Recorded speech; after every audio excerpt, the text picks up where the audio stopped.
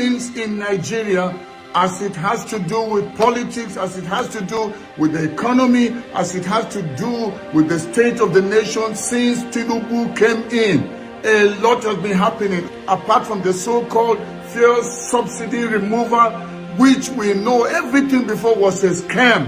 He is continuing on the bandwagon of Buhari. Same people, same old thieves, same old connivers. Nothing is new. It's going to get worse. Don't let them lie to you. Don't believe a word that they say. They're telling you Tinubu is bringing change. What change? Is being part of the same old system. He's been part of the cabals. Tinubu is among the people that have destroyed Nigeria. And we should not expect to see change through such people. That's why we are calling for change. We are saying this stolen mandate that INEC connived together with Tinubu to take the mandate of the people must be restored, whether they like it or not. The case is in court, as we're all aware. And from this Monday, we are going to hear the response of APC. We'll hear the response of INEC and Tinubu's lawyers. I don't know. Only God knows what they are busy concocting, what they are planning behind closed doors. Because they don't know transparency, they don't know integrity. All they do when they go to bed, they are scheming and scamming how to destroy this nation, how to rob some more, how to steal some more. So don't sit down there and just say, okay, maybe we should just wait and see. We need to let them be on their toes. Wherever they run, there should be no hiding for them, because we know they stole the mandate of the people. That's why there's not been rejoicing in Nigeria since after the declaration of Tinubu as the president-elect, and now they call him the president. I don't see him as president, because you can't steal a mandate and be saying you are the real president. So that's why we want to see justice, justice, justice for once. Good morning, good afternoon, good evening to every one of you. We are back again. Yes, how on a day today, my people? How on a day? I guess everybody is fine. Yes, it's good to be back here again. Trust me, it's looking good, man. Kai, I know some of our enemy will they watch us now, especially me. They know you like me at all. Don't say which kind of wahala be this now, Which kind of wahala be this now? No worry, my brother, my sister. No wahala. No wahala. The fight go still favor you. No worry, go favor you. The fight go favor you, go favor us. Just as say at this moment now you don't get sense. But maybe later you go know say you join the people where we they fight for. But good people, the consecrated obedient, the consecrated consigned Nigerians, we are back again. We are not going to relent. This is the first time. To be honest, what a good time to be alive. I'm so happy all this is happening in my time. Our great-grandfather could not do this. Our grandfathers could not. Our fathers could not. You and I, we are doing it. I better make una clap for ourselves. Don't let anybody talk you down. Don't allow anybody to talk you down. We are doing it. We are getting close. Nothing, absolutely nothing lasts forever. A lot of Nigerians are still currently doubtful. This not going to happen or it go happen. It not going to happen or it go happen. Do you know why? Because they've never seen anything like this before. Since they were born, or rather, since Nigeria being in existence, since Nigeria was created, anyhow you call it, we have never seen anything like this before. We are talking about the number one seat here. In the past, you cannot unseat a councillor. Talk like say president. It gradually started with people like the same Peter Obi, who unseated the fraudulent ways of the previous governor in Anambra State. We are doing it again. I want to let you guys know that my confidence have never been this high. I am too confident this will happen. I am too confident this will happen. Many of you don't trust the judiciary. So do I. I don't. I don't trust them. But trust me, the judiciary will do the right thing this time. This is it. This is the time.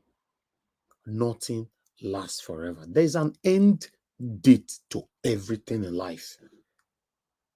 I repeat, there's an end date to everything in life. This is it. We are getting there. There's always first time, yes, in everything. Make sure no panic. Calm down. Are you aware? According to my report earlier on in the previous broadcast, many of you that followed me on that broadcast, the one we did this morning, I tell you and say the INEC witness was Balablu, Bulaba. INEC witness was Balablu. When they talk, go left, think they go right. I laugh here. Say, what did they happen? The guy was confused. In fact, the guy was actually waiting to leave. The guy confirmed to the court that the result, 18,000 result, was blood.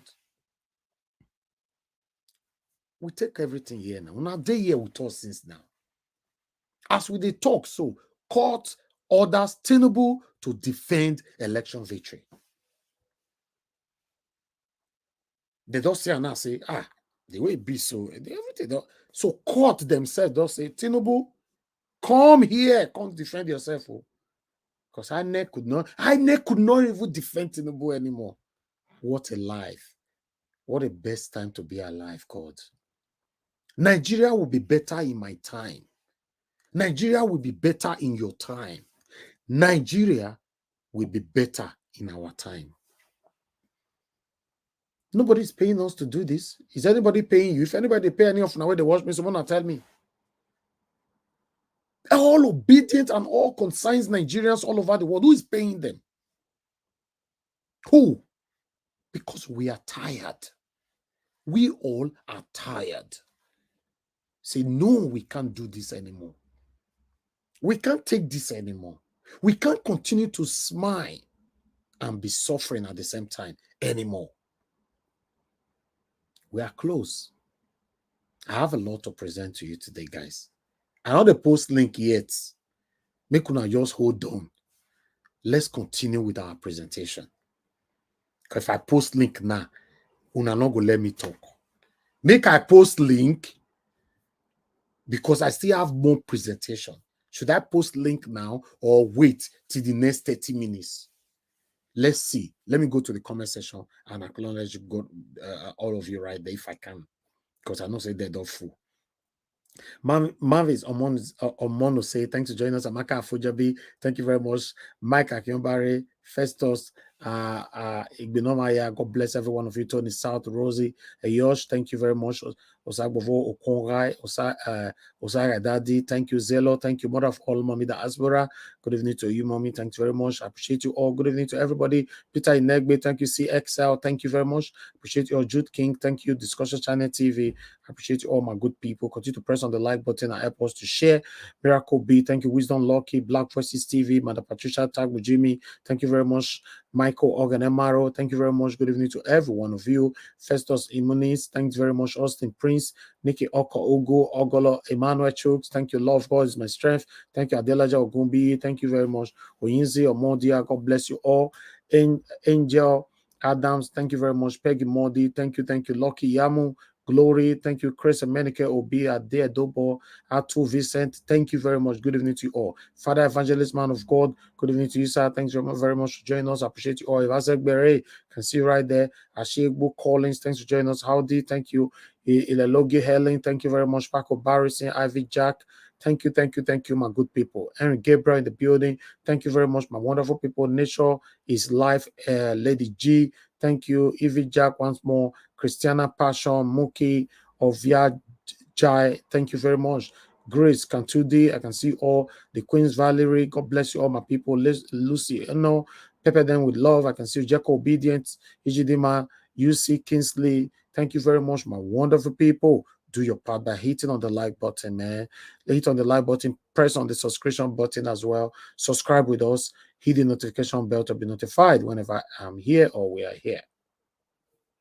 I can see Peg Modi, Angel Adams, God bless you all. Origins in the building, God bless every one of you right there. Abe Johnny, thank you very much, God bless you. I can see Maka Fojabi, thank you very much. Abiajulo, thank you, my good people.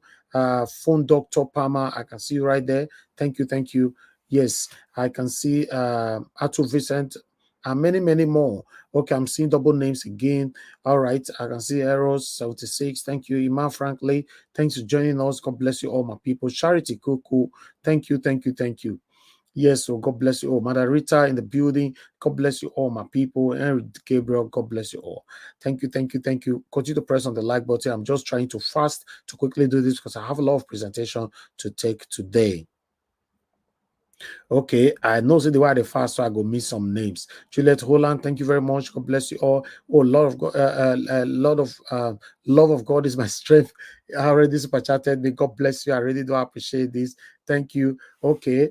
Okay, people say post, not post. I'm at Nana. Thank you very much. God bless you. I appreciate you. Say, Mr. Elvis, thank you, and welcome back again to all Najawa's family. Mr. Elvis, I share in your excitement. Thank you very much. Yes, we have every reason to be happy right at this moment. You say Kingsley, thank you. God bless your grace. Thank you. All right. Okay, let's move on. I have Vitus Equebelem. Thank you very much. God bless you, OVA. Thank you. God bless you all. In fact, I don't even know the person I don't call already, but your names are kept coming on again. Constant. Thank you very much. I appreciate you all. Atonov King, I thank you. God bless you. Thank you, my wonderful people. Mirabel Bush, thank you. Ernest Obas TV, I can see you all. Thank you, my wonderful people. He's Bob Benjamin. Thank you, Rosemary Osas. Adherence of Sadolo, thank you. Destiny Besso, thank you very much, my wonderful people. All right, let's move on. I can see Veronica Obano, thank you very much. Charlie Prince, thank you. Press on the like button now, my people. Lucky Joseph is right there as well. Okay, I have another super chat here from my brother. I don't like watch. God bless you. Busy Bone, thank you very much. My brother. I don't like watch. May God bless you. Thank you for your continued support. I'm grateful. Amaka is right there. Wisdom Lucky is with us. Ikoro, thank you very much. God bless you all, my wonderful people. Continue to press on the like button. Let's I go stop for you because the comment section not gonna finish again. Blunt Truth, thank you. Florence Opia, thank you. Now Opia did there Opia, I don't know, but maybe I'm not pronouncing well, but forgive me. Okay, and wait again. Faceless baby face. Okay, thank you very much. Stella Ima Sevedo, thank you very much. God bless you all. Thank you. Like and share. Pius Moye is right there with us. Thank you. Shinoa, thank you. Same girl made there. Thank you. Oh, Michael Organemaro, thank you very much for the super chat. I really do appreciate it. Thank you. May God bless you. Thank you, Najawash, for your sacrifice, time, dedications towards this struggle for a better Nigeria. May you never labor in vain. Amen. May any of us that is dedicated to this movement never labor in vain. In Jesus' name, amen. Thank you very much, my people. Timmy Idibe, thank you very much. God bless you, Lucky Yamo. Thank you very much, my wonderful people. Let's move on. Oscar Dixon, make una not comment again now, except saying that money you want to comment, not comment again. Make I stop this reading. All right, thank you very much. I have a Charity Cuckoo. You see. Okay, thank you very much, Charity Cuckoo. May God bless you. May your pocket never run dry. You see, I use happiness to enter this broadcast. The happiness now, the pile on. I know some people get invest now. Thank you very much. May your pocket never run dry. I'm so grateful. Thank you. All right, Elizabeth Joseph is with us. Glory is with us. Desmond Igbins is with us. Nana Roland is with us. Good evening to every one of you. I want quick rush. I want rush. No worry. Investment Inquiries with us. Cornerstone TV. Thank you very much. Adelaja Ogumbi. God bless you all. Thank you. John Ikem Stanley, yes, we will never labor in vain. In Jesus' name, amen. Thank you. Oh, Mookie, yes, I got another super chat again. Hi. Now, wow. Hey, some of my enemies don't hold calculators when they talk, so they don't hold calculators. See, Sky, see, I see that one, they hide the calculator. Why you they hide that? I don't already see the calculator already. No hide that again. We don't already cash you. We don't cash you. Thank you, my people. I God will bless you now. I really do appreciate this. The Queen Valerie, thank you. To Alice Issa, thank you very much. I appreciate you. You see now, another one don't there. Kai, I bet me help me shine an eye for people where they calculate right now because me they see there for year. I see one lady they calculate my money right now. I see one man, not be old man, now average man. You know they calculate my money. Stop. Pretty EJ. Thank you so much for this wonderful support. Kai, I beg. Make una no verse, eh? This laugh why they laugh, so it come be as again. Make I laugh these people when they calculate my money right now. Make una give me permission, but I laugh them. Not know your verse. I want to laugh these people by myself. Let me quickly laugh them. I be make I not laugh them. Make I laugh them small, just small. I'm not gonna spend time laughing them, just small.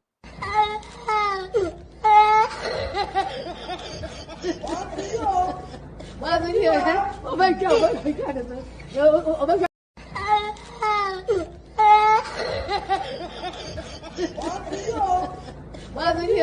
Oh my God, oh my God. Oh my God.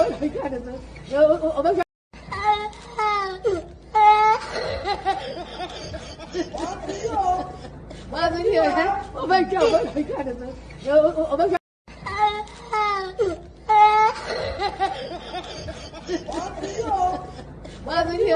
Oh my God, oh my God. Oh my God. Well, I know your verse. Well, I know your verse, you know. I love you do the laugh, but I said, my people don't follow me, they panel. You know, so now they help me, they do this kind of laugh. They know they panel, only me they here. I said, make I help myself. I love it. I know some people don't calculate us. Okay. Wow. Now God will bless all of them. You see that another one don't they here la. So thank you so much, madam. I really appreciate you all. Thank you. God bless you guys always. Thank you. I'm very, very grateful. To be honest, I'm grateful. Engineer Emmanuel Asemota is right there with us. Thanks for joining us. Thank you. That God, I God bless you now. Oh my God. All right, can we move on now? Thank you. All right, Favor Agba Odafe. Thanks for joining us. Ima Okoye, thank you. God bless you. Mercy Aro, thank you. Timi Idigbe, thank you very much. Okay, you see this laugh. The last thing I laugh we never want to finish now. Eh? See, Larry Dipo. It be like Larry Dipo, you they talk true. Be like say that laugh will laugh those our enemy just now. Be like say it's sweet you, not be small. Okay, well, I do well. Let me calm down. I tell you someone so agbada for me. Because this kind of thing, very soon, I'll find Taylor since I did the area. Made the so back that for me. This kind of thing, I go draw from here. I'll come draw from here. All of them come stand for here. Eh? Thank you very much, Laidupo. God bless you. See, Angel Adams. I've done it again. Angel Adams, thank you very much. Thank you. God bless you. God bless every one of you, my wonderful people. Thank you. This broadcast, okay, I appreciate. They not talk says person don't need money. I need the money. But the way they go, so this broadcast will go continue. So, thank you very much, my people. Now I have another one from here again. Zipporah, thank you very much. God bless you all, my wonderful people. This is love. This is what I call pure love. These are the people that is paying me. In case you they ask, say, now that they pay Naija what to do this one, and they pay. See people when they pay me, you know, they say, now that they pay me. I did not allow your satanic politician to pay me. Now make me they laugh. So you know, see how they laugh. Every time they talk, and nobody have anything against me. People when they pay me now be this, they don't attach any kind of conditions to what they are giving to me. It is from their hearts. So no condition. But a satanic politician give you money. If not 5 million, if not 10 million, I don't know how much that they pay una. If not 50 million, if you don't know 100 million, if you don't know 50,000 naira, there's condition attached to it. Go and find out. No politician will give you money without you not apply condition to it. Some of the way they take people life, they'll give you the money so you may go take people life. Some of the way they thief ballot boss, they'll give you the money, they'll say go take ballot boss. Some of the way they use a media platform like the way I have, so they lie to the public, they'll pay you the money, they'll say they use your media platform, they come out every day, they lie to people. There must be condition attached to it. See, and these people, that they give me the money, the only thing that they attach to it and a blessing, a prayer. I mean, you a whole calculator. I say, they drop the calculator, make you read the blessing where they attach to it, and you see the calculate there. You don't see your life now. Eh? You don't see your life. Eh? Thank you very much, my people. Let's move on. Let's move on. Elizabeth Joseph, thank you. You see, another one see the why me know they see the tea. Another one, the party Solomon is here. Thank you. Let's see how they read all these comments. Zipporah said, let me go back to Zipporah first. Well done, Mr. Elvis. Thank you for all the time you are investing in this cause for a new Nigeria. We are surely getting our mandate back. Amen. I go to read that now, because if I know they read that, you know, so these people who calculators, all those satanic enemies, they'll be protected, they not read them. Make I read that, you must hear them. You must hear the prayers. So let me go back to Patty Solomon. Patty Solomon said, we the good people, we are in this together. Soon victory will be ours. Yes. Amen. Amen. You hear him? You hear him, enemy? Say, my brother again, doesn't give me a dollar wash. You don't see, stop calculating. May you not go blind.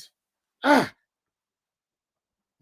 if I speak, say my speed that Bini again now, they'll come, they laugh me. People will they correct me, not they. That Bini will talk and say, Odora Marao, Mao na Soma. That it means say they told that parable again now. Na kwemi nai. He say, if okay, don't worry, I'll come back to that. I'll come back to that parable. Make on a novice. That parable is very, very important. Mr. Alice, if you there, then I need to help me. You know there. Okay, let's move on. Let's move on, my people. God bless you all. Howdy, thanks very much. Those of our Destiny, appreciate you all. Destiny Versa, thank you, Mr. Joseph Oji. Thank you very much for coming back again. I appreciate you all. All right, let's move on. Make una not laugh me, oh, Mr. Henry Gabriel. I speak beneath past you. Nobody. I speak beneath past you. I speak beneath past Madarita. I speak past Alice. I speak past yes,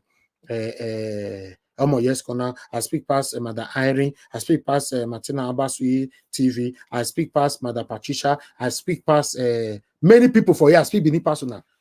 Now, let me diaspora. Now, I be speak past them before. Now, recently, my diaspora can't gap me small. I speak beneath past many of you now. So not just go there. Because I say make I just pretend they say it's not fit talk. Now we they shop beneath language. We go shop ham, we go talk ham. They talk. See, Madarita, make I read what you write for this as they sweet us, he go they pay them. Oh my God. I will say I get that music that because of verse why I verse for that yeah man. I can't delete all this thing come off of my software. For your play, in fact, make I laugh these people again one more time, only one more time before we move.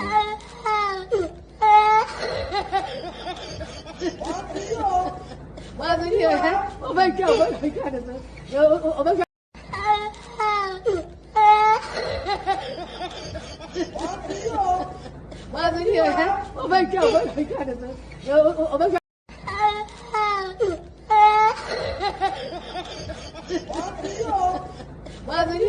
Oh my God, oh my God. Oh my God.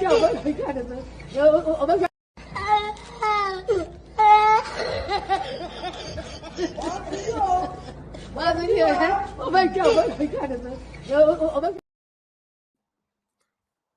You see, but people, to be honest, by God's grace, thank you so much. Somebody don't help me right out here. If you, because of your enemy blind, you not go see eye, take look your friends. Yes, I be that. For Benin, I talk just now. Not be exactly I take pronounce for Benin just now. That's why I take talk just now. That's why I take talk.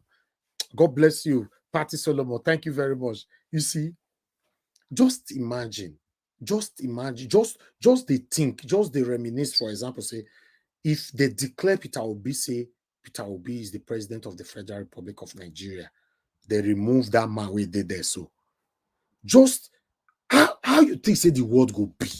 That announcement, how you think say the world go be? All Nigerians all over the world, how you think say it go be? Including the people who they against us today. Themselves go they happy later on. Let's stand for what is right. It's not about someone that came from your village. If you're not capable, you're not capable. Let's stand for what is right. God bless every one of you. I really do appreciate this. Thank you, thank you, thank you. Let's move on. Let's move on. Okay, the way it be so, I would like us to take on the recap again on what happened today in court with our brother Ned Media. When I'm done with him, I'll come back. I'll post out a link. Okay, please bear with me. Thank you. Click on them. Let's talk about all the stuff here together. I have 2 articles and I have 2 more videos as well, right? Let me see. Yeah, 2. So let's do this together. I think it would be nice. Let's do this together. Thank you very much, my people. Yes, I can see more people joining us right now. Now, God bless you now. Everyone right there in the comment section. Dixon, Ida Agbo, thank you very much. Good evening to you. God bless you all. All right, let me start accepting people in. Amanda Nena, yes, you are the first. I don't see you already. Thank you very much. For the first time, Amanda Nena, I don't carry first today. Hey. Okay, Madam Nena, how do you manage to carry first today? What did they up? I don't know. It just happened. I told you that sometimes when you say I want to post link, before you finish, the link is already show up. Like most times it happens to me. So oh, okay. Before you say want to go, I'm posting the link now. I already see the link. I don't know, maybe because of so I think some systems move a little faster than others sometimes. Yeah. So, yeah. It's good to have you on the panel, man. Thank you. Yeah. Come back to you. Mr. Collins, I can see you already. Thank you very much. Yes. Thank you. Yes. Mr. Collins, how you doing today? Good evening to you, sir. Good morning. I'm doing fine, sir. I'm doing fine, sir. Good morning. Thank you. Thanks for having me. Thank you very much. Mr. Henry Gabriel, I don't see you. Madam Rita, I don't see you. Felix, I don't see you. Yes, Koda, I don't see you. Mr. Alex, I don't see you. Shuk Sobiboze, Amanda Patricia, I don't see all of you now. So let me take you one by one. So, Mr. Henry Gabriel, how are you doing? Good evening to you, sir. Hello, we can't hear you. Hello, can you hear me now? Yes, I can hear you now, sir. Yeah, go ahead. Black Panther, yes. Yes, I'm doing good. I'm just relaxing. Yeah. Okay, thank you, sir. Thank you. Yeah. All right, I'll come back to you. Okay, Madam Rita, thank you very much for joining us. Good evening to you. How are you doing, madam? I'm great. Good evening, good afternoon. Good afternoon to Mommy Diaspora and all the lovely women in this panel. Madam Nena, my sister, Moyestika, Princess Patricia. Sorry, who's the other lady there? Even Mr. Victor. It's good to see you back. I'm talking about Black Panther. Welcome. Good afternoon. Thank you. Black Panther, we don't see you. Thank you, madam. Thank you. All right. Okay. Yeah, Black Panther, I don't accept you in now. All right. Thank you. It's good to have you on the panel. How are you doing, my sister? I'm very well, Mr. Elvis. Greetings especially to you and to everyone on the panel and in the comment section. Thanks for keeping the fight going. Yes, you say thanks for I say thanks us. for keeping the fight going. No, not before. You say thanks to all of us for keeping the fight going. Okay, that's true. Thanks to all of us. Exactly. For keeping the fight going. Because Nigeria, it will break your heart into many places. And then you have to find a way to fix it and be strong and come back and fight another day. Exactly. But we keep going, we keep moving. Thank you very much. Thank you, dear sister. Thank you very much. God bless you. Okay, Oga Alex, thank you very much. It's good to have you here. How you doing, my brother? We did together since telemony. Now you don't come back again. How you doing, my brother?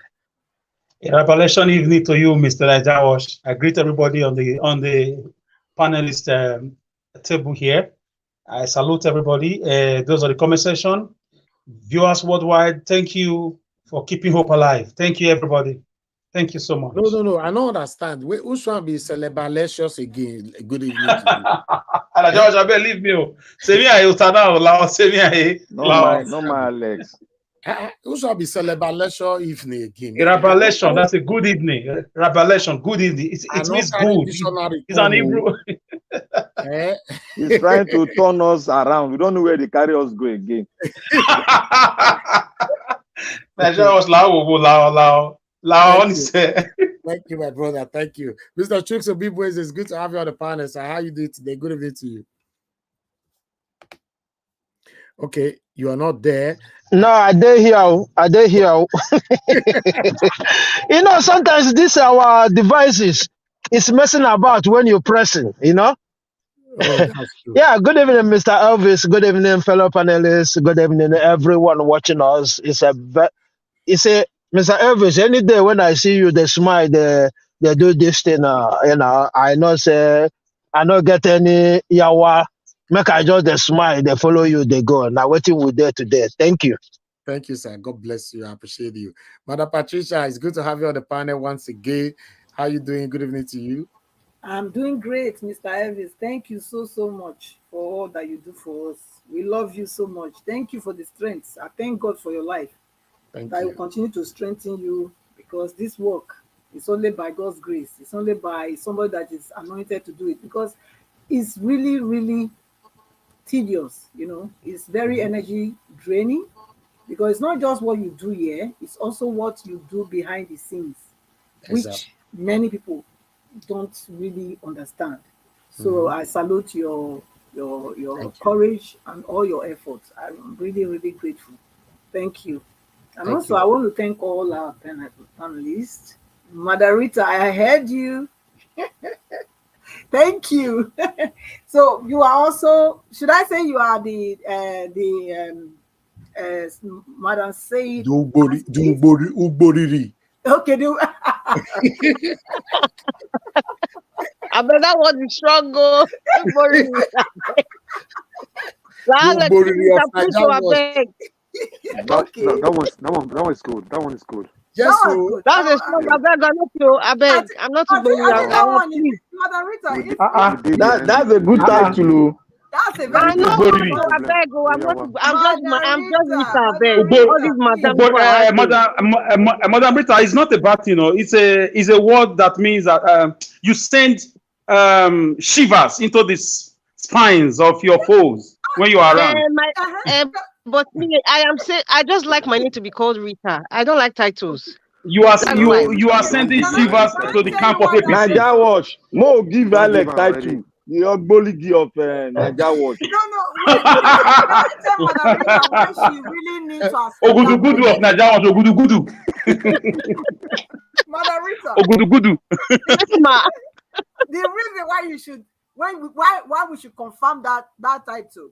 Number one is Mr. Elvis that gave you that title. Exactly. Number two is yesterday, if you notice, Mr. Edwin, when he started his he said they should lock up. Madam Patricia, not there. So you nearly let gas finish for my car yesterday. You know you did submit that gas won't come up for my car. It remains small. Where Alex come, I can't pick up the gas again. Okay. I go say, I don't have a lot to say. Oh, just 3 minutes. Before you know, it's 25 minutes. Can you imagine that? You nearly let gas finish. Oh. She go say, I won't even spend that 10 minutes. Nadia go say, but you are already on 14 minutes. Anyway, thank you so much. Let me greet the most precious people on the other side, which is the commentators. The comment section. Thank you for all you do, and also please click on the like, share, subscribe, and especially the $sign. It's very important. Thank you. Let us put smile on Mr. Elvis' face for all that you do for us. Thank you. And of course, our mommy diaspora. Good evening. I love you. Thanks. Thank you, man. God bless you. We really do appreciate you. Thank you so much. I appreciate every one of you right there. Then the last person on the panel is Black Panther. Black Panther, my brother. Hey, Mr. Naija, are they here? I'm so excited. When I was listening to you, I had to play that thing again. I played it 2 times because I'm happy that the joy has come into you. At least it's not getting to like 90% now. At least it's on 90 now. I'm very sure because and Miss Madam Rita, God bless you. You know, sometimes you are like the missile that comes in, boom, to take everybody off the ground if they are falling down. So I thank you so guys are much. making me Sometimes laugh. you come in like a nuclear missile that blows everybody off the ground. Before When everybody sleep, go blank. Before some people come platform here, they'll fair look if Madam Rita dey here. Now if Madam Rita not there, I know they like to call me. No. I mean APC people. Before they come, they'll fair look, they'll fair observe. Then they observe well because there's a strong woman that will blow them off the ground. Thank you, Madam Rita. Thank you for your good work. Bless you guys. You guys are so funny. Thank you. Thank you, people. Now God bless every one of you. I appreciate you all, my people. You see why I talk. I just say I know why I post link code. My family day here. Now they do this all together, you know. So it's very, very important. That make me go carry that man. Just to make me laugh some of our enemies. So yeah, you know. I appreciate you, my people. Now God will bless you now. Movement of people I can see just coming in. Thank you. Press on the like button. Help us to share. Rosemary Osas, thanks for joining us. Good evening to every one of you. Blessing, Michael, and many, many more out there. Okay, make we move on. All right. I'll take articles last. I want us to move on to Pa Ayo Adebayo.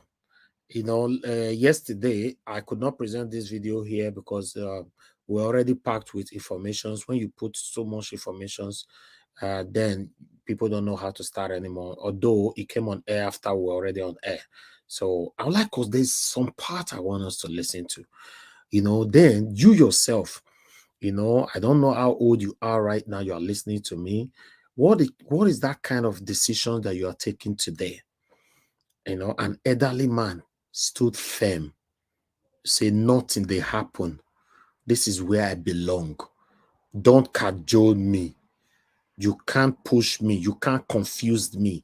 This is what I stand for. Let's listen to this sharply. Okay, let me put it right there. That's it. Here you go. Okay, yes, that's it. Make we take this one sharply. All right, updated. Yerima meet with Tinubu, urges president to dialogue with bandits in Zamfara. Orders. Okay. So we are going to take this from here sharply. You know, the former governor of Zamfara State, Sani Yerima, has asked President Bola Tinubu to negotiate with terror gangs operating in Zamfara State and other part of the northwest of the country. Only north. Okay, all right.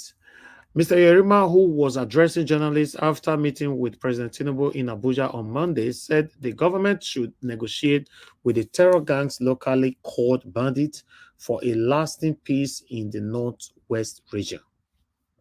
He said the negotiation is advocating is similar to what the administration of former President Umar Yar'Adua did with militants in the Niger Delta, which gave birth to the amnesty program. In 2009, President Yar'Adua granted amnesty to militants in the oil-producing Niger Delta region to tackle the problem of stealing crude oil and kidnapping oil workers. The amnesty involved in training some of our ex-militants in various oil-related professions and offering them jobs as well as monthly payments to some former militants. The program, which cost the government billions of naira annually, has been maintained by successive governments. Okay, so we continue. Although the amnesty program led to an increase in oil production and reduced kidnappings in the region, it did not eliminate criminality, as various heavily armed gangs still operate there and oil theft is still rampant. The rampant terrorism in the northwest is more recent compared to the Niger Delta militancy.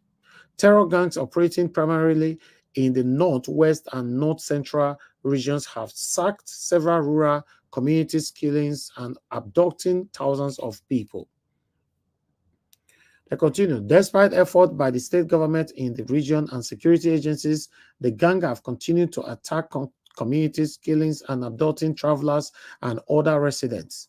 The activities have also led to the displacement of millions of people. Unquote. These people are Nigerians, and I believe that the Nigerian military and other security agencies have the capacity to deal with them squarely if directed and are given the resources they require, support, and the political will. Unquote. Continue. But the collateral damage that will be associated with the actions they will take is what I believe should be avoided. In the past, the late President Umar Yar'Adua had a similar interaction with militants of Niger Delta, blah, blah, blah, blah, blah. Okay, I'll stop you right there. You see, don't say when Nigeria is spoiled, don't say. That's why you are seeing this kind of emulation. People are trying to emulate the same satanic and the same method and path that they have been following for a while. Without we don't get the #1 seat right, Nigeria can never be better. Have that in mind. In case you are expecting, oh, one day Nigeria will change, it can never be changed. All right. Okay, let me quickly bring in another. Bear with me, guys. I have another 2 articles to quickly take. I guess I fast just now for this one, so let's take this. All right, let me come here and tally up as well with what we've presented as well. You know, as you can see right there, Tribunal Court orders Tinubu to defend election victory.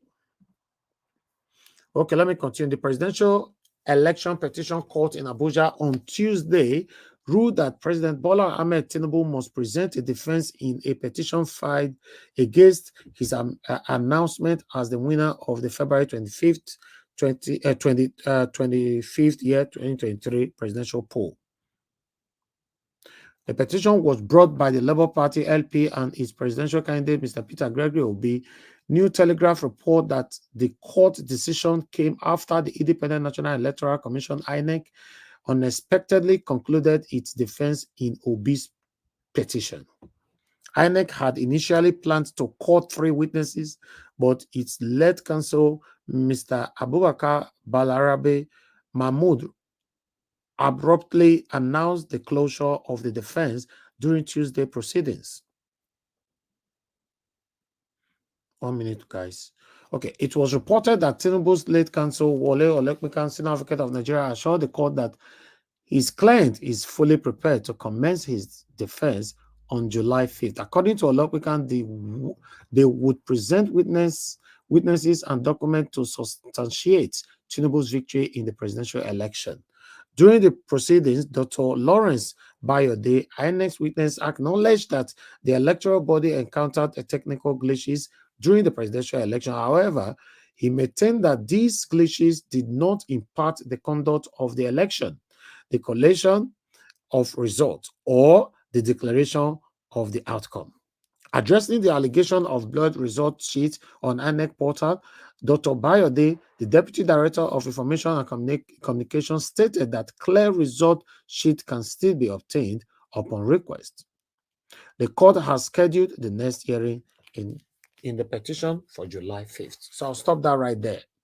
Okay, yes, one more article to go. Okay, yes, the other article is almost the same thing, so no need. But anyway, let me put it on the screen for you guys to know it's the same thing. It's the same thing. So we're almost there. We're almost there. You're going to start hearing from my wonderful panelists now. We're almost there. Yes, this one is the same thing, but I have more details, but there's no need. I just wanted to carry everybody along. As you can see, INEC closes defense in Peter Obi's petition presidential election court has set more exhibits. So that's it. So that was surprising today. You know, even their what is it called? Witness. Their witness were Bala Blue, but I was surprised they closed everything today. They don't have anything to say, you know. So I want us to talk in all that I've projected so far, you know, the area that we really need to focus on. You know, we are going to focus on how INEC closed their defense already. You know, they have closed everything about Peter Obi, as far as I'm concerned. Then two, the other one is the former governor of where again? Of Zamfara State, asking Bola Ahmed Tinubu to release terrorists from prison. My people, Mona, remember, I said this is not the first time this is happening. Buhari did the same thing, I guess. I remember, yes, it's Buhari 100%, not guess. Buhari did the same thing by releasing a pardon terrorists and even give them house and money and all that. So they want to do this again now. Remember, we're talking about Muslim ticket right here. Don't also forget that Nnamdi Kanu is even sick right now. Nnamdi Kanu cannot even hear words that much anymore. He's very extremely sick, according to Barrister Mike Ejikeme, Senior Advocate of Nigeria. And don't also forget, Igbohu is nowhere to be found. We don't know where they pursue that one enter right now. If whatever that Sunday Igbohu is currently facing, we don't even know. But these people are saying proper terrorists should be pardoned. All right. So all that I've presented, I'll give people time. Let's talk about it. Thank you very much, my people. I appreciate you all. Currently, what we have here in terms of the likes is only 391. It's not good enough. To be honest, it's not good enough. Press on the like button and let us start talking. I appreciate you all. We take this 1 minute break. When I come back, then we start talking. Thank you and God bless you all. You are the pillar that holds my life. You are the pillar that holds my life. Master Jesus, you are the pillar that holds my life. Lily of the valley, you are the pillar that holds my life. You are the pillar that holds my life. You are the pillar that holds my life. Lion of the night, you are the pillar. Chicken, you are the pillar. Daddy, you are the pillar that holds my life. Lion of Judea. You are the pillar that holds my life. Anyway. You are the pillar that holds my life. Hey, yeah. Master Jesus, you are the pillar that holds by the grace of God. All right. Sorry, guys. I have to just stop it on time so we can move on. I appreciate you all, my people. Thank you very much. Thank you. Let's start talking. Yes. I think we have somebody left. We have one more space left. So in case somebody want to join us. Oh, you were asking for a link. That link. I don't sure say I save them. I not save a guy. I have to create another link again. Okay, I'll do that once people start talking. Let me quickly move on to the first person on the panel, which is Madam Nena. Madam Nena, it's good to have you on the panel once again. I would like you to talk to us. Thank you. Thank you so much, Mr. Elvis. Thank you. Thank you. Good afternoon, good evening, the Niger Watch family. God bless everyone. Yeah.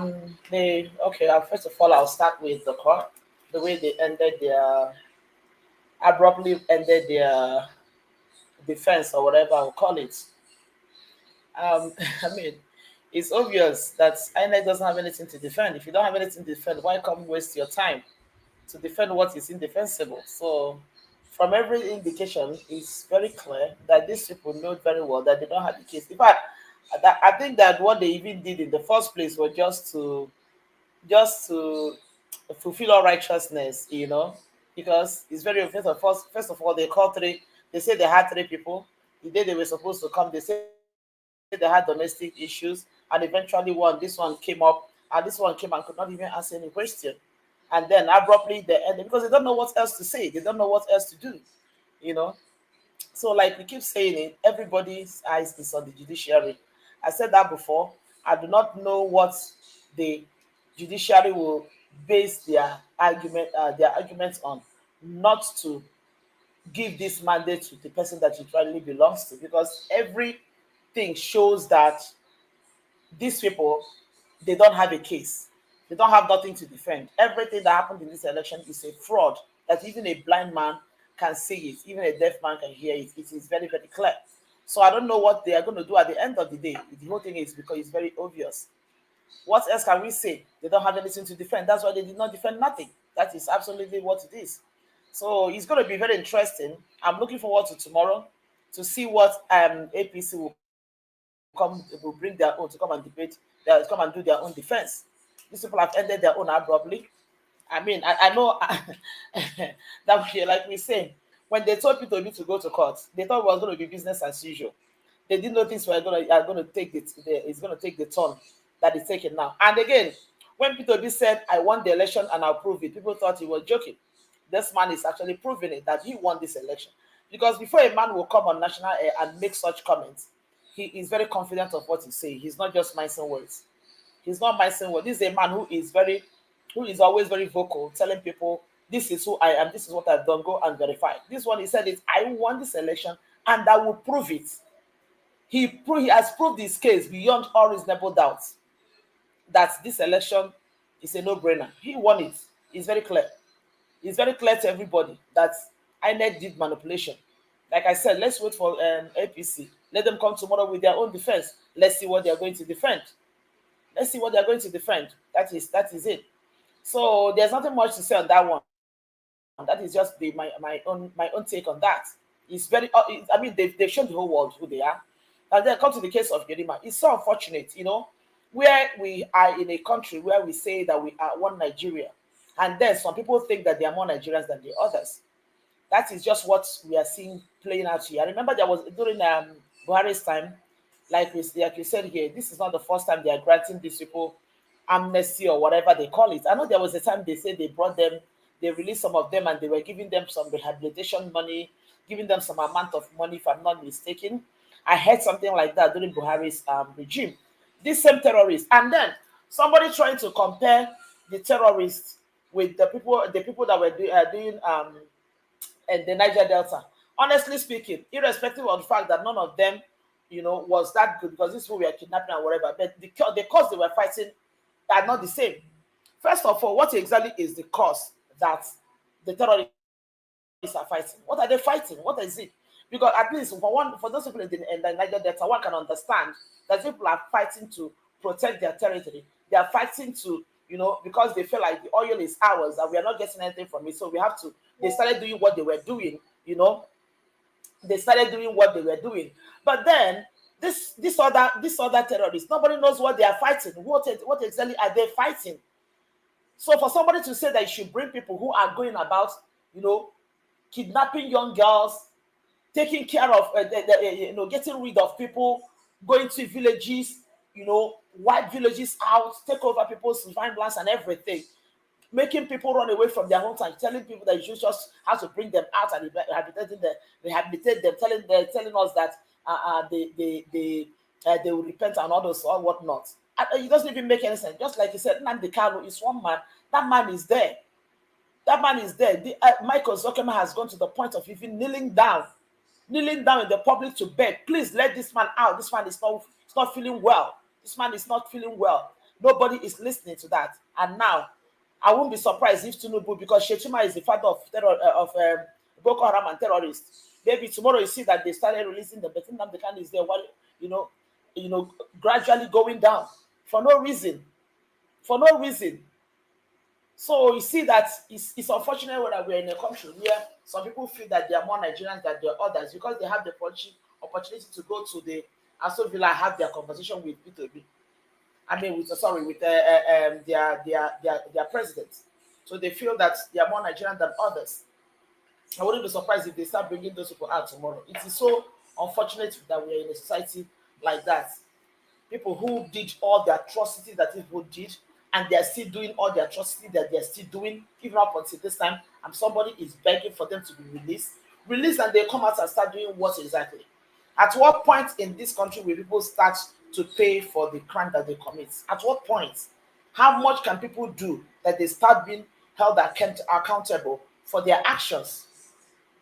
This man that is saying this, he himself needs to be investigated to know if he doesn't have anything to do with these people. It is so sad.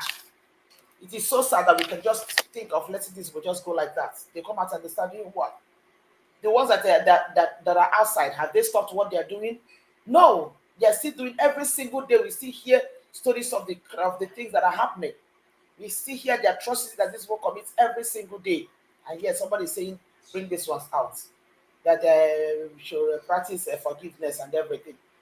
Who is thinking of forgiveness for Nnamdi Kanu? That is a man who did not even do anything. Who is thinking of forgiveness for him? Who is pleading for his court for him to come out? Who is pleading for him? Senator Kobon went to meet Tinubu and told Tinubu not to release Nnamdi Kanu. And people are celebrating him. Then this one has gone there to tell that a terrorist should be released. And I believe some people will be somewhere now supporting him. Yes, he's right. It is so unfortunate. When people talk now, they say, we are talking. That is not right. It is not right. That is not right. And people need to speak up about that. That is not right at all. It is not right. Then I want to touch on the issue, on the case of Ayo Adebanjo, I believe. You know, when I look at that, when I listen to that man's interview yesterday, all I can see is a man who has integrity.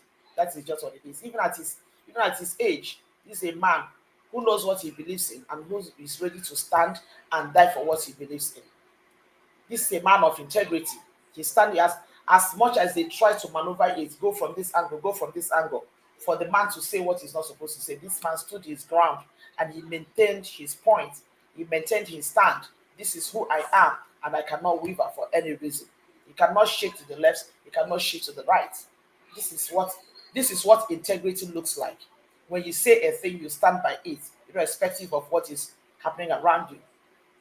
Well, how would it have sounded if he comes out tomorrow and begins to say, "Oh yeah, for the first 1 month, I think for the fact that he's there for now, yeah, he's the president of Nigeria for now, so I can say that means you have already legitimized him. You have already made him relevant. You have already accepted him." But for me, whether he stays there for 1 week, he stays there for 3 months before this thing is overturned, I would never recognize him, because just like he said, as far as I'm concerned, the electoral process is still on because petitions are still going on. So I respect that man a lot for his stand. I respect him so very much for what he stands for. I respect him. Such people are the people that would never be forgotten. Never. He's a great man. Yes, he's a great man. Why some people will be remembered for the evil, the likes of Yakub and Festus Okoye, will be remembered for the evil they committed. This is a man that will be remembered for speaking up for the truth. He stood for the truth. How old is he? Somebody will suffer. He doesn't have anything to get him after all this. But then he's still standing for what he believes in. And that I respect him, wherever that man is, God will keep him. He will live more. He will live many more years of good health and sound mind. God will bless him for standing for the truth. And God will bless his generation, because I believe he's impacting whatever he has to his generation. Just like these other criminals are in fact dropping whatever they have to their generations. He's standing for the truth, and truth will follow him and his family. That is just what I have to say for him. And then I want to come quickly to the case of this girl. JAMB issue. That JAMB issue that's coming up. That's Mmesoma girl. Look, initially when I saw the story of that girl, at first I was like, oh, who knows? You know, because when she said that she created this thing from JAMB portals and everything. At first I was trying to be sympathetic with her. But then after having listened to the whole thing, and I listened extensively to the story, to the defense of the JAMB spokesperson, and also I confirmed from a nephew of mine who took JAMB last year, because JAMB were saying that they saw that this girl is parading, that they stopped using that particular JAMB slip since 2021. So I confirmed from my nephew that is true. That particular anybody that took JAMB from late 2021, 2022 till this date, don't use that particular slip that girl is. But how did she not manage to manipulate that result? Okay, you know what I don't know what I believe, what I want to believe. That is my own personal opinion. I don't think that girl manipulated that result, but I think somebody did for her. That is just my own. That is my thought. I don't think she did. Madam, can I interject for a minute, please? Can I finish before you interject? Can I finish? Let me just finish, because if you finish, it's no longer interjection anymore now. Okay, go ahead. Yes, as for that lady, for me, I'm sorry, I'm not an Igbo man, but I just feel she's just a victim because of her name. Why am I saying so? She wrote that she filled the form, right? They sent us. They did the screening. Come on now, it's not just what you just sit down and write in 5 minutes. It took months to be accredited. You buy the scratch card, you fill the form, they send you materials, brochures, your centers, and so on and so forth.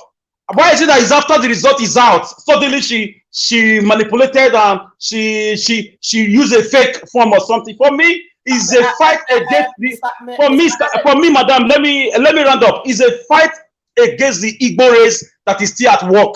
Take it or leave it. For me, if that girl was a Benin girl or a Yoruba girl, that thing will not happen. Thank you. Mr. Alex, I am an Igbo woman. I don't want to believe that.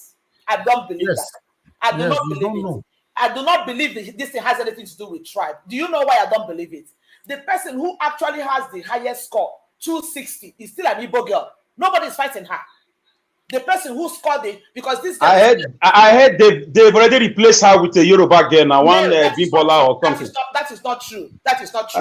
Unless I may be wrong on that. Let me tell you, let me land what I'm Madam, let me interject. Let me interject and correct you. You are taking my time. No. Yeah, no, not your time. Now let her finish. Let her just finish so that you guys can get it. There is no more longer interjection now. She will forget what she's trying to say. She's on this issue, and she's going to end with this issue. Okay, go ahead. What you wanted to say, Black Panther? We are talking about a result now, and what is the defense of the result? Let them produce the transcript of the ladies' result and let us see it. Okay, that was the angle I was coming to. I don't know how many people that saw the JAMB spokesperson who showed this whole thing. This girl, this particular girl in question, has her real result in her hand right now. She has her real result. Her real result that has her name, her picture, and everything. Mr. Naija Watch, I'm going to send it to you. She has her real result. This particular one she's parading is not the real one. Her real result is there that she scored 246. The point I'm trying to make is this: somebody somewhere manipulated a result for this girl. But in her innocence, she is holding on to that, believing that that is her real result. But eventually, at some point, this girl tried to purchase her result, to try to get her real result when she wanted to pay to get her result from JAMB. JAMB released her real result to her, which she has in her possession at those points in time. Let me tell you something. If you follow this story, I'm following this story because I know people that are close there. They actually went to the Commissioner of Education in Anambra State, who reached out to JAMB, and JAMB gave them this girl's original result, which this girl has in her possession. Yes, she's still parading this fake one. She is so glued to this fake one that she has in her hands. I'm not saying that this girl manipulated her result, but somebody did for her. That is the truth. Her correct result Who certified that real result to be real result? That result is not certified. That is what she has in her hand. Is not certified. The result she has with her is not certified. Let me tell you something. The result she has with her is not certified. There is an interaction between this girl and JAMB portal. When I mean interaction, I mean, normally when you want to, get your result or something from a portal, you can put your name, your date of birth, and everything. Then the portal will produce for you. Make a payment. The result will produce. The portal will produce for you what you want. This girl did this thing 5 good times with her line Airtel. She did it 5 good times, and the thing gave her the same. Madam Nena. Yes. Madam Nena, what you are saying right now is a report from the JAMB people, right? Yes. Yeah, okay, because I watched the same video. So what makes you just decided that the JAMB people are saying the truth than what the guy is saying? The reason why I believe that there is a problem, there is a manipulation there, which I don't believe is the girl. Look, Nigeria, you see most of this cyber cafe, they can do a lot of things. There is a comment that the girl's father made. I don't know if anybody heard what the girl's father said something. No. There's a comment that the girl's father said. I listened to one video that the girl's father made. The girl's father said something. He said that the daughter, that it's like they have the desire, because they don't have too much money, they have the desire for the girl to get an admission, to be admitted, because the girl couldn't get admission in the school that she wants to because they don't have money. So I feel like this is a case of people who are trying to find a way to get maybe a scholarship or something. But she already got it now. She got it with the fake results. No. Excuse me, ma. Somebody else it's now. It's not a fake result. People are coming out now out of sympathy to No, madam, you are very wrong on that, man. I'm sorry, you are wrong. Look, if you see this result that the girl is producing, I had that result, and I use my own phone now to scan the barcode. It is showing the name of a Yoruba girl. It is showing the name of a Yoruba girl. But if you see her real results, when you scan it, it shows her name. And so, are you telling me, madam, that the man abroad that gave her scholarship to any school of her choice in America, UK, and Canada is stupid? He didn't see the fake result or the real result? The man is stupid. I'm saying the people are doing it out of sympathy, which I understand. Madam Nina. No, madam, you are wrong, ma'am. Sorry, you are wrong. Just it's not my time. Nina. When is my time? I will also explain my own side of the story. Alex, Madam Nina. Let me correct something quickly, Mr. Blapata. Hold on. Mr. Alex, with all due respect, I know you've done this so many times. Maybe you did not realize it. Don't tell people they are wrong. Tell them I disagree with you. You know, please, in case of next time, you know, okay, I take it back. I disagree with you, man. Yes, just say I disagree. But a lot of times, people tell me I'm wrong on Naija Watch. I did not go to court. They will learn from it now if they are hearing my voice. I take it back, madam. I disagree with you. I wanted to say you are wrong. I disagree with you. Yeah, thank you. All right. Let Madam Nena round up so we can move on. But before Madam Nena will round up, you know, because for me, I don't know what to say, but Charlie Boy came out now saying this. What Mr. Charlie Boy is saying, let me quickly take this. Say JAMB must produce a paper for external body to remark. I don't trust the mark they claim they awarded her right now. JAMB has ended up making the young girl popular, and the girl, in the other hand, exposed JAMB corruption and ineptitude, just like INEC. Okay. All right, let's continue with this quickly. What I say, veteran entertainer Charles Oputa, aka Charlie Boy, has reacted to the ongoing controversy surrounding the 2023 Joint Admissions and Matriculation Board JAMB result of Anambra pupil Mmesoma Ejikeme. The board accused Ejikeme of forging her result and has banned her for 3 years. Okay, I'll stop you right there, you know. So a lot of people, because if you check what is currently going on right now, a lot of people think that, you know, the JAMB body board are the one lying. Why some people as well are also saying that the girl joined others to manipulate that result. So for me, I don't know who to believe right now. So Madam Nena, round up so that we can move on to another person. Anyway, I don't know what I'm saying concerning this particular thing is my own findings, my own very findings and my own thoughts. Anybody can, you know, feel it anyway. First of all, I do not want to believe that it has anything to do with tribe. It has absolutely nothing to do with tribe, because even as we are speaking, there's somebody else in Kaduna. There's someone else in Kaduna that have the same controversy. But the difference between that person and this Mmesoma's case is that Mmesoma sat for JAMB. That person did not even sit for JAMB at all. And another difference between the two of them is that that person produced the current JAMB slip. Mmesoma produced an old JAMB slip. In Mmesoma's case, she has the old JAMB slip, the slip of 2021 that stopped at 2021. But that person has a current slip. So that is the difference. So it has nothing to do with tribe, because if it has something to do with tribe, that particular person in Kaduna, nobody is even looking at his own direction, because he don't even sit for JAMB in the first place. But this Mmesoma sat for JAMB. That is just the point. But because the thing is, the reason why I'm saying this is that everybody involved, all the people, even innocent that gave her 3 million, a lot of people that were for her initially, they went to JAMB and they actually find out that the result she's showing is not existing in JAMB, that the one that is existing in JAMB is the one that has 246. So that is why I'm like I said, I'm not saying that the girl faked her result, but I think somebody did something to produce a result that is not for the girl. And I don't want to believe it's JAMB. I don't believe it's JAMB. That's my own particular thing. let me take this call. Mother Deborah, thanks very much for calling in. Good evening to you. Please talk to us. Yeah, good evening, Nigeria.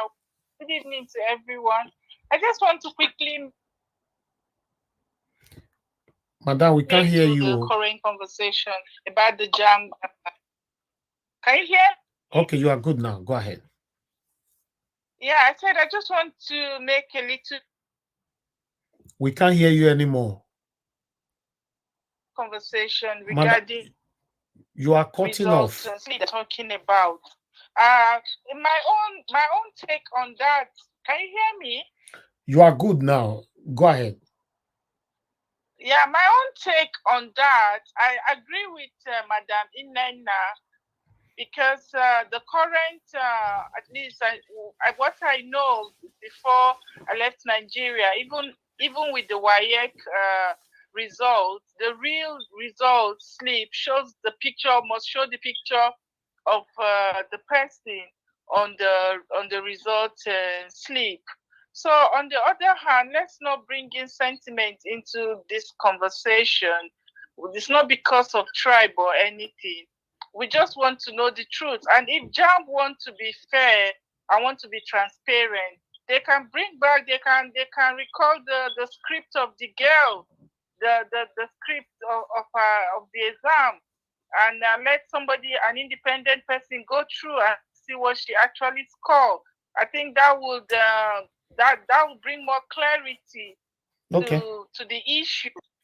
Somebody else can mark her score and see if she actually scored that or not, which I know they do in some cases when there's controversy in results. They can recall the script of the person and give it to another person to look at if she actually scored that mark or not. But I agree with what Madam Nena is saying. That result slip that the girl brought out, they've stopped using that. And the real result, even for WAEC, we show your picture. We show your picture on it. And that was the one that JAMB brought. So the other one that she brought out is no longer in use. So that is my own take on that. Okay. And JAMB should be, if they want to be fair, they should recall the script and give it to an independent person to go through what she scored. Then all of this controversy will be cleared. Thank you. Thank you so much, Nigeria Watch. Thank you, madam. Thank you, sir. Thank you. And one thing you guys must understand here, because I can see some people are saying that, oh, they removed the Igbo person's name and put a Yoruba name there and all that. No, that is incorrect. It's between Igbo versus Igbo now. The original person that won that won the what is it called? The highest score. The highest score is still an Anambra girl. It's an Igbo. It's an Anambra girl. You know, it's an Igbo girl, and the same girl that allegedly manipulated the old result is also an Igbo girl. So the result that she's carrying, the name on that result is a Yoruba girl. You know. Okay. Yeah, it's a misconception. Then my sincere apologies on that. There is a discrepancy in the date of birth in both results.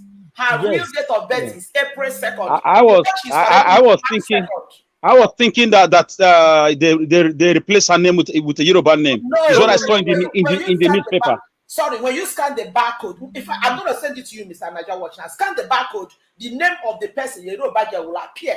So whoever that manipulated that result gave her a result and put an authentic barcode to make it look authentic. But when you scan the barcode is a Yoruba girl who scored 130 something. That person scored 130 something, and that was a result from 2021. Yes, that's a result from 2021. So Mr. Alex, the original person that got the highest score is also an Igbo girl. Yeah. I saw Yoruba name, so that was what aroused my sensitivity against vis-a-vis this tribal jingoism. So my sincere apologies to madam. You might be right. Yeah, so but let me take this call. I can see another person calling in, and let's see. Oh, I lost that call. Okay, let me just call it back. Let me call it back. The person here. Good evening to you. You tried to call us just now. Your name, are we calling us from? Hello? Hello, off your TV, sir. Off your TV. Go and put it in the kitchen. Oh, God. Hello, can you hear me now? Have you offed your TV, sir? Yes, I've done that. Okay, go ahead, sir. Thank you very much. Good evening to you. What's your name? Where are you calling from? My name is Wixon. I'm calling from Canada. Go ahead, So, sir. yeah, I wanted to say something. Yeah, I want to ask a question. I think I remember it was JAMB that said the snake swallowed money, right? Yes, it's true. 36 million naira, yes. So you want to believe JAMB, whatever JAMB says, huh? I don't believe them. Yeah, no, I don't believe them. They can say snake swallowed money. I don't believe JAMB. I don't know what is going on, but for me, I don't believe whatever JAMB says right now. Yeah. Yeah, that's my contribution. Thank you, sir. Yeah, liar. Once you lie, you say even what if you're saying the truth, nobody's gonna believe you. All right. Thank you, sir. Thank you. No. My brother just came from a different angle. Yes, so a very nice one too. Yes, yes. All right. Thank you very much, my people. Press on the like button, my people. Let's hear from others. Let's see what they have to say concerning what we've presented so far. Okay, the next person is Mr. Collins. Mr. Collins, thank you very much. After Mr. Collins will be moderator. So, Mr. Collins, talk to us, sir. Yeah, good morning to Mr. Viss and good morning to my fellow panelists. Sister Rita, I want to greet you, and Sister Omoye. It's been long time up on YouTube, so it's good to see you people. I don't want to say too much concerning everything. I want to start from the other spokesman, the man from the Europa land. I think the man said everything. Payo Sobanjo. The problem we have in Nigeria is that the media are the people causing problem, because when they keep pushing this narrative, like Tinubu is doing something, he's working. What are you talking about? How can you work in a rocky foundation? We have to get the process. We have to get things. You can't be standing in a foundation that you didn't make and say you are working. They try to push this narrative, And I like the way the man is trying to make them to understand. I'm not here to answer what Tinubu is doing. The main question we are supposed to talk about, how did Tinubu get to that office? That is the process, but they keep trying to push this narrative, and they be pushing this narrative for more than 1 month now, Like, hey, Tinubu is doing something, he's taking decision, he's making some decision, he's working. So since he's working, let everybody withdraw their case. Now, people that meanwhile try to blackmail people. What are you trying to say? We're not talking about what Tinubu is doing. I don't care. If you like Tinubu, let him give free education to everybody. If you like Tinubu, let him give light to. I don't care. I don't care. What I care is how Tinubu get to that office. Because if you fail to correct it, people will still taking that advantage. So those are the most things that people are supposed to be asking. When you see all these journalists, because I call them, they are lazy journalists. They don't do anything. Because all they care is taking people's number. When somebody comes for an interview, then take your number because they want to get a job. So they fail to ask the necessary questions. They will have opportunity to ask questions. They can't ask questions. Somebody will come to your studio. You can't even research about the person. You can't even find out about the person. Even when you try to ask a question, once they raise their politician raise their voice, that person will mellow down. He was looking at Okoye and making an interview. Look like somebody that is just doing IT and somebody doing that interview. Somebody that portrayed himself as one of the best Nigerians. I don't care. I don't even rate him. But the way he portrayed himself, we can't even stand making a very good conversation with somebody. They are very scared to ask questions. So when they try to, I like the way the man stand, keep telling them, I don't care what Tinubu is doing. If let Tinubu give Nigeria free education, pay everybody 2 million, is not my problem. My problem is how did Tinubu come to that office? Is the office legit? So that is the question that people should be asking, not trying to deviate from the most important thing, trying to send another so that they'll keep pushing this narrative to Nigeria so that people will start buying that idea. Since Tinubu is working, let's forget and I'm not even making the dream. Since he done the work, not be work. How can you judge somebody just 1 month? You now say the person is working. 1 month, you now concluded that the person is working. in 1 month, and people are buying for 700, people are buying for 600, and you said some people will come out on television and say Tinubu is working. You ask yourself, since Tinubu assumed seat, is anything changing in Nigeria? Things are getting more worse. And the media can't even come out and say the truth. I was watching Yakubu, the INEC chairman, speech today, and people are, many of the journalists in that room are clapping for Yakubu. They are clapping in that room, so cordial. People are clapping. People that saw this election, that witness everything in Nigeria, are there clapping hand. You begin to ask yourself, who do Nigeria self? I've been a winch, I've been a waiting do Nigeria. People are clapping. So that shows you everything. So for me, I like the way the man stand. This is the kind of people that I like emulate, people that you see as your hero, you know. Those are people that I look up to, because when he stands from day one, this is what he believes, you know. This is a fraudulent election. How do you want me to come and call this person a president? The case is still on court. The case is still on court. So if that after the court, if court now say okay, was that you, Mr. Collins? Yeah, I just paused the DC.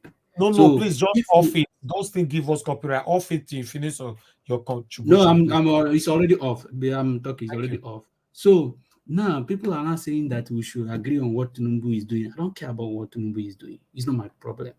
And that is the case on that one. About the WAEC of the JAMB of 10, I think people are seeing it maybe it's tribal of 10. The reason people are trying to believe in that narrative is because of how JAMB went straight ahead and invite DSS in a small matter. But the main issue that DSS is supposed to involve, nobody is saying DSS. The main case that we're supposed to, this is a case that DSS is supposed to involve. So if DSS can quickly rush in this matter, what is stopping them? But other things that the important issue that concerns average Nigeria that they don't even care about. So DSS can easily do a job within a 2 minutes like this. But the main issue, so many things that happen in Nigeria, even the Aboro guys in Lagos, those ones that causing problems during election, DSS couldn't even invite those people. There are so many crimes that were committed in Nigeria that DSS couldn't even do anything. But you went and you can do your job within 5 minutes, you already done your job.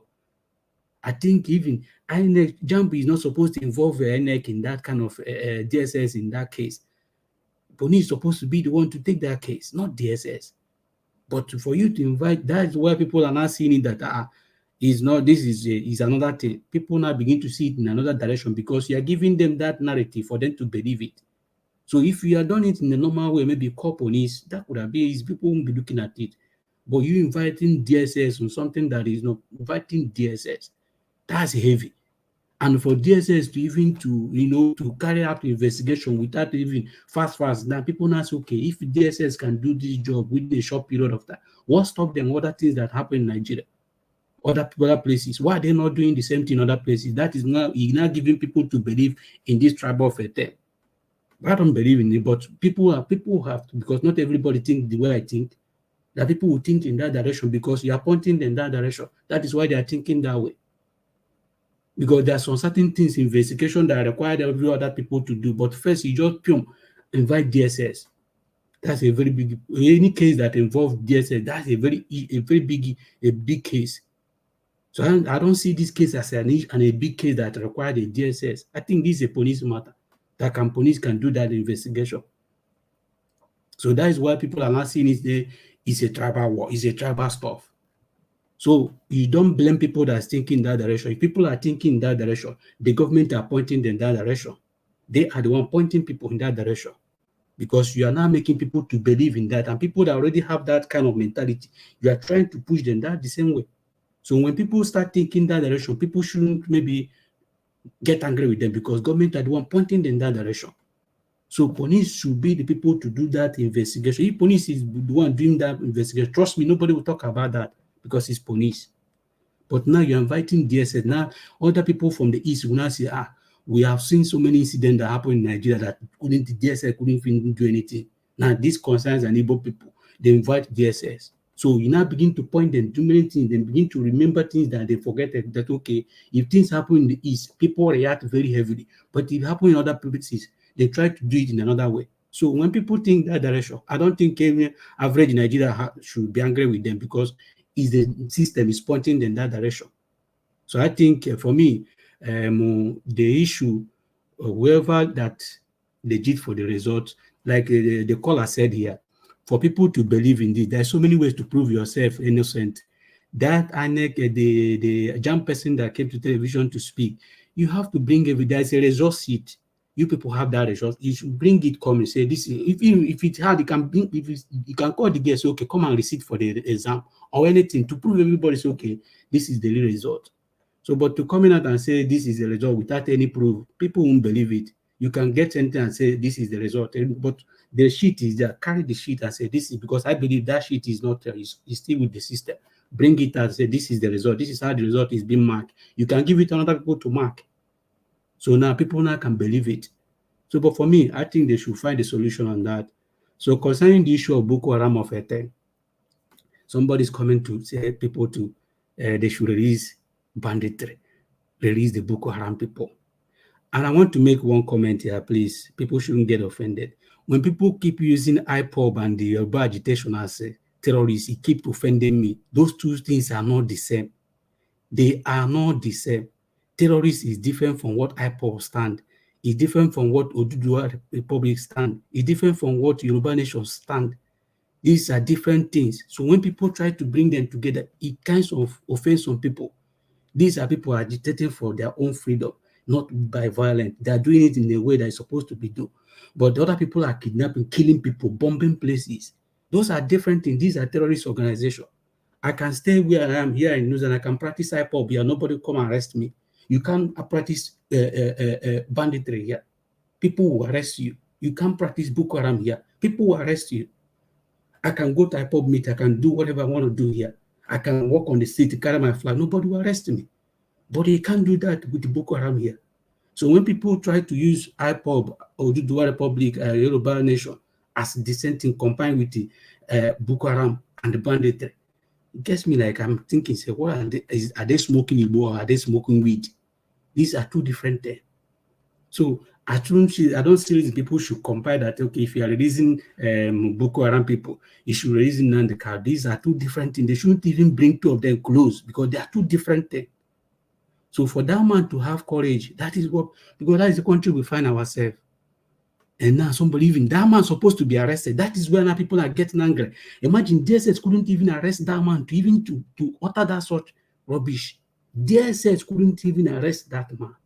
But they are even quickly to arrest somebody that just did the JAMB result or whatever they are doing. But you can't arrest for that man to even to utter that statement should be arrested and should be investigated.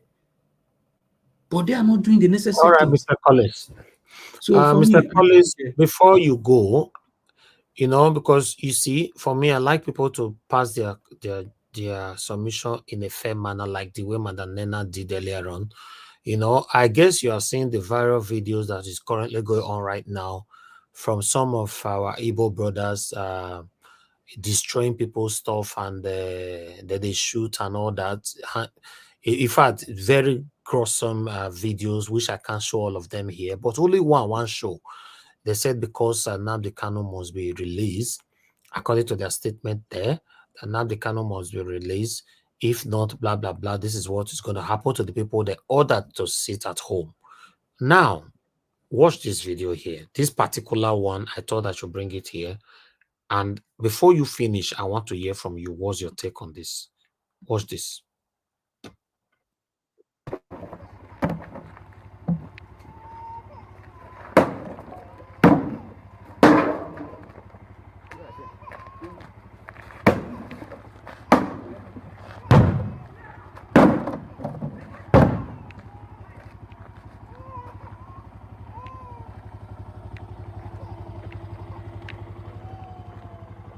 It's going to come back now.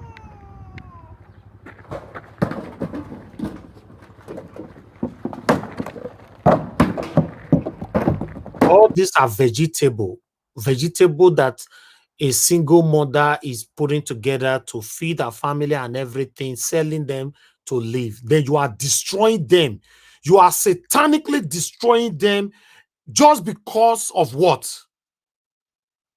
Can I say Go something ahead. now? Finish your contribution. Mr. Elvis, sorry. This Can I was say what something I now? remember there was time I said here that for one, I've never supported Biafra because the way they are going about the whole thing is wrong. Hold on, Behaving like animals. As I'm Can I talking to say you now, I can't something even here? go to my village. As I'm talking to you now, I can't go to my village. My village is Can I like say a desert. something? I never Behaving supported like it. animal. You say I've you are never fighting for what Can the I Biafra. say whole something story is here? Can I say Biafra you are something here? fighting for it's here. ridiculous. I've never Destroy Can I the say supported it. something? Can I say something? Go ahead. Say Okay. something. Okay. Now you play that video for me now, and let me narrate things because that video you play now, like the first woman that said something that he didn't support Biafra. My sister, let me tell you, in every agitation, even as I'm talking to you, there's a riot going on in France. People are destroying people's property in France. Not everybody is doing the same thing, but in every agitation, in every riot, there is some group that will be doing something that is not what required in that. My brother, you because cannot cut off your nose to make your face hold on. look good. I'm talking. Can I finish? Can I Mr. finish? Collins, are you justifying the video I just Hold played on, now? hold on. I don't want to hear Hold more on. story, please. Listen. You can't say, yeah, hold on. I'm just giving you an instance now that Don't look give at us what is instance. happening. We're already aware Hold of on. that. Talk Hold about on. the video I played.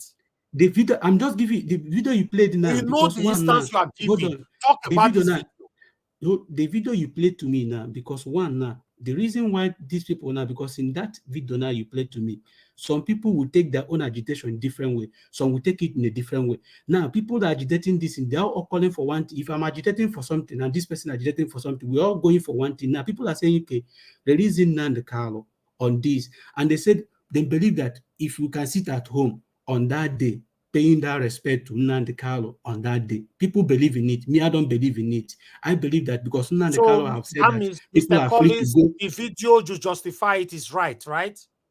I'm just giving you an instance. I just gave you an instance don't now. give instance now. What are you giving instance for? Mr. Elvis. Don't answer the question, Mr. Elvis, can I come in? No, you are not answering question. No. He's answering the question. I'm answering your question. You can't just put you can't put word into my mouth. Hold on, listen to me. Listen, can you listen to me? I just give you an instance now. The same video you played to me. That is the same video that is going on in France now. Not everybody that is writing in France are destroying property. I don't want to hear what is in France. Please don't get me annoyed. No, I'm talk giving about you video I played. I don't want to hear anything to do with France, please. I get that in everything. I don't want there to must hear be an that. instance. In everything, let me move on. Why are you bringing France? Mr. Collins. I'm not Mr. Elvis, can I answer his question? Mr. Collins. You cannot, sir. Can I rephrase what he's saying? No need. Don't rephrase. It's not a baby. No, it's as if you are getting angry. I need to rephrase what he's saying. He has not answered my question. You want to rephrase?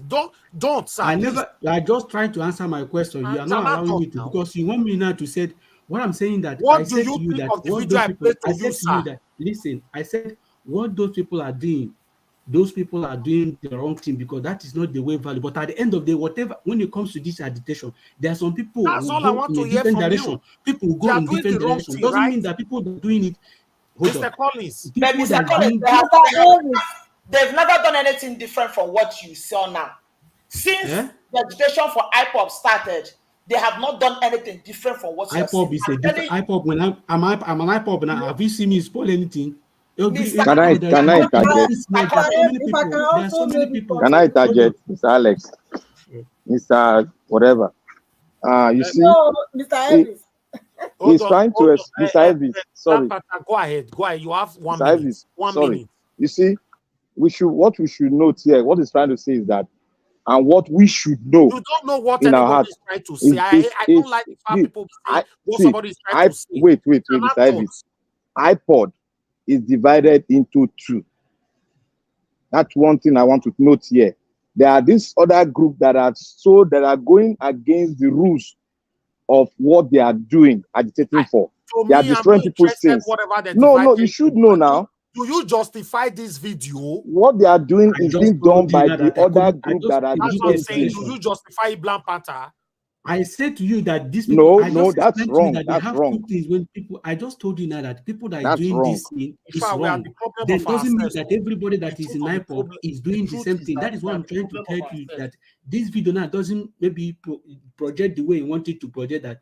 I'm not give you an instance that in every organization, there's people that won't agree on the one you say. They will go in different direction. And another thing again, since Nnamdi Kanu have been in jail, that have created a vacuum for people to start acting a different way. Because now they will use that thing as an evidence. Say, since you don't want to reason the car, we are going to riot. We are going to spoil things. You are going to because riot when you have a big food on your but table. now, where other people You are telling want to them that riot. we don't What do want you to people riot. want, We want for to Christ's eat the way we are doing it. So Please you round can't up, stop sir. Let's because move there's on. so many people now. Don't push me to People the that area is doing I this don't want thing to now. be. You Mr. cannot Collins, go round and up, start 30 seconds. apprehending all of them, because the more you keep apprehending all of them, the more they still have some people, a lot of them there. So what I'm saying to you that because of when Nnamdi Kanu was not in jail, you can't have any excuse to act this way, because now you have created vacuum for people to now say, okay, because of this thing, I'll start behaving rubbish. Now that person will say, because of you are not releasing Nnamdi Kanu, I'm going to spoil other people's property. That is why for me, I don't support when it comes to riot. I don't like riot, because when you are doing riot, not only that it's not going to affect the government, it's affecting the ordinary citizen, because that thing you are going to destroy is owned by ordinary citizens. Mr. Collins, so not the government that owns it. It's okay, please. Thank you. Hello, yeah, good evening to you. Thank you very much, Mazi. Mute yourself, sir, please. Mute yourself, sir. Yes, my brother. Thank you. Good evening to you, sir. Talk to us. Yes, my brother. My name is Paul, calling from Gabon. I want to, for the video you just played now, I want to tell all the viewers and the people, all the whole panelists, I want to make them to understand. And IPOP is not, this video you have played now is not for IPOP. This is the agent of Nigerian government and the political elites in Igbo land. Because they want to tag IPOB a terrorist. They want to see IPOB. Excuse me, sir. Hold on. Can you stop these people from talking? Hold on, sir. Everybody, please, on the panel, hold on. Hello, sir. Hold on. You know, for me, I'm a very straightforward person. And for you to communicate with me, I must be able to read you, sense you, analyze your kind of person, look at your body language, your speech, to know if you're also biased. You cannot tell me you were having this guy, what's his name, that was always on the YouTube. I've not seen him for a while, and I forgot his name, telling people that if they don't sit at home, this will happen. So is that man also agent of Nigerian government? What's his name again? Simon Ekpa. Samuel Ekpa. Is Samuel Ekpa? Yeah, is he an agent to Nigerian government? My brother, Samuel Ekpa is not an IPOB member. You can see that if you see the IPOB members, they are condemning what that man has been doing for many years now. Okay, sir. Excuse me, sir. Samuel Ekpa is not an IPOB member. He is an agent of Nigerian government. Okay. That's fine then. You are fair. Yes. That means you are fair. Go ahead. Okay. So now, since the beginning of IPOB in Nigeria, IPOB have been going everywhere. You can see millions of people outside. They cannot even destroy any pin. Okay, what is happening now is that is why they are holding Nnamdi Kanu in the dungeon to label IPOB a terrorist, and they have been doing it for many years now. It's not working. So my sister said that he doesn't support Biafra agitation. No, this is not Biafran people. This is not the agitation we know are doing all those things. They are doing all those things to label the struggle as a violent struggle and the terrorists. Thank you, sir. So that's what everybody must understand. And they will fail. Thank you, sir. Thank you very much. I will always trust you henceforth because of you answered my question. God bless you. Listen, guys, for some of you on the comment section telling me, Najawash, calm down. Listen, you need to understand my kind of person. I don't pretend, please. How can some satanic people be destroying a single mother's food? A source of wealth, a source of income. This woman, maybe she they go one village now, one bush, go they pluck leaf, they say. You are destroying it because you want somebody to be freed? Those satanic people right there that you saw, they don't know road to Aso Rock, right? Now, innocent single mother or a widow, neither demonstrate their power. Sometimes I don't understand you people. The same way Mr. Collins talk, they blab around. They talk about France. You just cut me. Don't mute yourself, sir, please. Don't mute yourself. Don't make me angry. Please. Why are you unmuting yourself? If you unmute yourself again, Mr. Collins, I'll remove you from the panel because you are becoming rude now. What is all this rubbish? A widow who has suffered selling leave to survive. They are destroying her stuff because you said they should release Nnamdi Kanu. Now that woman put Nnamdi Kanu for prison. You don't go save better place when I go fight. Now they go there. Pouring your angers on the innocent people. This is absolutely, that thing touched my heart. Somebody just fall down to me right now. What do we want in Nigeria, for Christ's sake? What do we want? Manzi, you that called yours now, thank you. May God bless you. For you to be able to say Samuel Ekpa is not an IPOP member. If now Collins you ask, now you go defend that they talk about France. For a long time, I've told you that Samuel Ekpa, who arrested Samuel Ekpa, is the same IPOP people that arrested him in New Zealand, who handed him over to that period. It's the same people that handed him over because he was not speaking for us. So I'm just telling you now, I'm just telling you on all this issue now because this is so sad. I wish I have contact of that woman. To be honest, I will establish her. I will single-handedly. This is sad. This is very, very hurtful.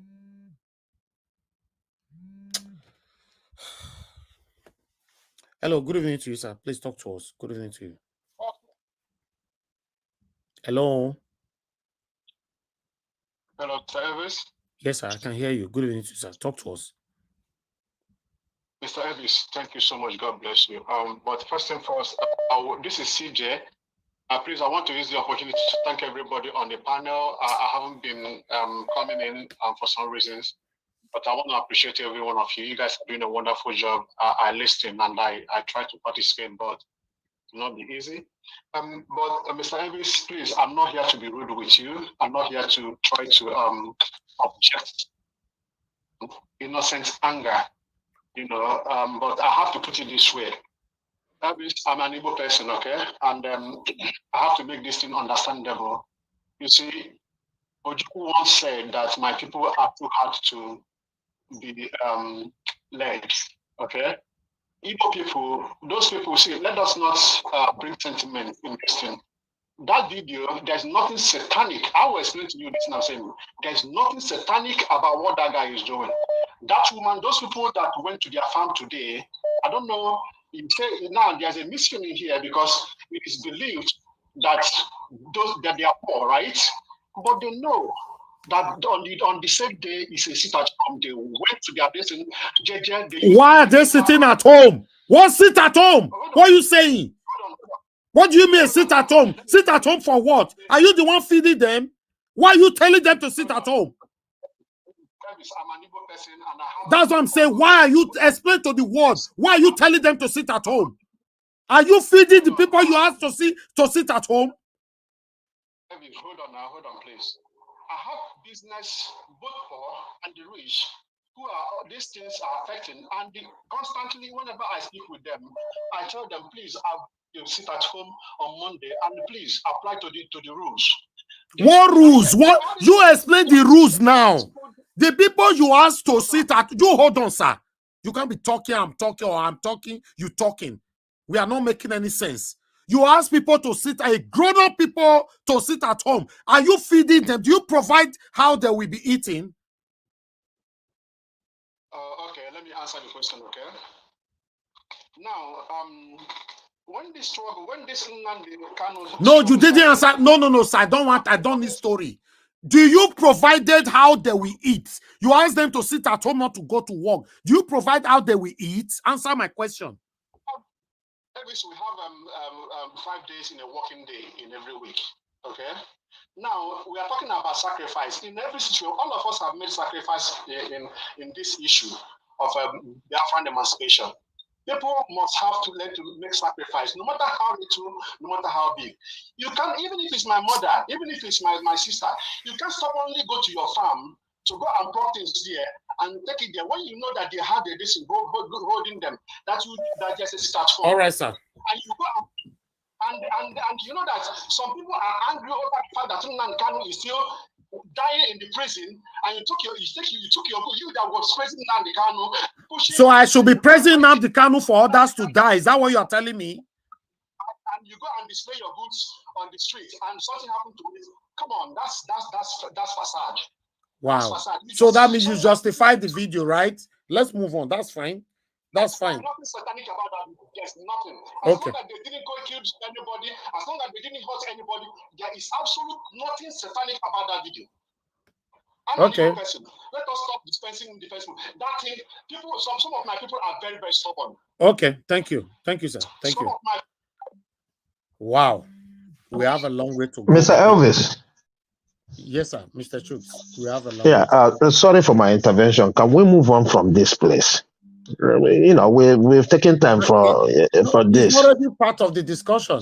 It's already part of it. We are talking about Okay. humanity here. I'm not interested where she came from. And that video, except you don't have a heart, for some of you to justify that is a normal thing, that I don't understand. I don't get it. Okay, somebody is saying, Bonaventure is saying that Idi Igbo justified that video 100%. Oh, okay, maybe I'm the stranger here. But remember, Madam Nena is not an she's Idi Igbo, right? How many of us we have problem? We have lots of problem in Nigeria. Nobody is justifying any video. What I'm please, saying, please, sir, hold on, please. You couldn't allow me to mute yourself, sir. Mute yourself. Thank you. Thank you very much, madam, for calling in. Thank you, man. Okay, I love thank God's my you strength. very Talk to us. You see this topic that you brought this night. Good evening, everyone on the platform and comment section. This thing, we need to discuss about it. We don't know, I'm sorry, what some of the Igbos they actually want. What do they want? If the Igbo people, they are saying that they are being maltreated in Nigeria, what are you going to say about people from Bendel?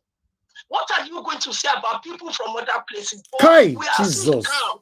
Okay, let me ask a question. You are asking somebody to close his shop every Monday and not go and to market. Some people cannot even feed. You take 1 day away from them, from 5 days. And Igbo people are justifying that thing to shut your state. I'll call it a nation of Igbo. You shut it down in 1 day of a week, a business week. Oh my God. And you people are saying that Samuel Ekpa in Finland is not among the iPod. He's the one giving the order because now he's having problem with Umba, the one in Enugu State. So what are you people saying? What do you want? When some people will say they are not being treated well in Nigeria, it's all this behavior. Why not let's stop all this thing? You are claiming someone will go and scatter somebody's food. Maybe that's the only thing that the woman have to eat. To eat our children. And people are justifying it because it's a Monday. Are you the people feeding them? Are you sending them money? Can we think like a reasonable people, please? Can we think like a human being that has the conscience to think? How can you take 1 day from a business from people and you are saying because of Biafra that Duku has fought and it has become a problem? Why not let's be together and look for something to do instead of doing Biafra? And maybe they have been doing this for long. It's enough. You cannot treat that woman like that. Thank you. Please, if you can help me to find that woman, let me send that money. I don't know her. I was crying when I saw that woman. All right, madam. And somebody is telling me they justify it as an evil person. It's a disgrace. Thank you.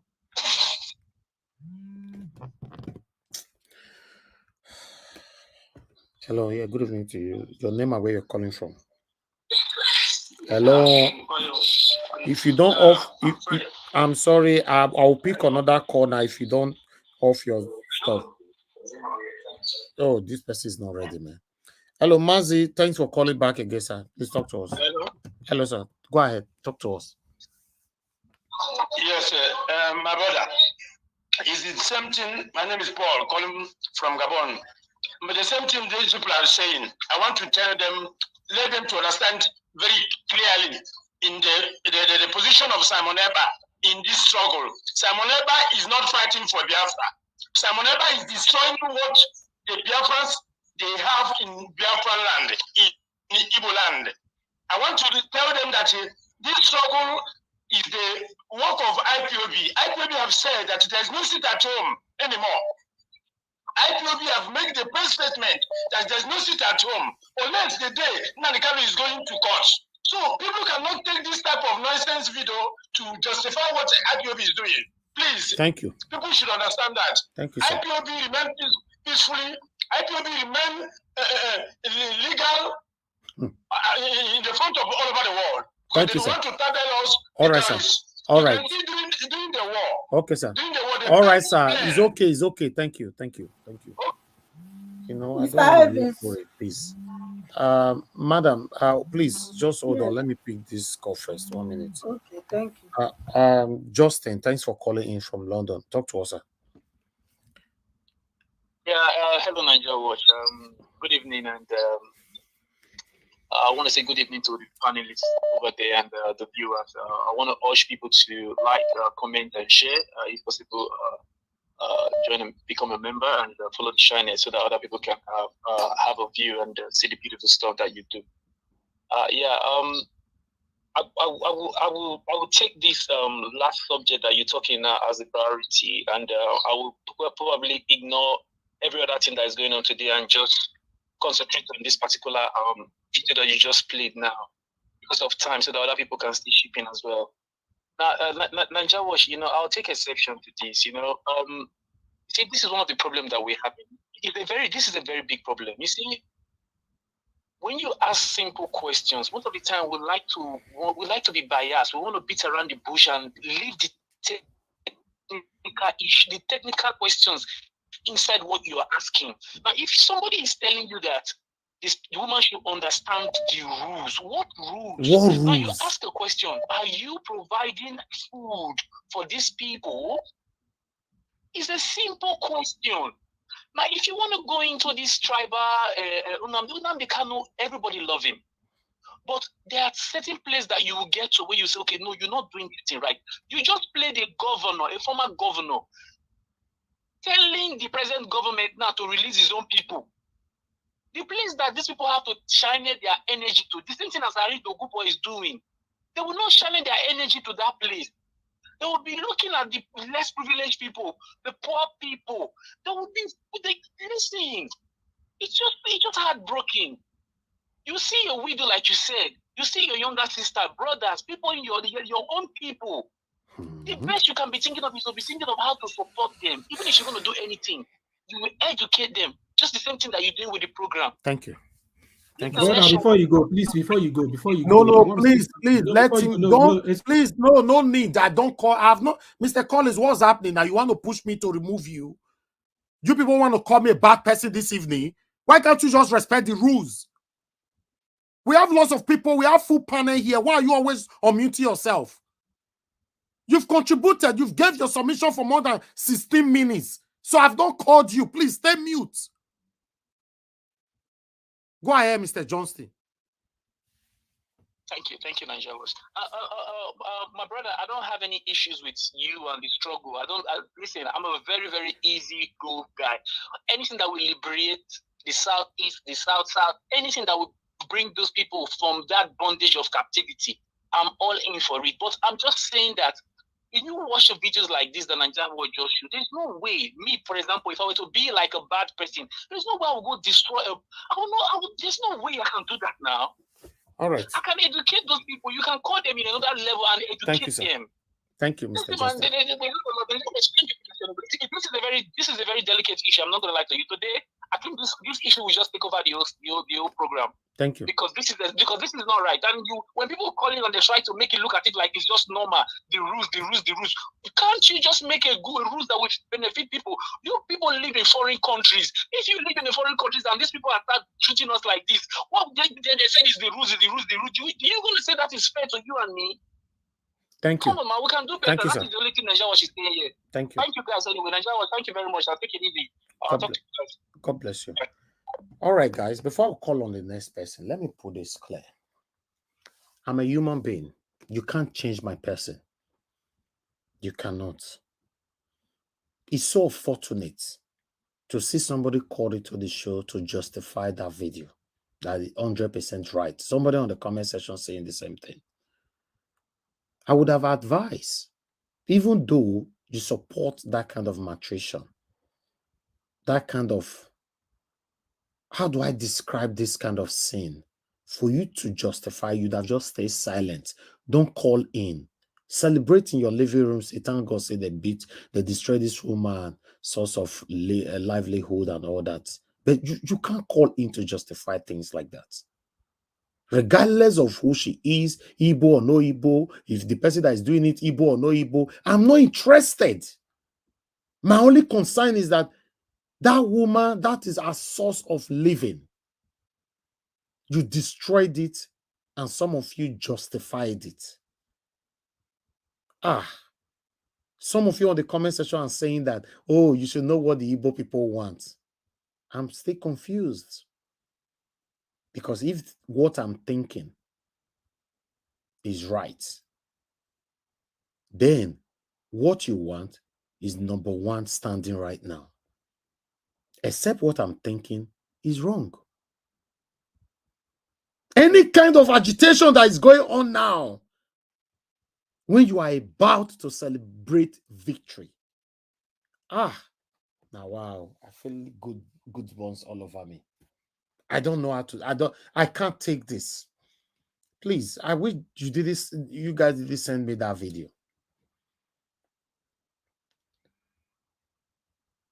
Wow. Nigeria, eh? Let me pick this call. I'm bittered, man. Started this program with a lot of happiness. I'm extremely sad right now. Good evening to you, sir. Your name and where you are calling us from. Off your TV now. Off your TV, sir. Off your TV. Spain. Okay, thank you. Go ahead. Talk to us. Yeah, I'm sorry. Yeah. I say I'm Fred. I'm calling from Spain. You see this issue. I feel sorry for the Eagles. You understand? You see this Mr. Ekman that is in Finland giving order. The Ekman said he will stop to go to work on Monday. This thing these Igbos are doing now, they are doing to affect the common citizen, and it will affect them, because if even during the Biafra war, how did they lose the war? It's not by the Nigerians blocking Cameroon from bringing food to the Igbos. So now this thing they are doing now, it will affect and kill their economy. If they want Nnamdi Kanu to be released, why can't they just go and block the government house, fight the governors, the senators that is representing them? This is what they are doing now. They are just in fact they are killing their own self. It's killing their self. Say they are fighting for Kanu to be released. Is the commoner, the market woman that is the one that Holy Kanu, is the Northerners that are fighting the Igbos. Is the Northerners that are fighting against Biafra. Thank you, sir. If you want Kanu to be released, go and look for the government. Go to the governors. Go to the senators. Thank you. And fight the Thank you. We need to go now. The government is working. We need to go now, sir. The office. Senator is their office. Okay, sir. I'm not happy. Thank you. All right, Madam Ellen, thanks for calling in. Thank you very much. Good evening to you. Talk to us. Please make it snappy, please. Go ahead, Madam. We can hear you. Good evening to you. Make it snappy. Go ahead. Okay, Mr. Elvis. Good evening. The most saddening part of this is these people don't think. Because every time this happens, I think of that wheelbarrow man or person that has to push wheelbarrow to provide food for the family, and you tell that person to sit at home. He does it on a daily basis. The keke man, every other person. But you know the funniest part? There are a set of people in the same Igbo land. They don't go near their selling point. Those people, their market is running full. People visit their markets, but these people don't go near their markets. They don't go near any of those markets. Like in Enugu, you don't visit any market where they are selling meat, they are selling foodstuff, they are selling that the houses are running. But yet, let an Igbo person open a shop and these guys will go destroy it. Isn't it funny? All right, it's really funny because I don't know why anybody should justify what's going on. Thank you so very much. Thank you, madam. All right, let me say something. Callers, please, everybody pause for now. Sit at home, right? Which I know is totally wrong. Okay, let's assume you ask these people to sit at home. Whose benefit is? If they sit at home for 2-3 months, will they affect the federal government in the same east, or it will affect the same Igbo brothers and sisters? No, what's the essence of this sit at home? Can somebody, a blank party, explain to me what's sit at home? Because it seems that you are also supporting something like this. What's the sit at home, sir? Mr. Najaosh, I don't know where they carry me go now. No, but you justified it just now. Tell me. I didn't justify it. You say you want to speak to a grown-up adult. First of all, I condemn the act. But and secondly, what's sit at home? Why do the you sit at home, when they originally started the sit at home issue, we were against it until they explained that it is in solidarity when they are going to court, and it's not even the whole day. That when they've got to come, when they are back, they can go about their thing. But when Samuel Ekpa took it to the other extreme, that was when I started suspecting, because the government now took advantage of it and labeled them terrorist group. That's the joker. Your speech just now, if you play this video back, you said what he's saying is right. You want to explain? No, I told you that I wanted to explain what she's trying to say. That there are two IPOB. There are two IPOB. No, there are two IPOB groups. That widow that they destroyed as source of livelihood now. See, how do you want that woman to eat now for Christ? They are criminal part of IPOB. Let me tell you one thing. They are criminal part of IPOB. One is a criminal group working for the government, and the other one is a group that's agitating for the actualization of their struggle. Those are the two parts. Mr. Elvis. Those are the two parts. Mr. Elvis. Go ahead. So I need your permission to just say something. Can I just say something? Please, I will pause you for a minute because I have busy brains on the phone. Thank you very much for my busy brains. Please talk to us. Please make it brief, please. Under 2 minutes. Go ahead. Yes. Yeah. On the topic of discussion, I just want to query something. I think there is selective malpractice on the part of the IPOB, where they only choose the downtrodden, those that are struggling. I want to believe that the stay at home is for all Igbos. So what about those who go to work, who work with the ministries, who work for the government, who are in all those parastatals? Do they stay at home, or do they go to their offices and try and pull them out? If they don't do that to them, why would they do that to the person who is on the streets hawking? If it's supposed to be everybody to stay at home, why are they just targeting a select few? That is jungle injustice. It just tells you that that's the policy behind that is very evil. It's diabolical. They are not for the people. That is just what it means. Because if they are for the people, they would look for ways and means to make it easy for people, not to add hardship on top of hardship for them. Thank you, Madam Busy Brains. Anyway. Thank you. Thank you very much. God bless you, man. Thank you.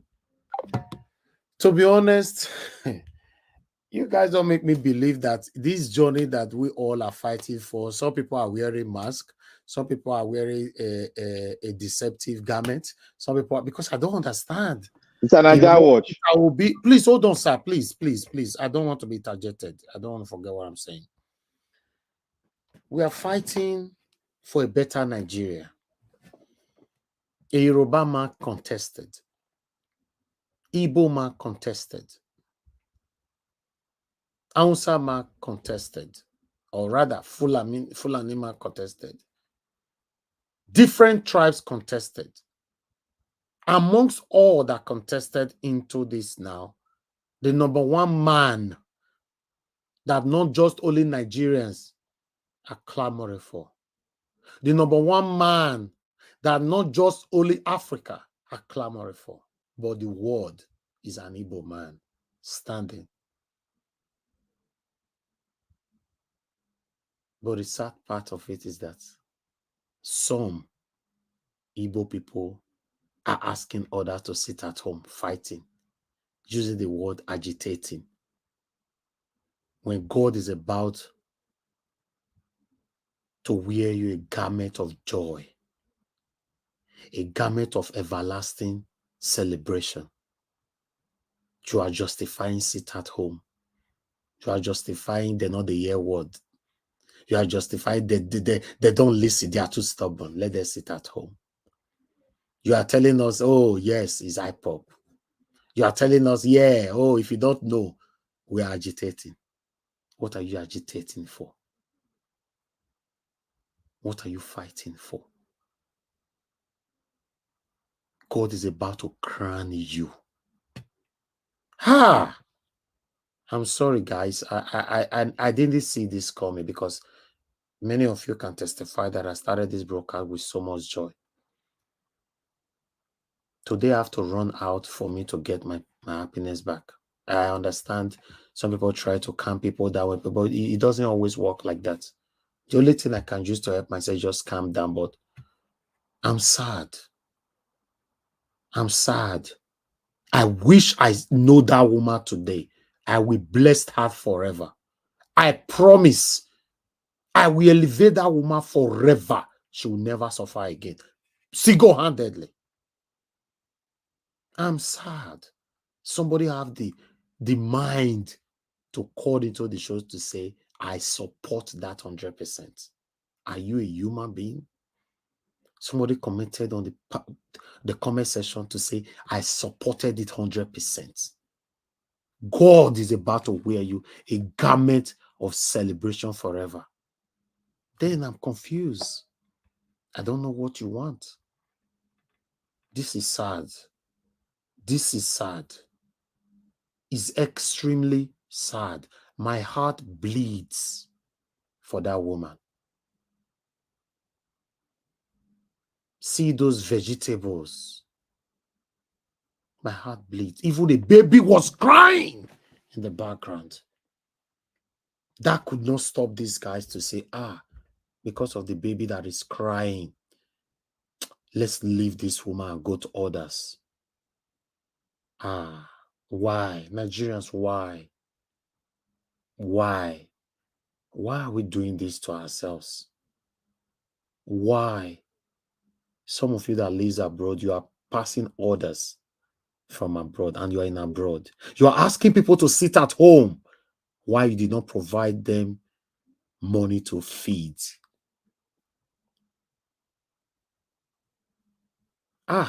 Wow. Let me pick this last call. Come back to you, Madam Nena. Good evening to you, sir. Your name and where you calling from? Hello, sir. Yes, sir. I can hear you. Go ahead, sir. Good evening to you. Your name and where you calling from? Hello. This is Chimeze. Yeah, this is Chimeze calling from US. You have 1 minute, sir. Go ahead. Okay, Niger Watch, thank you for what you're doing. My topic here is when this thing starts, sit at home starts, because they are killing Biafrans. So when Nnamdi Kanu still at London, so sir, did you watch? Excuse me, sir. Did you watch that video? No, I didn't watch it. Okay, let me tell you about the video. That's all I want to hear. I don't want to hear story. I'm sorry. I don't want to be rude. A video where... I want to explain. No, we don't have time for that explanation, sir. I don't want to know how it started. There's no way you will explain it. I will never take it. I'm sorry. Okay? A woman, a widow, who is managing, selling vegetable for a living. They destroyed her source of livelihood because she was selling vegetable. Her baby was crying and they continue to destroy it. What's your take on that? You justify that? My take on that, for me, to spoil people, there is a way to do stuff like that. I'm not part of saying yes, it's good. Okay, you only partially say it's good, but partially say no. But you partially supported it and partially disagreed, right? I want to explain for you the reason some people say there is no explanation on earth that will make me to accept it, sir. So I don't want. Hold on. I want to tell you the reason. You know, when people come out to protest, they will kill them. It's okay. Instead of killing people and army killing people, police killing okay, people, sir, hold on. Your killing is too much on this channel. Hold on, sir. Why are you protesting for right now? Are you a supporter of Peter Obi, by the way? Of course. So if you are a supporter of Peter Obi, why are you asking people to sit at home? I know, sir. Hold on now. We don't have time for you. Sir, please just follow the question. If you're a supporter of Peter Obi, then why do you want people to sit at home now? Why do you want people to go for a protest? You still have somebody under detention. That's what I'm saying. But you said, I know, sir. You said you are a supporter of Peter Obi and you are about to be crowned. Why are you not fighting? Somebody is in detention, we know. But if Peter Obi win, what do you think then? Well, I want Please, I can't control this right now. I'm mad. Ha! Hello, thank you, sir. Please, you have 1 minute. Good evening to you, Mr. Leslie. Talk to us. 1 minute. Go straight to the point. Okay. Now, see, the issue is, the thing is that anybody that supported what happened in that video is evil. I made a comment, and it's not supposed to be on your panel, because why would you tell those such people to stay at home when there is no provision? These people must have left their home because they faced the children were dying of hunger. They know that they sit at home, which I don't even support in the first place. Why would you tell people to sit at home when you don't provide for them? What kind of a policy is that? You know, if you provide for these people, I tell them to start. And even if these people are so aggrieved, they should go to Aso Rock, make a march to Aso Rock. That's how people protest. You don't tell vulnerable people at home who cannot feed themselves to stay at home when you did not provide for them. That is wickedness. That is not just wickedness, but that is evil. So anyone that your panel that supported what happened in that video is not supposed to be on your panel because he doesn't know what he wants. This is disgusting. Thank you, sir. Disgusting. Thank you. I imagine some sort of video, and someone on your panel is supporting that such kind of a Thank you, sir. video. Thank you. That person is supposed to be on your panel. Thank you. Thank you. All right, callers, I'm not picking any calls anymore. Let me go back to the panel. My people, I can see somebody just wrote that Mr. Elvis don't want anybody to explain, just want yes or no. What are you want to explain to me why you ask people to sit at home and you want me to be listening to you? I don't waste my time on such things. You want to explain to me why you want people to sit at home when you are about to be crowned and you want me to listen to you? I don't understand. I don't understand. Maybe some of you do. But I don't understand, and I'm not sure I can understand it. You want Nnamdi Kanu to be out. I've been fighting for Nnamdi Kanu for the past 3 years on this platform. The same lawyer of Nnamdi Kanu is my lawyer, Barrister Michael Ejikeme. I talk about Nnamdi Kanu all the time on my platform. But right now, did you guys even recognize that you are about to put on a garment of joy forever? All right, it's okay. It's okay. Let's just move on. Let's move on because I'm bittered, but it's okay. Let me call on Madam Rita. Madam Nena, you wanted to say something, please. I'll give you the opportunity before I call on Madam Rita. Go ahead, Madam Nena. Yeah. So what I wanted to say, initially was, when it comes to this issue of Biafra, sit at home and agitation and everything, as an Igbo person, I know somehow it sounds somehow to people when I say that I do not support it.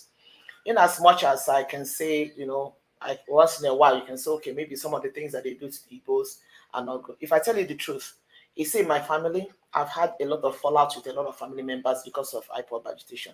Because the way this thing is, the way they're going about this thing is just not good, As we are talking now, we're talking about sit at home every Monday that they started for only God knows for how long.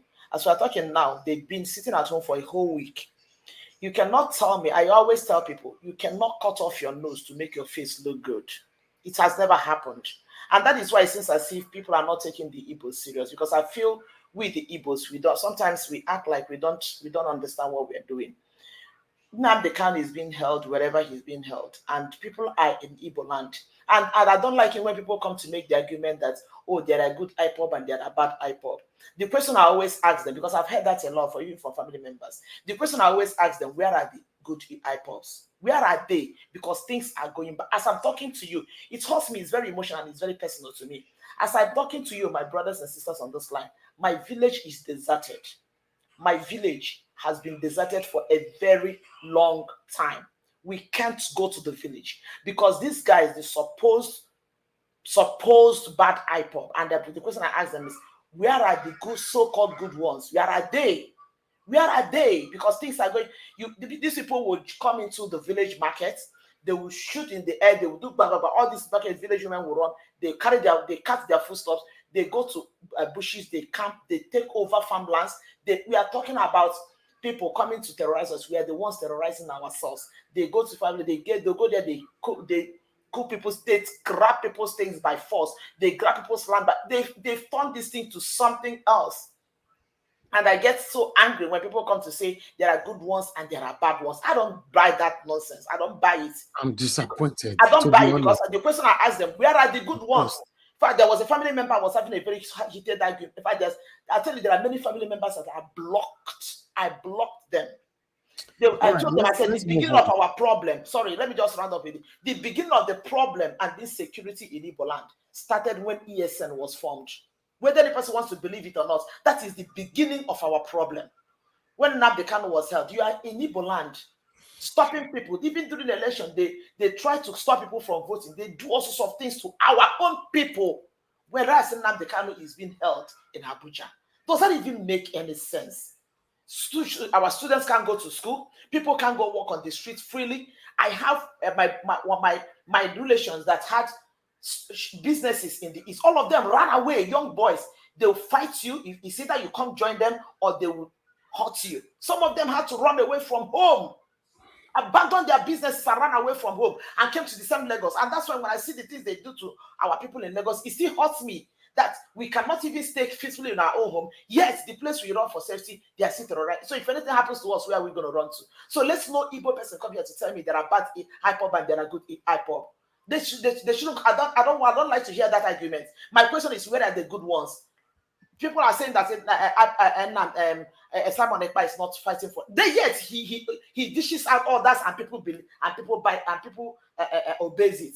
Our people are suffering. Our people are suffering in my place. I come from Imo State. Our people are suffering. Our people are suffering. People don't cut off their nose to make their face look good. That's just what I have to say. It comes personal to me. It hurts me badly. I know how many projects we started in the East. We cannot even continue with because we cannot go to the village. Everybody's running away from our village because of these people, these criminals that took over in the name of IPOB and ESN. I am so pissed off. Thank you. It's okay. Thank you so much. Thank you. It's all right. My people, let's just move on. Let's move on. The only thing I can see here is that we have a long way to go. It looks like, by God's grace, even though Mr. Peter Obi become the president of Federal Republic of Nigeria, we are still going to have some internal problem, in Nigeria. Yes, that's what it looks like. because I can see some people still asking on the comment section saying that they want to explain the sit at home. Some people are saying that if we go to the Asura, people are sending us to Asura, if we go that side, they will kill us. Some people are saying that sit at home is the best. Some people are justifying it that no, it's only money they sit at home, it's only one day. Some people, it's so pity. Then why are we doing what we are doing now then? Some people are saying that, oh, we are saying that people should sit at home because we want Nnamdi Kanu out. Tinubu will never release Nnamdi Kanu. No Northerners will release Nnamdi Kanu. God is about to answer your prayers, and you are not seeing it. Maybe you want me to say something which I will never say. If you cannot digest my words, it's up to you. It's so sad. Very sad. Then what happened to the humanity? What happened to human feelings? Do we still have it at all? You say you justify destroying that woman's vegetable. People should sit at home and you did not provide food for them. This is the height of wickedness.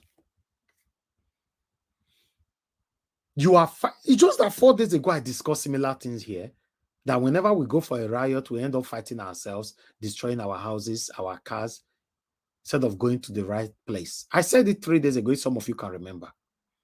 I was just talking generally, that whenever Nigerians having a protest or anything, we'll be fighting ourselves. That's what is happening right now. You hate Nigerian government, you are beating your people. Who do us this one? How did we get here? My heart bleeds for this. I wish I can see that woman. I know her. If anybody have her contact, please. I'm in Nigeria. I follow Nade Nigeria right now. I will see that woman. I will single-handedly transform her forever. The garment that some of you are putting on. I've said it before. Let me say it again before you people get carried away.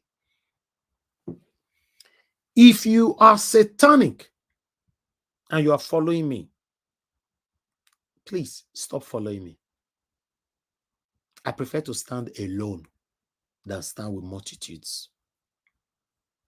In fact, I can do my broadcast without not sending out a link at all. The same number of the people that is listening to me right now will be the same number that will be listening to me. I used to do it a lot. It's only Peter Obi's situation that came in and that makes me to always have panel. Before, we used to have panel like twice a week. Other days, whenever I come out, I stay 2 hours, 3 hours on my own. Many people, please testify to that on the comment section. I want to be with real people. Let's fight for our country. You can't say, Nigeria Wash, I love you, God will bless you. Then you see how they mutilated and intimidated that woman. The baby was crying and you justify that. Then you come to pray for me. Don't get it. Let me just move on. Because this broadcast is already, I don't know. Moderator, please talk to us if you are there. Thank you very much for your patience. Yeah, thank you very much. And good evening again, Mr. Elvis and everyone in the panel. And those in the comment section too. I know Magnus Oraka once begged the IPOB and the Igbo people, in one of your broadcasts, Mr. Elvis, begging them not to spoil the vision of my president, Peter Obi, and that's what was seen today. In all of this, I see it like Moses went to the mountain to speak to God, and because the people didn't see Moses, they decided to create a golden calf. At the end of the day, when Moses came down from the mountain, what did he do? The ones that didn't want to hear what, they know how they ended up.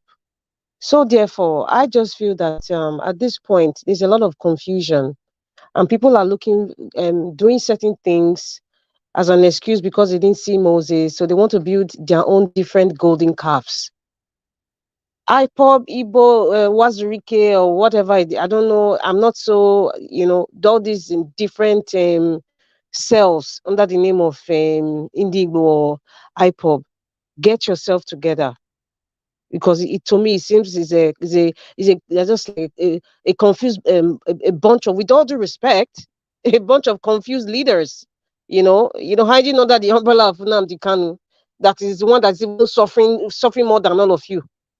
So learn from what the Jews did. Learn from the civil rights movement, what they did for themselves. The Jews are one of the most richest people, if not the richest people in the United States. They control most of all the pharmaceutical companies, all the drugs that you take. How did they get to that level?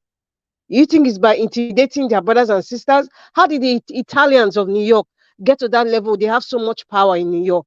You think it's by intimidating, the Italians that came to settle when they didn't have nothing? They all cooperated. They all helped each other. Even the least of the least of the least, there's somebody that was helping them. There was nothing like going after them. Nothing like intimidating them just because you are fighting a cause.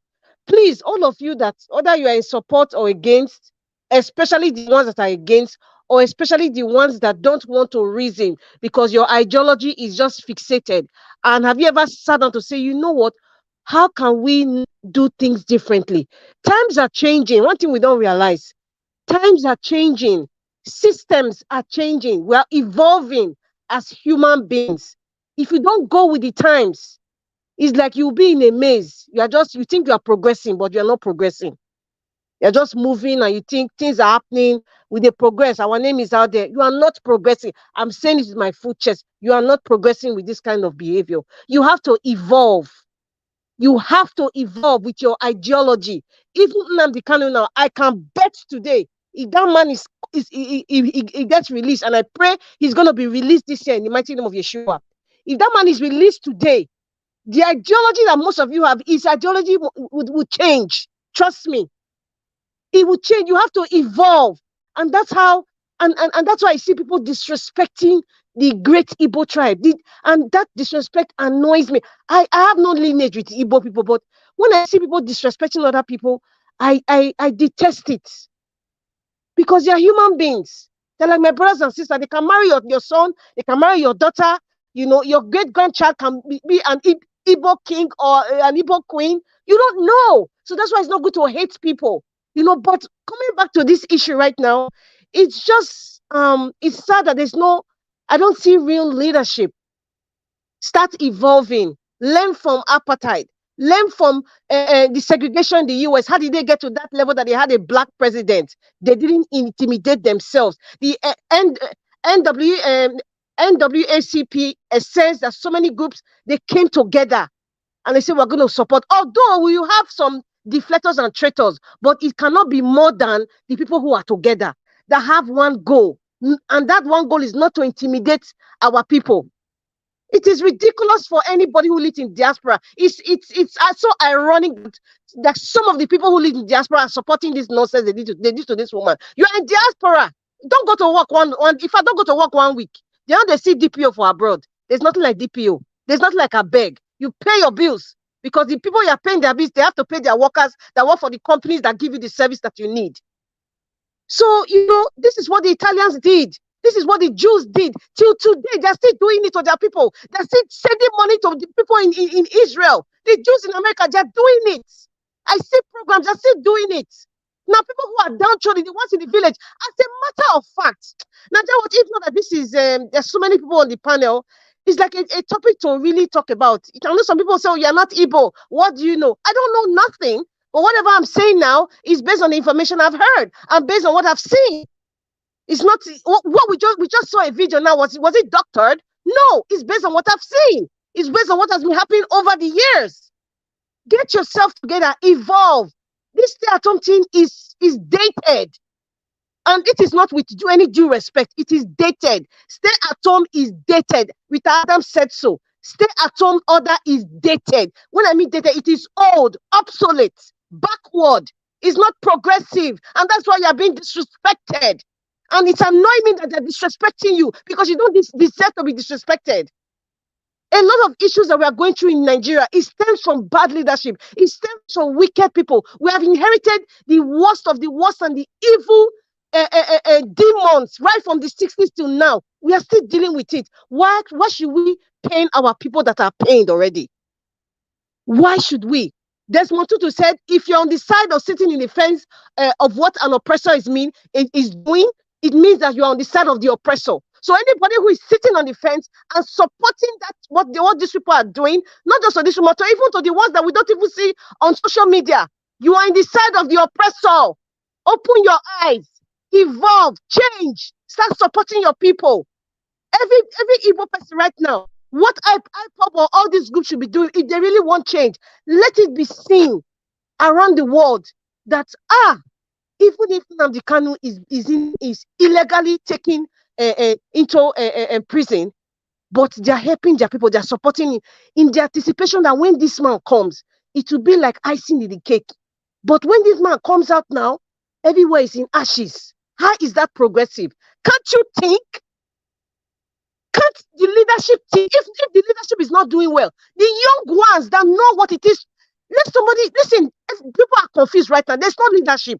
They don't even know what to do. So some people, they just say, let us support sit at home order. You're not even sitting down to think, come away. How is this progressive to my people? My mother, who is a farmer now, how is this sit at home helping her? She sells yam of vegetable. These are perishable food that you can't, if you keep 2 days, there's nothing like electricity. They don't even have telephone. If you keep 2 days, just 1 week, sometimes it gets to a certain level. This produce will rot and they will lose money. Nobody is even thinking progressively. I'm talking to these supporters now, this bad thing. Think progressive. You have to evolve. 3 years has passed, though. There's some telephones right now. It's not the same telephones that you have, cell phones of 3 years ago.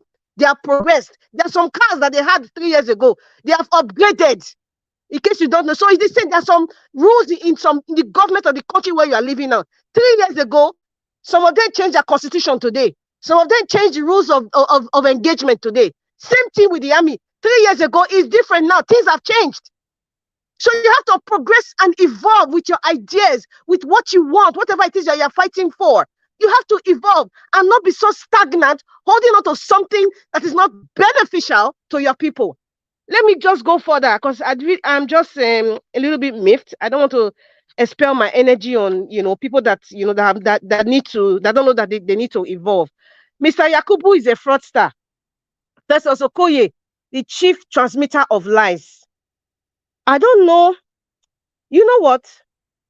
Even if going by what you played, Mr. Nigeria Watch, even if tomorrow the INEC, APC, they're gonna start their proceedings against the Labour Party tomorrow. There's one thing that's very, very common with APC and with INEC, especially INEC.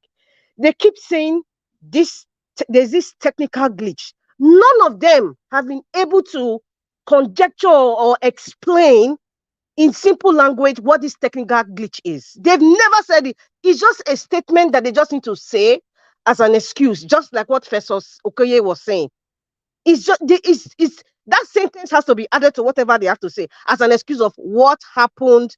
It's just like a case, a cold case that has never been solved. It will, even if it's 100 years, people will still be asking.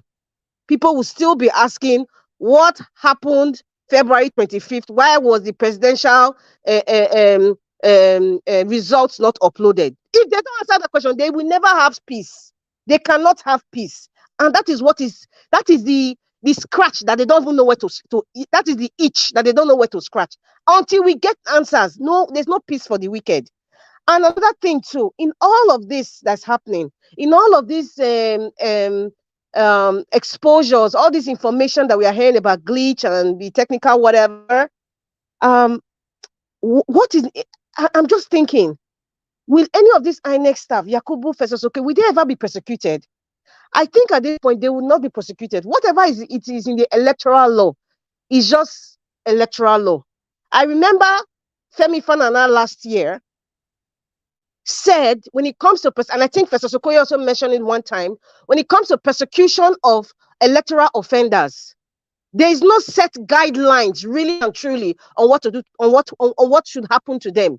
But there is already a bill that's been given to the Federal House of Rep. That bill was still standing until Bajabi Amila, he was in charge of the Federal House of Rep. That document was not attended to. They left it there, but they could easily approve trillions and millions of dollars for a government that is living in less than 48 hours. So that is another snag that we are facing right now. Take it or leave it. INEC will only say, oh, we are going to investigate electoral offenders. Haven't you heard them say that? Have you ever heard anybody say this person is going to go to jail for 10 years because it's in the law already? There's no provision for that. So you see, that is one issue that we are dealing with. Those Federal House of Rep members under Labour Party, those are the things that they should be bringing up to change. That is one of the reasons why we voted for them. That's one of the, if they follow the ideology of Peter Obi, those are one of the major things they should be talking about, because the person that is the president of the party that in which they got their mandates, I'm talking about the senators and the Federal House of Rep under Labour Party, they should also recognize that a lot of things were stolen from Peter Diroko, from obedient Nigerians, and it needs to be addressed legally. So that document on persecution of electoral offenders, it needs to be brought out. That bill must be passed, and then we need to see it in our law.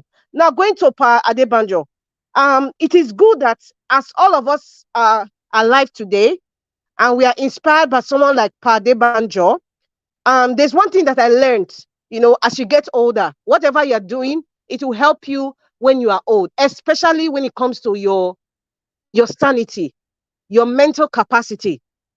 I'm just putting this out there. No, it's not part of the talking, but please, if you have time, try to read a book in a week. It will help you in your old age. Try to play puzzles. Do things sometimes. If you're right-handed, try and do things left-handed. It helps with the functionality of the brain. And also, if you're an avid reader, try to read. It will help you to be very consistent, very poised, and very direct, especially if you're an educated person.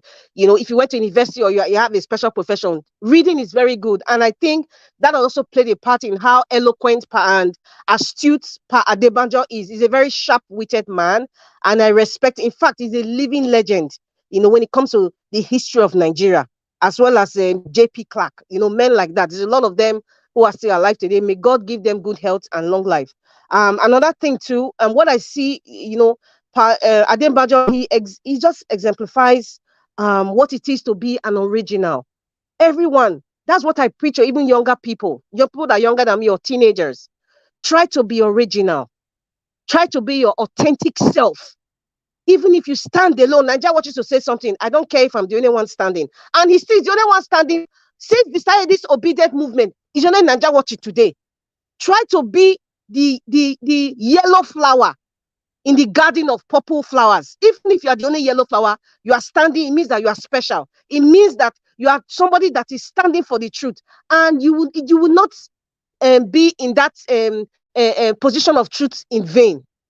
Somebody like Pa Adebanjo, who keeps correcting, who cannot be intimidated even by the press, who is very astute, focused, even with his age.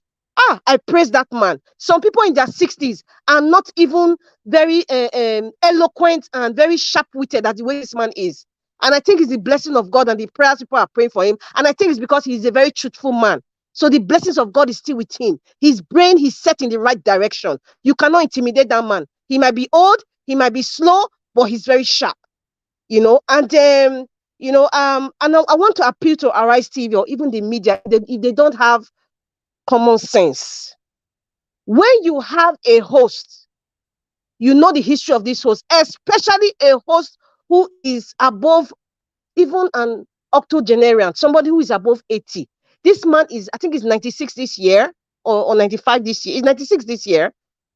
You need to have one journalist speak to him so that he'll be focused on talking to one person, not wasting at least 1 or 2 minutes during the session, and the man is trying to grasp who is talking to me. Is he John or Peter or Jane? No. Arise TV or the news media, have one person speak to somebody, with the age of Pa Adebanjo. One person, have all the questions down. Ask him, and when you are talking, be direct. When you say so much stories, the man has to grasp, everything that you're saying, and then you're cutting him off. It's just bad. It's bad media. I don't know. I'm not in media profession, but there are certain aesthetics that you see. It's common sense. It's not just about. It's common sense. Have one person ask him question and let them be direct. I really, really praise him. But please, he was very, very true to when he talked about the EU. Whatever the EU was saying is why we are in court today. It's not new information. It's just that you see a body that's come to interpret it to the world, a respected body. So it doesn't mean that what the EU was saying was really new. And he was so right.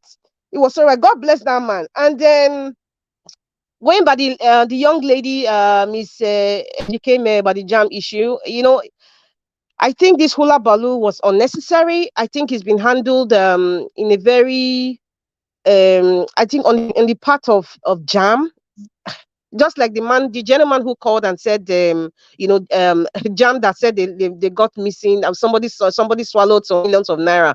Is it the same JAMB that we are looking? Listen, every institution in Nigeria right now is corrupt. Every single institution in Nigeria is corrupt. If you don't want to take it well, wake up and smell the coffee. It's obvious that we have centers based on the information I'm getting and what Madam Nena was saying. It's obvious that we have, number one, centers, that can manipulate. This is what I'm talking about, being like you have to evolve. JAMB, at this time, they should know that in terms of technology, people have evolved. People can grasp your barcode right now. I mean, people can do all sorts of things right now. So they have to upgrade. It's just anything that's happening, it means you have to upgrade. You just can't think so obsolete. And that's why you see all these directors, they need to be changing them to people who are sharp-witted, technologically sound. If this camp code is done, there's so many JAMB centers that have done these things several years. It's just now, okay, they're bringing it up now. It has happened before. The people will go and pay, go to this JAMB center, okay, we'll print your result, pay all this money to get your result. And and possibly the girl, innocently, whether she was aware or not, I can't speak to that because I'm not there. This is just my analysis. And I'm not saying that's exactly what it is, but this is what I see. They just print it out and they scan it. Oh, you want this? Give us some money. And the girl, she goes home and she's happy. And then find out that, because a gift is kind of attached to this score, that is where investigations lingered. In the cases where gifts are not attached, have anybody ever thought of what happened?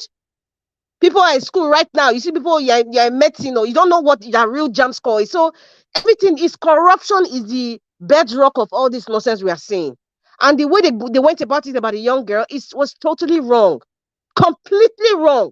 Even mentioning the DSS is like seriously, the overfed orangutan that was threatening the Igbo child, they didn't go and pick him up. It's a young, beautiful lady, intelligent lady for that matter. You're carrying the DSS. For what now?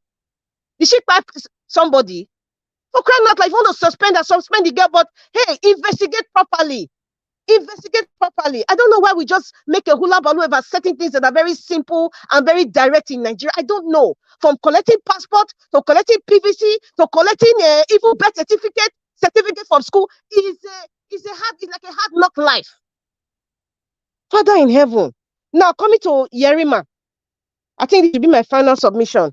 Yerima of Zamfara State. Okay, Yerima, by history, I think 1999 to 2007. He was the governor that introduced Sharia law first time in Nigeria. It was this Yerima.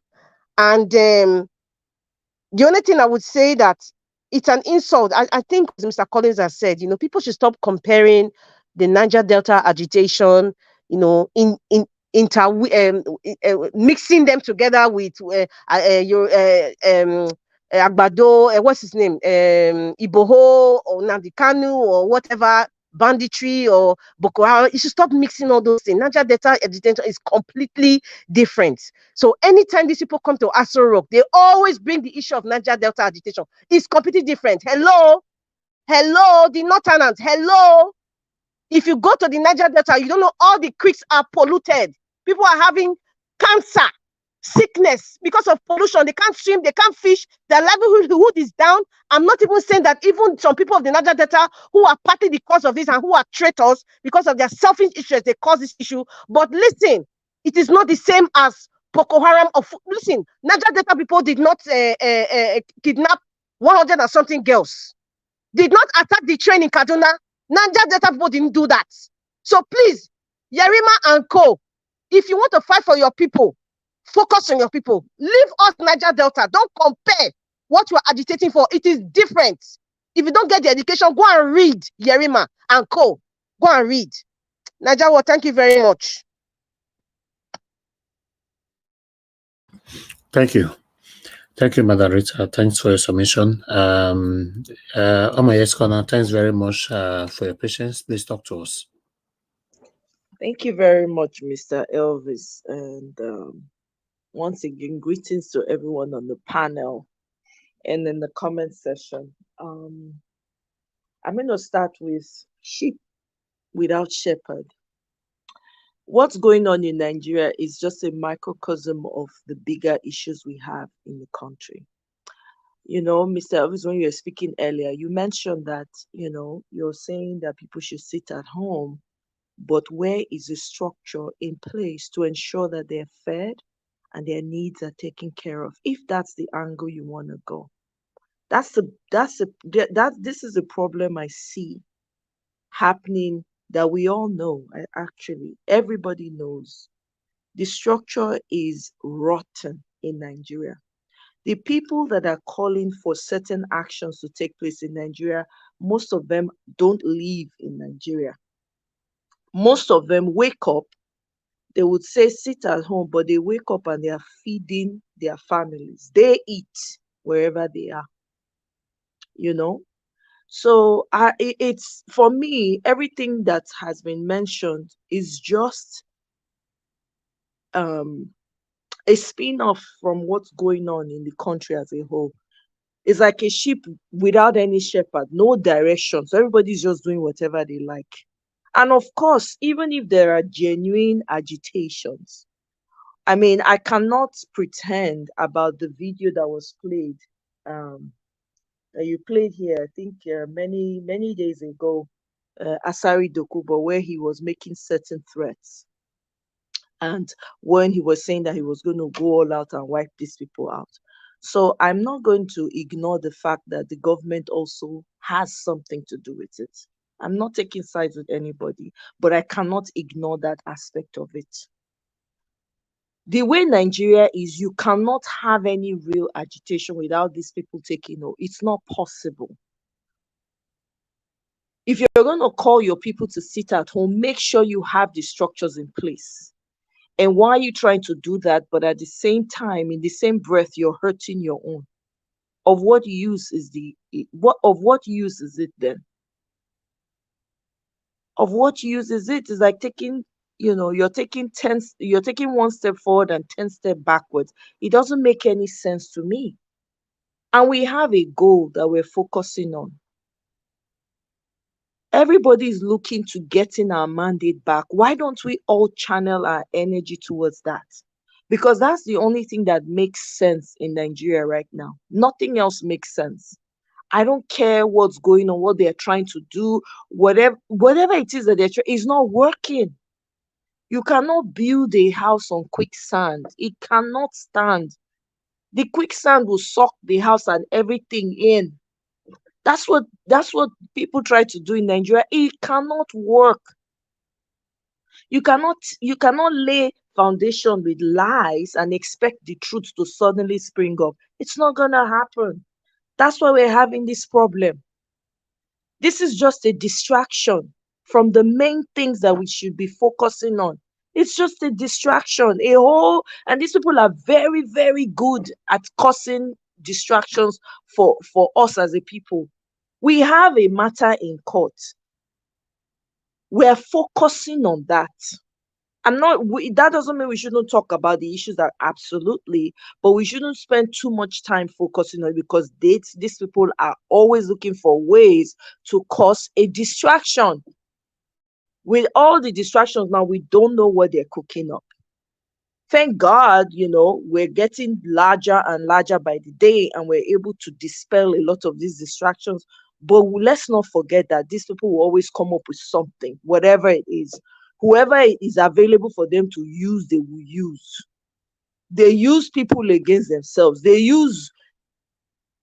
will find the weakest among us, just throw dose of money, just roll out dose of money to the person, and the person will just go crazy and start doing crazy things. We don't see how they happen for Nigeria now.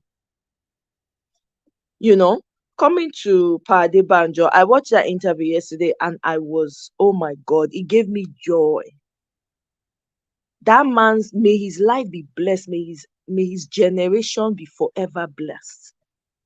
The feistiness, the fight in that man is something to desire.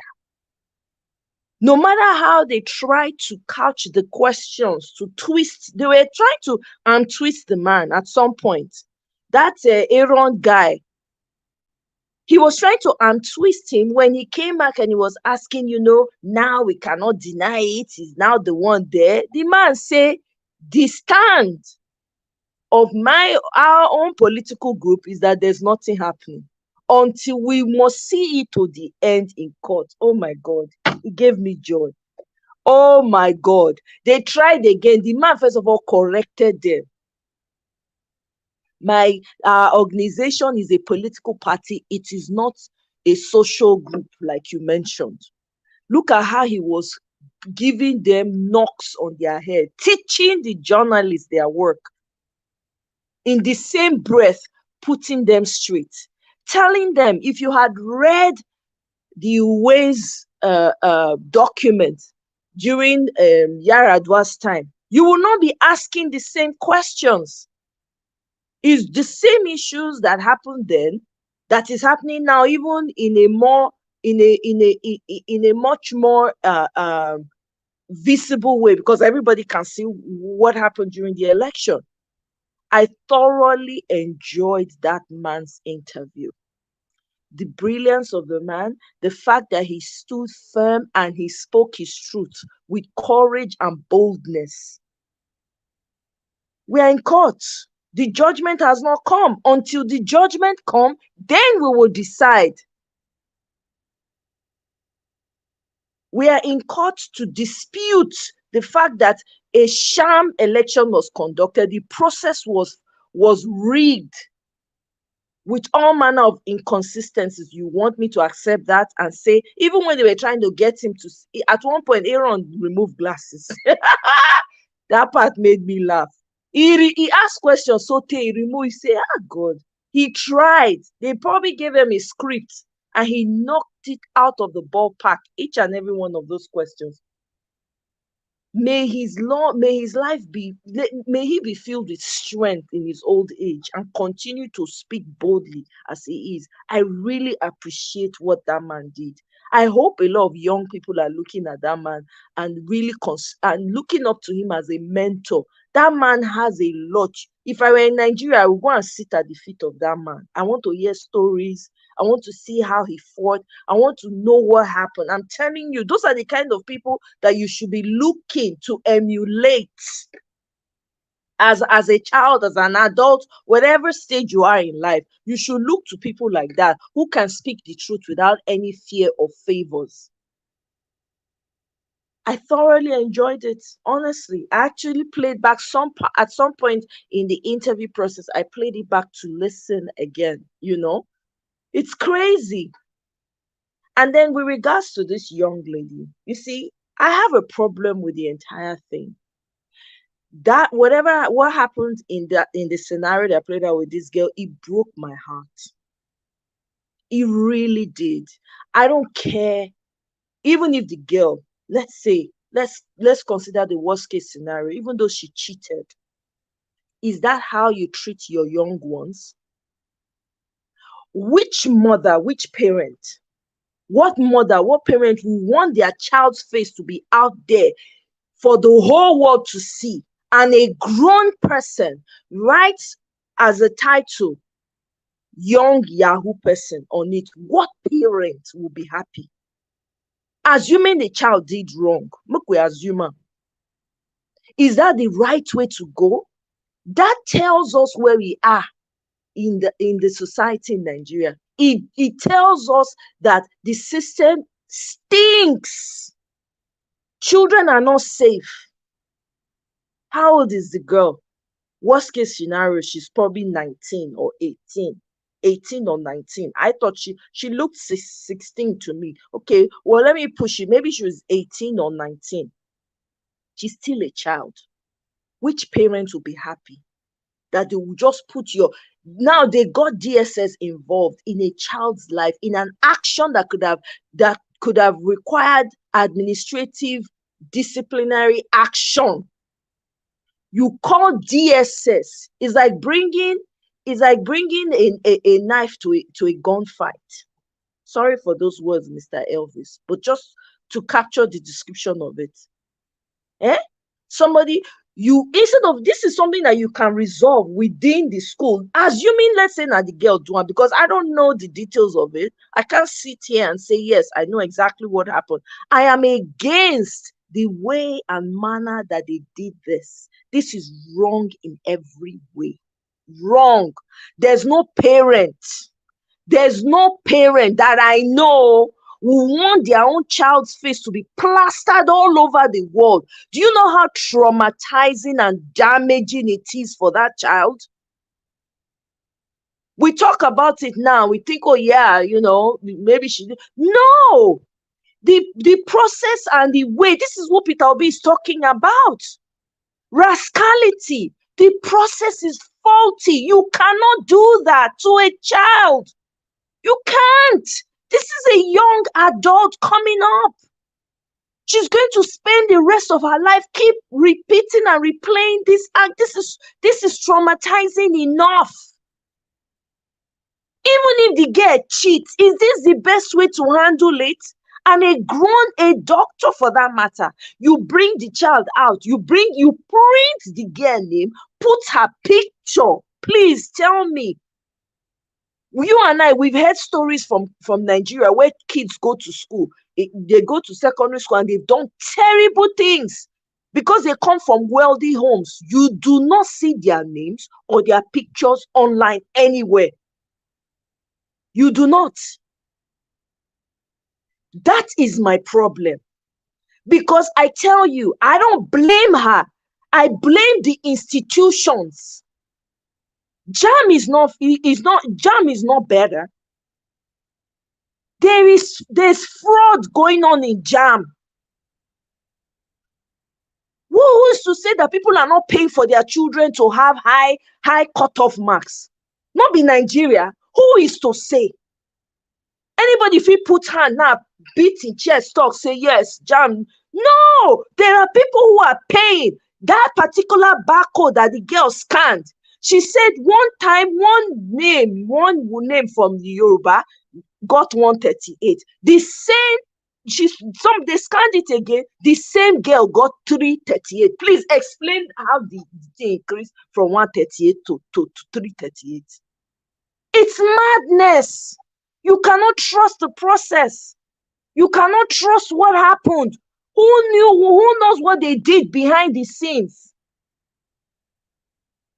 The system is rotten. People, the Nigerian structure is completely eroded. It is rotten. I'm serious. It's sad. I'm from Nigeria, but it's a shame. You now want to, instead of you to deal with the issues and call the girl, whatever the case is, that's something that you do within the school body, between the principal, INEC officer, and everybody involved. Not bring the girl out. That alone tells me that there is one-sidedness involved in this because they're trying to push a narrative. My own opinion is that they are trying to push a narrative about Igbo people. It's simple. It doesn't even make it any better that some people in some quarters are calling for sit at home. It doesn't make, because it's all part of the plan. These people don't already cook. They don't already decide what they want to do. They don't already decide now that they play out. So they won't use this girl as scapegoat. Even if she true do one. Now like this night she's supposed to get the punishment. For the rest of her life, her picture day out there, a young adult coming up. I'm sorry. I'm highly it's a monumental shame because no child, even children are not safe, depending on where you come from. Is that the kind of society we want? I'm not party to this crap. I blame the organization. If the organization knew what they were doing, if they had the right structures, this kind of things cannot be happening. It cannot be happening. It shouldn't be happening. There's no difference between JAMB and INEC. That's what it is. That's what is playing out in front of us for all to see. I sympathize with the girl. I hope she has the right people around her. And if she did it, they should find ways to handle the situation, not in the media, for crying out loud. When did we start throwing our children under the bus for crying out loud? For something that they did. If you day house, you go for us, you still meet for pot. Now, your parents will come carry you for international network news. Say, Siamo, you chief meet for pot. Do you know what that would do? Even come on, when we go school that time, when person go do bad, when they'll call them out for assembly, disgrace her. We know how it felt.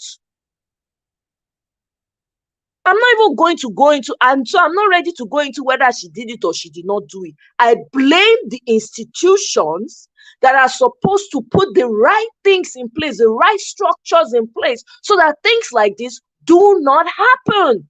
When kids do things, there are ways, administrative ways of handling it. You don't just put a child, a name, a face. No, I'm sorry. There's no explanation for this. I'm going to yield for now. It's very annoying. I personally felt grieved for what happened to that girl. I really did. It should not have happened. There's no excuse for anybody, any institution to come. What are you trying to prove? If it is your own child, will you do it? Will you put her name out there and write youngest Yahoo in that? Come on. I beg, we have a lot of work to do. We really do. As a people, it's a shame. It's a shame to us as a people. We've gotten this low. We've gotten this low. Thank you very much, Mr. Elvis. I'll yield. Thank you. Thank you, Moyeskona. Thank you very much for your submission. I appreciate every one of you for your time with us.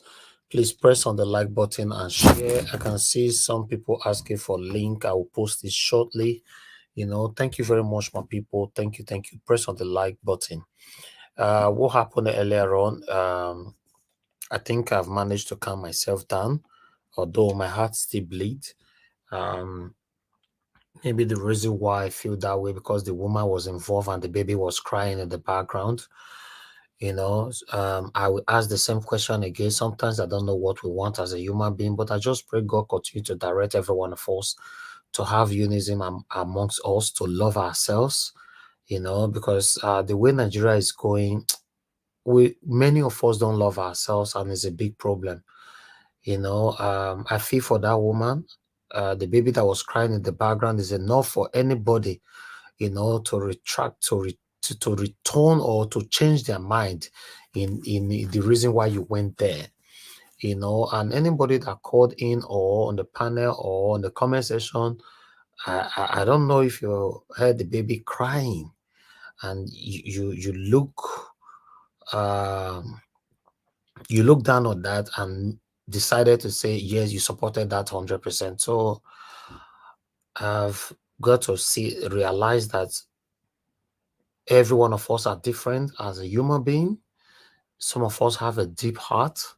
I don't have that kind of heart. I'm sorry. I'm a very, very expressive person.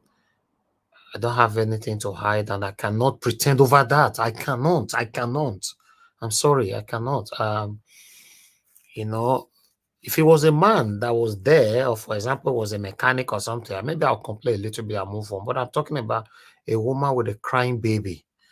It was too much. I can never, ever, there's no way you will explain that to me that I will understand. But meanwhile, I pray God should help us and heal Nigeria. Yes, we need healing in Nigeria. We need healing in Nigeria. A lot of it is wrong.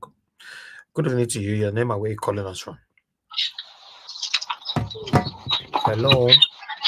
Please, Niger Watch. Can you play that video back? No.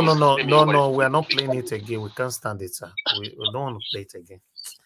If you're in our group, maybe we'll put it there, but I don't want to play it again. I can't stand it. Today is my first calling, but I'll be with you Thank always. you very much, sir. Thank you. May God bless you. Thank you. But we can't play the video again. It will strike a lot of emotions again, you know. Thank you, sir. You can rewind the broadcast. You will see the video inside. Rewind this part. Okay. Rewind it. Yeah. You're right. Okay, sir. Thank you. Okay, you're right. All right. Yes, sir. All right. Let's move on. I don't want to trigger more angers again by playing the video again. So if anybody want to watch, you can rewind back. You see right there. Let me call on my brother Black Panther. Please talk to us. Thanks for your patience. Okay, let me prepare a link for those people. Where's brother Mr. Alex? Mr. Alex, what happened? You know, you're not here. Okay, Black Panther, please talk to us, sir. Are they here? No, not be you. Mr. Alex at the talk. I say you know they. Thank you. No, Black Panther, talk to me. Okay. I thought you were talking to somebody else. No, now you are the truth. I say Mr. Alex not the panel again. Okay, that's why I shout. Are they here? Yes. No, now you me fair call now. Okay. Yes, talk to us, sir. Okay, I will start from our Pale, Padibanjo. God bless that man. The man is a man that stands on the side of the truth. And he has made up his mind to stand on the side of the truth until Papa's call. Until the end of the day. Yes. So it is a mindset and it's an ideology, what you believe in. It's not a matter of what you read or what you do. It's a matter of being a man that is decisive and being a man that wants to stand on the side of the truth. If you have a mindset and you have an ideology that backs you, then you stand on the side of the truth. We have our Papa in the village, a lot of our elderly men, chiefs who are standing on the side of the truth. No matter what happened, they will always stand on the side of the truth. It's just a state of the mind and what you stand and what you believe on. That is just the truth. And this is a man that believes in ideology that is backing him. With that backing, he stands for the truth. So he's a man I respected so much, and I expected what happened and how he spoke. I expected him to speak like that. And I thank God for his life. All I will say is that may God continue to bless him. May God continue to add into him the wisdom to continue to guide those of us that don't know the path we should follow, going to guide us and lead us and give us good advice so that we're able to stand on the path where we'll be focused and we'll continue to fight for the struggle to emancipate our country and stand on the good side of history like he has stood now. And I want to also say this to everyone. I thank you all the participants, and I thank you all the speakers, and thank everyone that have called in, whether you are standing on the side of the truth or not. But I thank you for calling in to make these words, to make everything stand thick, and for us to really digest and really make a way forward, and to teach people how to stand on the path of truth. And I want to thank Sister Rita for saying it as it is. I want to thank Mr. Omoye for the passion, and I want to thank everyone. I want to speak again on the issue of the last one, the lady, the sister that got himself with JAMB. And I want to ask the question: how many of us did JAMB in Nigeria? If half of us did JAMB in Nigeria, we will know what JAMB was, and you know what JAMB has become. JAMB has been a corrupt entity. I call it entity. It has been corrupt. Immediately Buhari, when Babangida came into office, JAMB has been corrupt, and Babangida took JAMB and put it in the hands of the northern oligarch that decided to perpetrate evil with Nigerian education. That was why the Minister of Education can stand up and walk away while people are trying to tell him that our children need to go back to school. And he walked up and walked away and said he didn't know that this was the gravity of the kind of thing he's going to meet. That's to tell you that people in the helms of affair of Nigerian issue, they are just misplaced. And I don't see why you should put a lady, a young girl like that, and put her on the social media, and it's never done like that. And one thing our caller came in here to, he called in and he said, is it not JAMB that said the snake swallow meat, snake swallow money? And we all are still standing on the premises. Oh, we are still standing on president. Oh, JAMB, the lady, this, that. Look, let me tell you, anything that is wrong is wrong. If the foundation is wrong, no matter what you bring out from that organization, I will never stand for that organization. Let me tell you a brief one, two seconds. Do you know that you can pay JAMB and JAMB will bring out, they will leak out what you are going to take the next day? They do that. I have seen it. Not tell it. People tell me, I have seen it. Is this the kind of organization that you want to support that said a snake swallow money?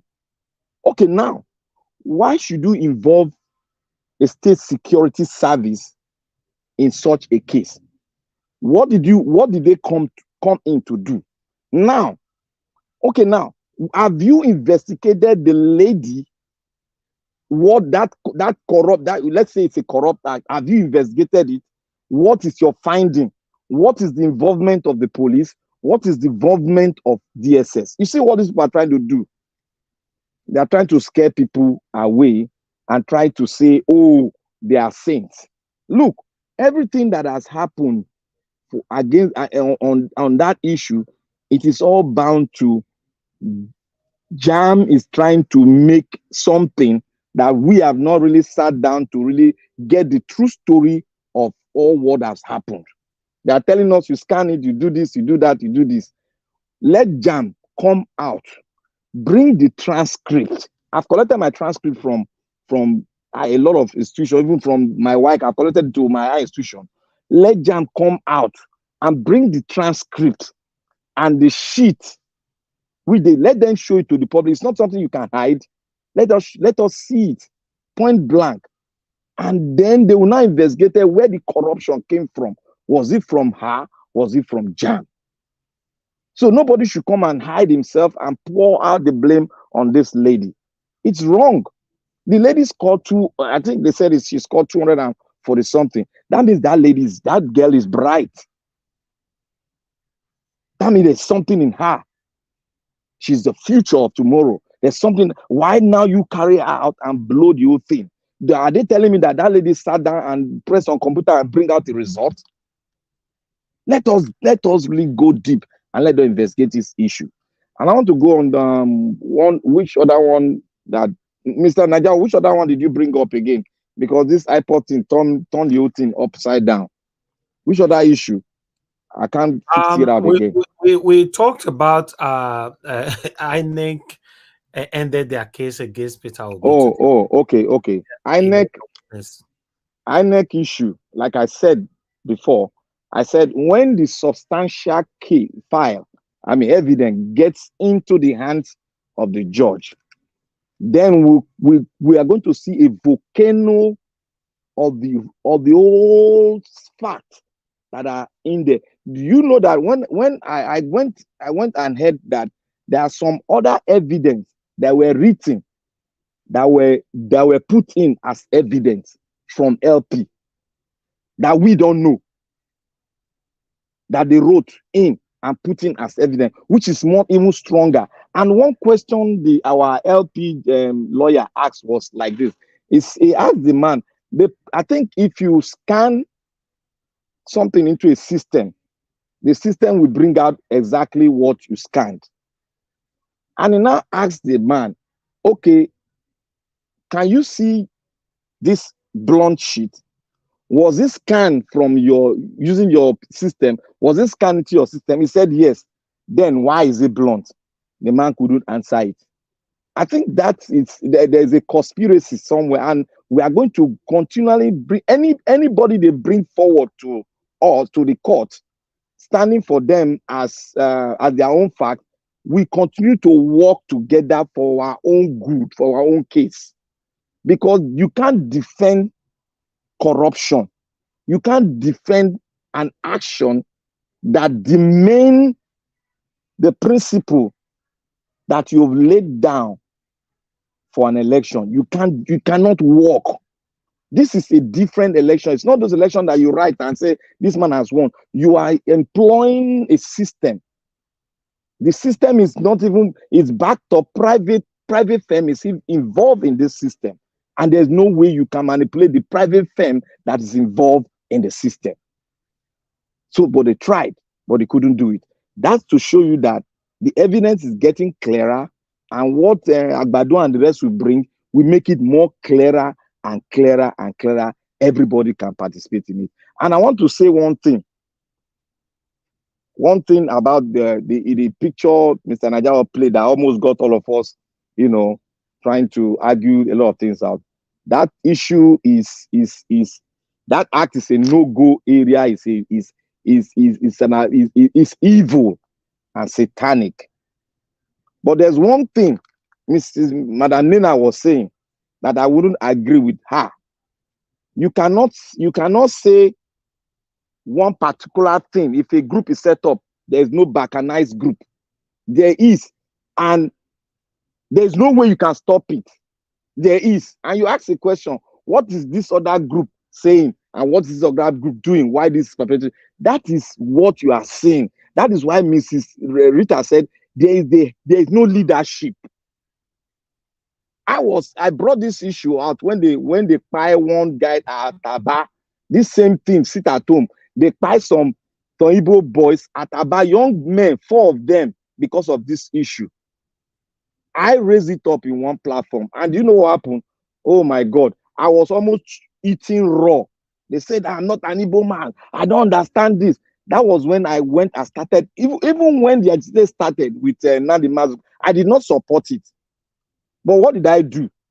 I did not bring it out. But I went on the ground to study the whole issue, study what the ideology backing Nandi Kanu, why is it coming out, and what. I begin to understand it, and I begin to understand it. But that does not make me an IPOB member. That does not even make many Igbo an IPOB member even. But they support for agitation. And if they have the right for agitation, that is where I stand for. I don't support evil act. I never supported it because it became something that was unbearable for 4 Easterners to be fighting about there because they did not sit at home and they said it's an unknown gunman. In short, it has gone AY. This is just it has gone AY. I've seen a lot that have happened. That is why sometimes when I try to look at it, I get upset. Despite I'm getting upset, I like to just get away from there and just speak only on the agitation only. That is where, because all these things, if you get in, it's now become a tribal issue, and they'll say you are not Igbo, you are not supposed to talk on it. That is why I just speak on all the other side. But the issue here is that act is demonic and is evil. There should be a way, not the way out, not demeaning your own people who are already suffering, and you are still pressing them down. That is wrong. That kind of revolution it's never done anywhere, and I've never seen that kind of thing in my own history and my own study of a revolutionary act all over the world. It is never done, and that act is evil. So, Mr. Najawa, it happens like that. There are worse cases than what you have just seen here. I tell you, there are worse. If you give yourself time, you go in and investigate this issue and go deeper and see, go inside and see what they've done. You will almost vomit by seeing it. And it has grown that even people are supporting it. Them in there, they are supporting it. They are supporting it because they said there are people who are done this and that, they are supporting it. But that is not a revolution. That is the oppressive revolutionary act. It's more or less like a communist movement trying to oppress his people to get hold of them and now get the power and still continue to oppress his people, because the people you are not listening to the people that are suffering, that want freedom. Rather, you are imposing yourself, bringing something forth to say you are representing them. That is where the balkanization in this whole movement started from. It is not from Mazin Kanu itself.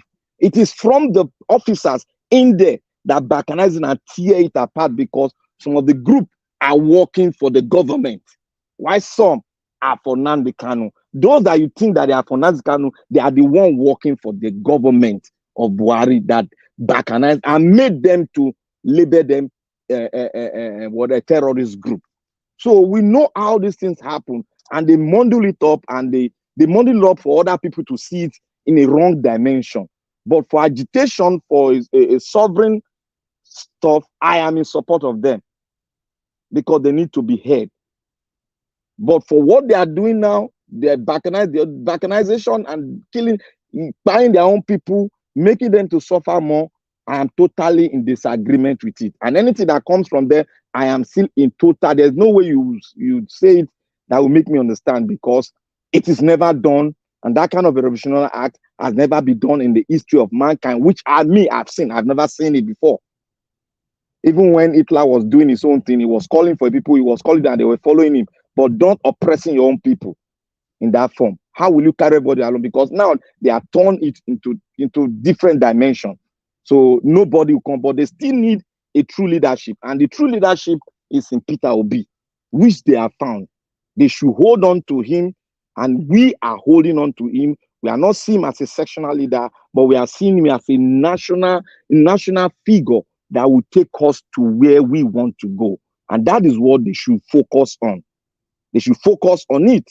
And this man has come out to be a true leader, a leader that is clean. They should focus on him and look at how they can find a way to get what they want. This is the chance they need to really dig into and get this thing. We are almost at the end. We are almost at the end point, which they should focus on it rather than focusing on all these sit at home, because all these things, I think they've said they've stopped it. I don't know the group that is coming up again to say sit at home. That is where I don't even know, because I think they arrested the other man in Finland, but I don't know what is happening again. So we don't know what is happening. We need to get more information, but this act they've done is evil. That is all I want to say. Thank you, Mr. Naija Watch. Thank you, my brother Black Panther. All right, let me say this. I don't have any issue with any kind of agitation. With the situation we find ourselves in Nigeria, everybody have a reason to agitate.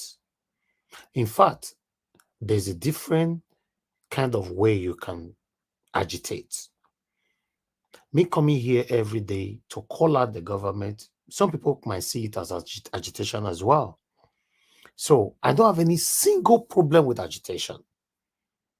But now, the question is, what are we agitating for? For a better Nigeria, right?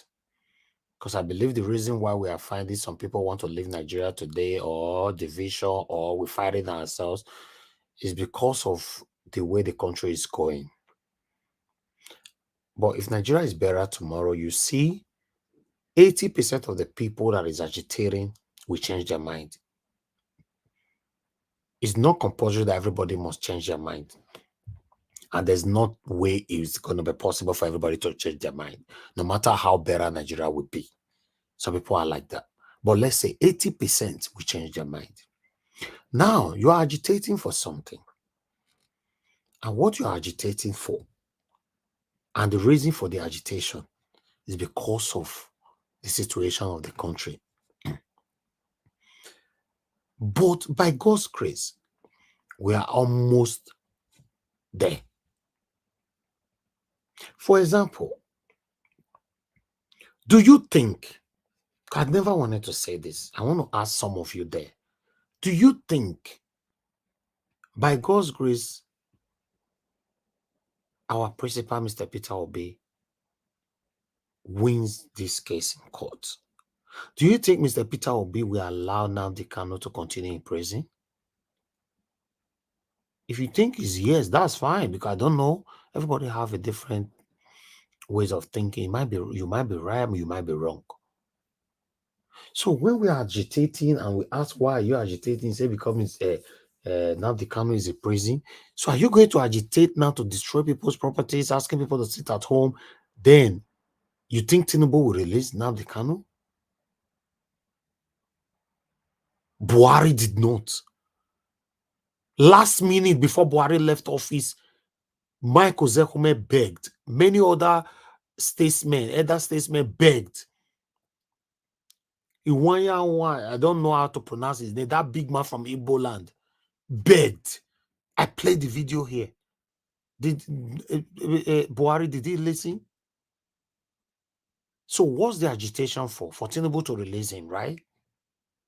Or be patient for the right time. So for me, my problem is not about agitation. My problem is not about if you created a circle, or I don't know what to call it, IPOB, or whatever name you give to it. That's fine. Everybody have a different meeting where you belong.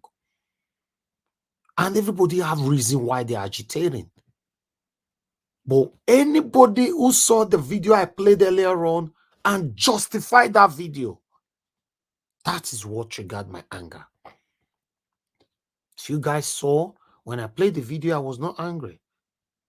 I only got angry when one or two persons started at, I got a call justifying it. I was like, oh my God. An innocent woman, probably a widow, baby crying on the background, and you justify that. You say you want to explain to me.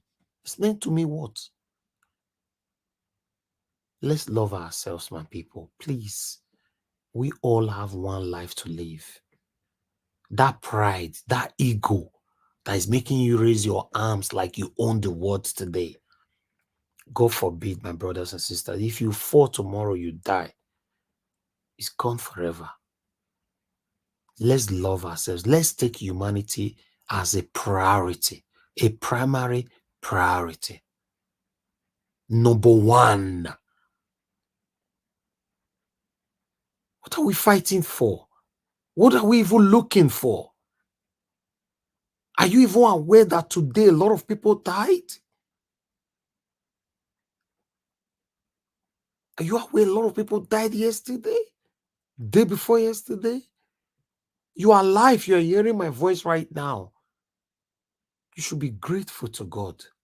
So what's all this ego, pride? Pride of making many of us not to even regard ourselves anymore, have respect for anybody anymore. Pride. Nami better pass. Nami good pass. Nami no pass. Have destroyed so many of us. We can't fight two things at the same time.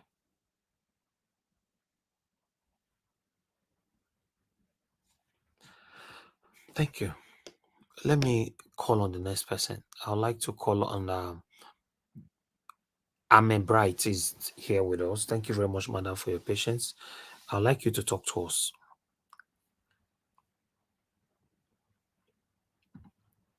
Are you there, madam? Okay, you're not available right now. Let me go to Mr. Chuksobiboze. Mr. Chuksobiboze, thank you very much for your patience, sir. Please talk to us. Yeah, thank you, Mr. Obvious. I didn't know I'm gonna be I'm gonna be called upon today. Yeah, thank you once again. Thank you, fellow panelists, for making it hot and cold at the same time. Yeah, I would like to start with Pa Adebayo. I'm a strong, supporter of his. I know right from time he's a man that is being consistent in this journey. Not just this journey. Since I know him, there was a day you played a video where they concord, just put all kinds of nonsense together to say that he has changed his mind. I'm one of the people that said I don't believe in that. They're lying. So he's been consistent, and that tells us, more about these wicked, evil people. That if they can, put a word on the old man's, mouth. Yeah, I mean, not on his mouth, like, they continue to say what he didn't say, and every time they bring him on TV to, say, oh, he said this, are you going to clear yourself? It's very bad of Nigeria. And if you listen to other media and you hear what they say about this man, you will wonder. And that's to tell us that this problem is all over Nigeria. It's not just one tribe, because it is his own people that are saying those kind of things, that are saying he should leave Nigeria. Or he's saying Tinubu has done well now, he should be ashamed of himself. They twisted the whole thing to favor them. So, and I'm glad that the old man has been consistent. He has, continued to maintain. It doesn't matter what you do, even if you are doing it right, as long as you didn't get there. In fact, as long as you stole somebody's thing, no matter what you give to him, he will never accept it. That's exactly what he's telling us. It doesn't matter who you are. It's just like if I'm a criminal and I buy a big car and I go and give my dad, and he will collect it because he wants materials. This man, this is where I'm placing him. He can't collect it because it is not his. He know you stole that. It's not yours to give it to him. So kudos to him. Yeah, the INEC witness today, Mr. Elvis, you are very, very funny. I called during that time, because I was at work, so I just escaped to go and call, but as you didn't pick, later I saw that you called me. I'm calling you back. Oh. Yeah, I saw that you're calling me back. That's why I bring it on now, because, you will be wondering, why did he not pick now, but I was listening, but I have gone back that time, so I couldn't pick it again. So, you see the INEC man, where I know that there's a big trouble there, and that man is not an IT man. When they ask him of HTTP, he doesn't even know what HTTP means. You know what I mean, Mr. Elvis? So that got me aroused, because if you work in an IT, you don't even need to work in an IT. If you use computer every day, you know what HTTP means, So it's so disgraceful, the kind of things they keep presenting to Nigerians, because they should know that Nigerians are well educated in all fields. If you call a child of not even here, I don't want to use a Western word to give an example. In Nigeria, if you call children that is going to minimum secondary school, at least secondary school child will tell you what HTTP means, what it does. So for that man not to answer it, it tells us that he must be an ad hoc INEC staff who knows nothing, and they put him there just in case of this kind of a thing happens. They use him to cover their way, but there's no cover for them, because even if you are the one who employed them, so you need to know that the person knows that job before you employ the person. So it's such a shame for them. But like you've been smiling all day. Please don't be afraid. Don't be angry. Smile all day, because today, for them to take only 2 days to close their case, it tells us that the end of the case is coming closer, faster, because the judges, if Aguado and his team, they close their own case today, maximum the judges will take let me say 30 days to study everything and they write their report. Maximum. Because I'm saying maximum, because, most of our judges, they don't have computer.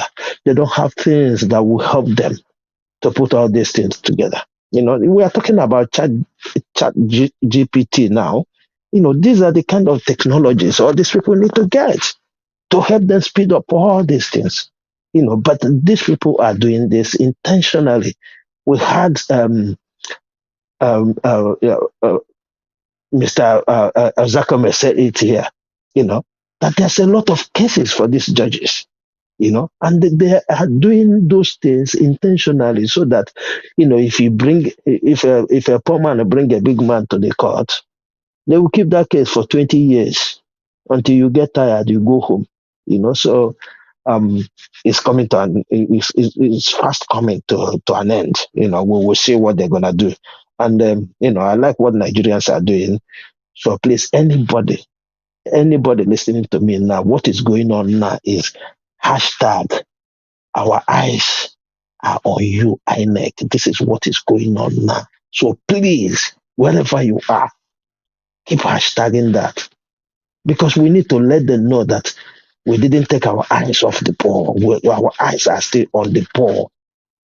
So that is the appeal I want to make to anybody that is listening now. Please let us keep it going. Hashtag our eyes is on INEC.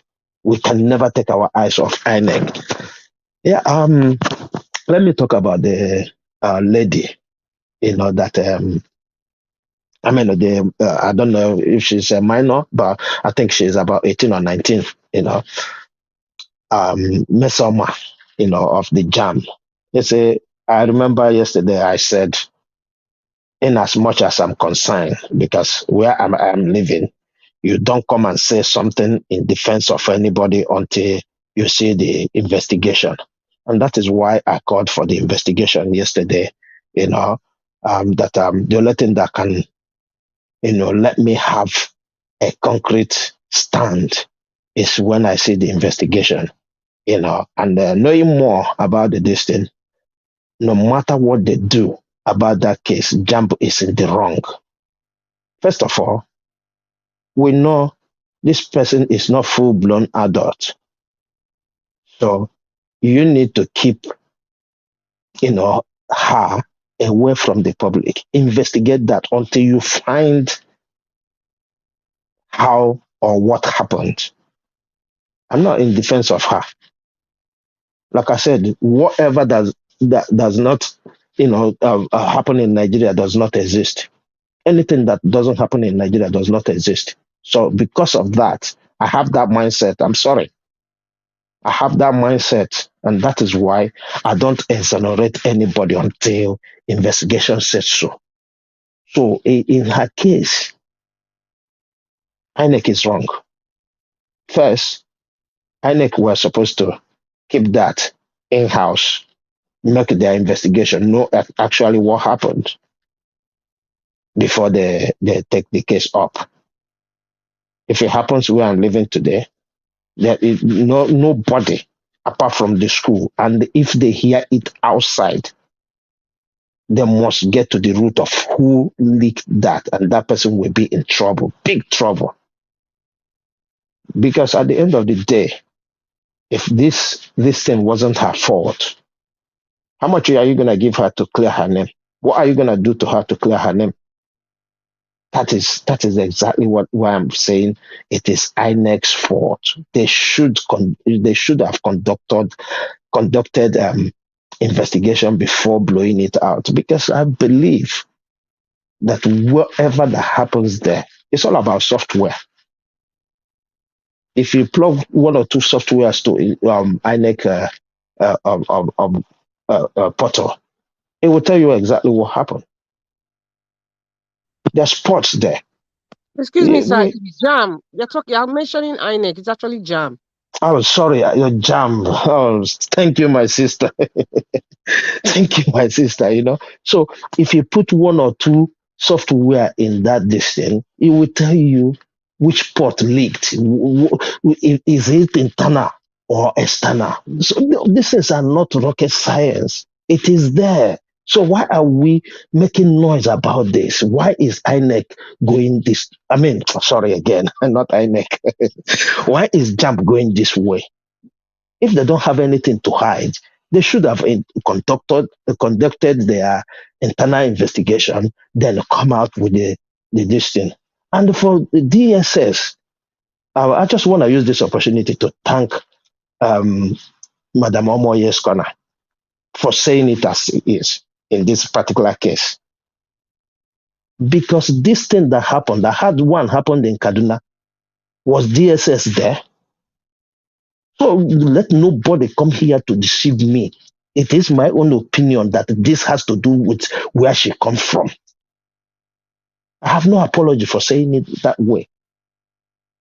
Because what happened in Kaduna, we didn't hear the DSS visited that person. We are talking about Asari Dokubo. DSS has not visited him, even though he's even blowing hot now. Very, very hot now. DSS never visited him. And you visited a minor for something you have not even had the full investigation. It's so shameful. It's so shameful. And I weep for Nigeria because this thing, the way it's going, at a point in time, the people can't take it anymore. It is very, very pathetic. And that is why when we talk about IPOB and their group, we have to be very, very careful. We have to be very, very careful. I've said it here before. I'm not in support of IPOB. Whatever they do, because you cannot tell me.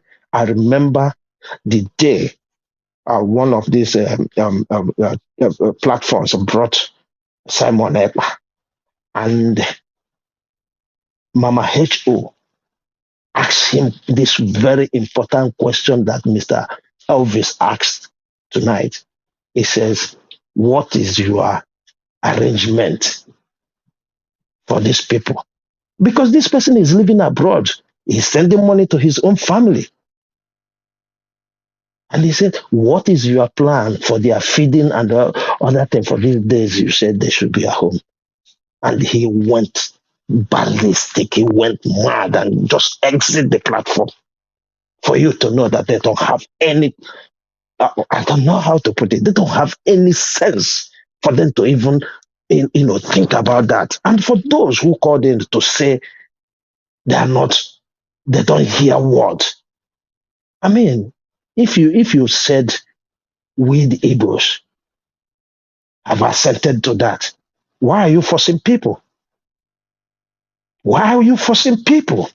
That is what I want to know. Because, Mr. Elvis, if this thing we are saying today is not forced, they are not forcing people to do it like the video you showed, I'm not sure you will come here to be against it. Because all the Igbos, I'm not saying the Igbos or whatever they are, the people who are living in that condition, if they said we want to do this on our own, you and I have nothing to say about that. You and I have no contribution about that. But the problem we're having is people coming to force people and they're telling me they are obeying. What kind of obey is that? What kind of obey is that? Me, growing up as an Igbo person, one thing I know is we don't go, to the same direction except if it suits everybody. So why are we, on this very occasion, are we different? Who is deceiving who here? So let nobody make mistake to come and defend anybody saying, it's just like now you come and tell me that I'm an IPOB. No, I'm not an IPOB. Even we have meetings in our communities. You have to go and register for you to be a member, even though you come from that community. So why is people coming to tell me, oh, you're an IPOB because you called it indigenous people of Biafra? So because you give that name, automatically I become. No, that is a lie. And I had so many people, we talked about this, and I told them, you can't say that. You can say I'm an IPOB. I am not. You don't decide who I am. I'm the only person to decide who I am. So you coming to label me an IPOB, it doesn't make any sense. Just like one of the comments there says, the Igbos want it. Who are you to even say that? Who are you to decide what the Igbos want or not? Not even these politicians decide for the Igbos. And that is why people see that as we're having too much trouble. So please, let us be careful the way we trend all these things. I know it is the injustice. It is the injustice that are driving people mad. People are not, thinking properly because of the way. I mean, look, it's all about emotion. And that's why sometimes I don't blame people who are that emotional, not, the emotion has taken their sense of reasoning, because you cannot see what is happening. Asari Dokubo have said and done what he's done. Nobody's touching him, but a little girl, everybody's on her.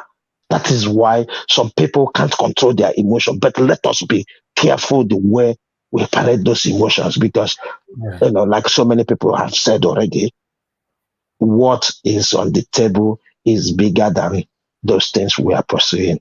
I yield here. Thank you, Mr. Elvis. Thank you, sir. Thank you, Mr. Chus. Thank you. Let's show love and love ourselves. Thank you. Let me move on to the next person on the panel, which is Mr. Jonathan. Thank you for joining us. I'm going to give you 8 minutes to talk to us, sir. Thank you. Thank you very much, Mr. Elvis, and thanks to all the panelists. Appreciate all the contributions thus far. I would just like to start with the hip-hop issue.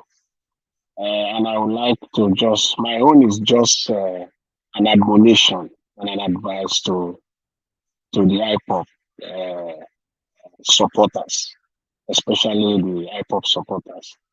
Let them realize the fact that for the very first time in the history of Nigeria, the nation called Nigeria, for the very first time, majority of Nigerians are in support of one candidate in terms of majority.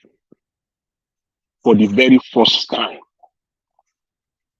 And that candidate is not a Fulani man, it's not an Hausa man, it's not a Yoruba man, it's not an Ibibio man, it's not an Edo man, it's not an Ishekiri man, it's an Igbo man for the very first time. That should tell you that Nigerians are moving forward. They are evolving. They should know that, and they should take it seriously and not take it for granted.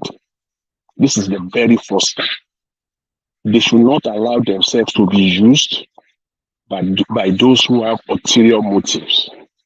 They should not allow their selfish goals to kill the overall interest of southern Nigerians. In fact, they should not allow their actions. This is even more important. They should not allow their actions to bring to questions the idea that there is a selfish or ulterior motives behind the emergence of Peter Obi. They should not. That's just what I have to say with respect to that. I don't have more to say on that. And I will also just dwell briefly on Papa Adebanjo. Papa Adebanjo, I salute your frankness. I salute your consistency. As I always say, and it is a popular saying, it is better to be late than be delayed. At this man's age, he stands for truth. He stands for Nigeria. And I congratulate you, Baba, wherever you are. I congratulate you. I salute you. for standing for Nigeria, in the midst of what is going on right now. And I hope, I wish that majority of Nigerians in this class, in this age, in this elite class, we emulate and do the same thing. Nigeria will never do the same again. And I'm now going back to the election proper, to the petition that is ongoing.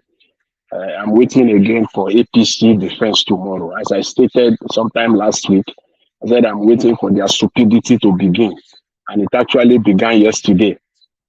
We saw it unfolding. And they continue today. I'm waiting for APC to start their own defense tomorrow, because the fact we all record that they wanted to bring in put forward 3 witnesses with all the time that they had. They had 1 week extra. They presented only one witness to testify. I believe that, for me personally, I believe that those other witnesses have either refused to make themselves available, or they have succumbed and they just ran away completely. Hence, INEC had no any other option but to bring in a director of ICT to testify today. In an something done hurriedly. I want to believe, if I demand, it was already done. He was not prepared. He was not in the witness plan for INEC. But they have to bring him in, and it was a disaster. They bring in a director of ICT at the last minute. For me, who was unprepared. It was so unprepared, but rather he came in to confirm, he came in to substantiate and validate the entire case and evidence and exhibits submitted by Peter Obi and Labour Party. His appearance today says it all. Every of the statement that comes from his mouth today was a validation and substantiation of every evidence presented by Labour Party. And you can see the Labour Party lawyer. He had no any further question. He just rested his case at that point in time. So they have no case, as I always said, because they are clueless. Otherwise, they will have. INEC love to waste time. Please, all of us, we all know that. Everybody knows that. Even anyone that is not even following this case, no, they love to waste time. It is just their specialty. And this is their time. This is their opportunity to waste time. If not anything, to exhaust the entire 3 days. Use it all. But they have no case. If they do, they will have called in more witnesses, waste more time, as they love to do. But for the fact that INEC has no case, they can't waste more time, even though they will have loved to do so. That's my take. That's my take on that. And then the other thing is that even the witnesses, the ICT man that they brought in today, the guy, in law. I'm not a lawyer, but I have them, and I'm surrounded by a lot of them. In law, it is only useful. I want us to be joyful of this fact. That should make us very, very happy on a positive note. In law, it is only useful when you bring in your own brother, your own brother, your own brother to testify for you in a murder case, to substantiate or to buttress other witnesses. Not that your brother will be your only witness or your main or star witness. Using an internal witness is less potent for you. It is using an external witness. It is like Labour Party the entire 3 weeks. It's like Labour Party bringing in Abure, the chairman, to come and testify. It is like Labour Party bringing in Gatti to come and testify. No, all the witnesses they brought in, they are all external witnesses. You only bring in one at the most to come and substantiate it. So we can see today that they have no case, and I believe that's the same thing. So in the eyes of the of All the right, law, please round up. so they have no case. So that's that's what I want to say on that. And then finally, again, with respect to the defense today, Sir, you INEC have 30 seconds, please. Work with time, okay. please. Okay, all right, please. I'll round up. Again, let me just round up by saying that today INEC indicted itself, coming to say that uploaded results, is not relevant. Those are all indictment on itself. So I would like to end it there, Mr. Niger Wash. Thanks for the time. Thank you, I Mr. appreciate it. Kisley. Thank you, Thanks. Mr. Jonathan Kisley. God bless you, sir. If you guys want to get enough minutes, more than 8 minutes, if you join us on time, yes, you can get enough minutes. But if you come late when the broadcast is about to end, always know that we have a limited time that we can allocate to you. Thanks for your understanding. Guys, make a press on the like button. We are still here. I would like Mr. CJ to talk to us, sir. You have 8 minutes. Good evening to you, sir. Hello, everybody. Good evening. Can you hear me? You need to speak louder. We cannot. Can you hear me now? Yeah, it's okay. Yeah. Thank you, sir. Thank you so much. May God bless you for the work you're doing, and all the people in the panel, and all the followers. I thank you for the job you're doing. Elvis, I am one person that if I know how to speak about truth, I speak it to power. Believe me, I'm not here to say anything to favor anybody out of sentiment, maybe because your baby is crying or your baby is not crying. Believe me, I'm an Igbo man, and I will say this and say the truth to power. I follow you. I've been following you. I love the work you're doing. Even most time when I come back, I couldn't follow and all that. Well, it's good and fine, but there are some certain issues that are so delicate that sometimes when people are talking it from the sideline, and they don't really know much about the truth, I would want to contribute to that, because I would say that sometimes people may think they are right, but they are not completely right in their own opinion. Yeah, I love the fact that you show mercy, and impulsively you are quick to the feelings of the poor woman who must have been affected by the what I call it brutality of some insensitive people. But you see, you may never completely understand the situation on ground if the scenario is not painted. I'm not there. I'm not there when it happened.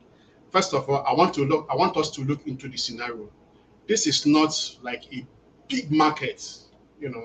We're talking about a micro communal society in one part of the Igbo land where maybe Mama Chukuma is going to farm to go and pluck her this in farm produce, and maybe his son or somebody in the community will call her out and say, Mama Chukuma, where are you going? And the woman will be like, I'm going to my farm. I want to go and get something. I don't have money. I want to go and bring out my I want to sell it tomorrow. And the person will quickly like, Mama Chukuma, I hope you know that tomorrow is sit at home. And she will be like, please leave me alone. Please sit at home, please. Now let us talk about this sit at home. This is at home. My father every month does sit at home. I have brothers who are in the seat, who they sit at home. I have my friends. I have a lot of people who I know that every Monday they sit at home.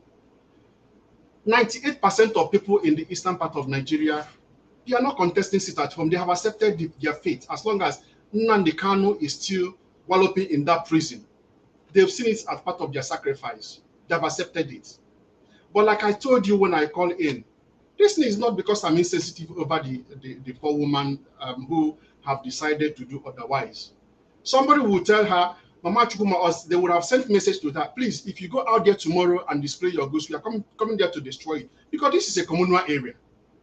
She didn't go far. It is in the same micro society that she went and put her goods by the roadside.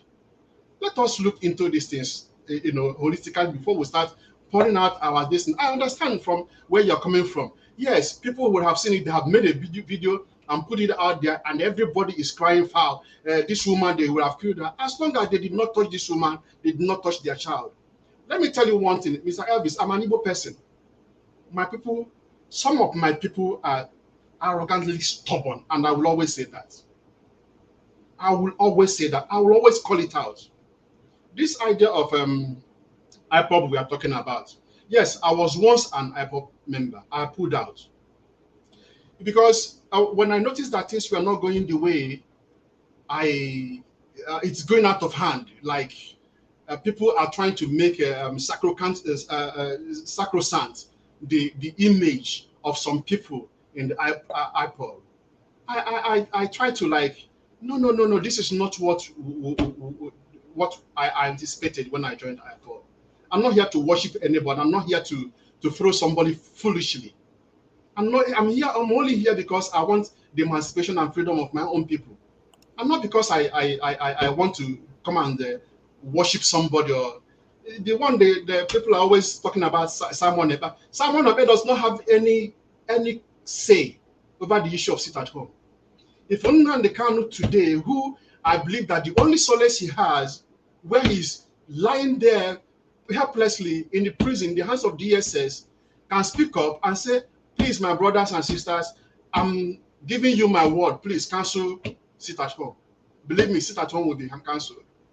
What has happened since sit at home started? Did anything happen? Did they release Nnamdi Kanu? Does the government even tell you that they care about the feelings and the concerns of the Igbo people, of the Biafran people? Has they even shown a single remorse about the court case, how the court case ended, and the declaration of the judge to release Nnamdi Kanu? What did they do? Nothing. So now my people on their own hand, they now decided, as long as Nnamdi Kanu is still there, sit at home must go on. Now, somebody will bring one act of sabotage. Okay. Excuse me, sir. Okay. Excuse me, sir. Now that as long as Nnamdi Kanu is still there, sit at home must go on. So have you guys provided a way these guys will be feeding themselves for that day that you force them to sit at home? Okay. Like I said, I have my own people. As long as if I am in Biafran land at this point in time, I will still be in this. Like I told you, I have people who are still in this same position of sit at home. Sit at home is a one-day thing. Nobody's going. That's what I'm saying. That one day, do you provide out that we eat that day? Mr. Alvis, I am not the person who is going to provide for every poor person in the Igbo land. But then why do you want them to sit at home if you can't provide for that day? Okay, look at it this way. Okay, I want to go back to somebody cited here about the issue of what happened during the time when Moses went to the mountain to go and receive 10 commandments. Okay, and the people of the Israelites said that they haven't seen Moses and called his brother to say, make us a God we can see so we can serve him. Because this God of Moses, we don't know where he is. What happened? Now, when Moses came down from that mountain, he made inquiries. God instructed him, everybody that's influenced his brother in making that idol, that they should make that idol and give them the thing that came out from that, and they drank it hot. Why? Wait, my brother, are you trying to justify the sit at home in the Southeast? No, hold on. Let me just say what I'm saying. I'm not trying to justify anything. I do not even support sit at home. Okay. No, you just confirmed it, sir. No. What? No, I did understand me. I do not support. Some people don't hear word. That's what you said. Now. Yes, those people are acting as saboteurs. See, I do not impose sit at home. I do not support sit at home. But when the sit at home mandate, did you see anybody coming to confront those people? More than 98% of people in the Igbo land, they are sitting at home. So why would some people took it upon themselves? Okay, my brother, let me interject you. Let me interject you quickly there. Let me interject you quickly there. Hold on one second, please. Oh, okay. Sorry. So hold on, Madam Busy Brain. Sorry. The sit at home in the Southeast is being subscribed to, not because of a solidarity to Nnamdi Kanu or IPOB, is because the political leaders used it to import some miscreants who carry out violent activities against the people without. That's not true. No. I'm telling you, that's No, the that's reason. not true. That's not true. That's not true. That's your own. That might be your own idea. That's a pass. That's not true. That is not true. Okay. All right. I'm an Igbo man, and for the fact that I'm here in America doesn't mean that I have ground. Sorry, August You just me be Fulani man. Yes, brother. Now Igbo man, they talk to you. Yeah, I understand, but he doesn't really understand. I have more information. He doesn't understand this culture. Is that what you're telling him? No, he doesn't understand. Baba, I have information. In fact, let me keep quiet. Go ahead. Okay, hold on. Somebody wanted to interject earlier on, Madam Bizenbrace. Go ahead, Madam. Yeah, I just wanted clarity. I called earlier and I made my submission, and I jumped on when the gentleman who is putting his submission forward was talking. Madam Bizenbrace, 1 second. Mr. Elvis, please let me check private chat. You can go on. Sorry. Okay. Go ahead. I just wanted to clarify with him if state workers, like those who work for the state government, they are sitting at home. They sit at home too. Exactly. Yes, I'm telling you. All through. I'm being honest with you. Even people that have voice, I'm telling you. It might not be the entire East, but the places where these things are happening, from Oke to Ngwere, all of them are sitting at home. And believe me, the bankers, the workers, even the people that hold the power, they have accepted that sit at home the way it is. But you see, a lot of people, like I said, some of my people are so, even though I understand that, you see, our stubbornness is one of the stubbornness. You are so. I don't understand you, sir. You are saying somebody is stubborn to sit at home. Let me explain it. You don't provide food for them. Elvis, let me tell you. You never hear anything, no. You see. Let me be honest with you. You see, your minute is over, sir. An Igbo man. 1 minute. Final round up. They took my time now. They took my time. An Igbo man. No. You were talking for 8 minutes already before anybody interjected you, sir. I already gave you 8 minutes. Okay, maybe my time just fly past, but I didn't even know that I've talked up to 5 minutes. But that's no, okay. Let me put your time on the screen. We don't cheat anybody here. Let me put it here so that you can see your time. Since you hated the way don't let our celebration die down. Since you hated the way I talked the other time, I felt that it's okay, no problem. No, it's not about hate. It's time. We work with time. Okay, let me just. Mr. Jonathan spoke for 8 minutes. Yours is 12 minutes now. Okay, Mr. Elvis, let me just say this and I yield. You see, what I was trying to explain to you is this. I know my people, some of them are ungovernable with some attitude of,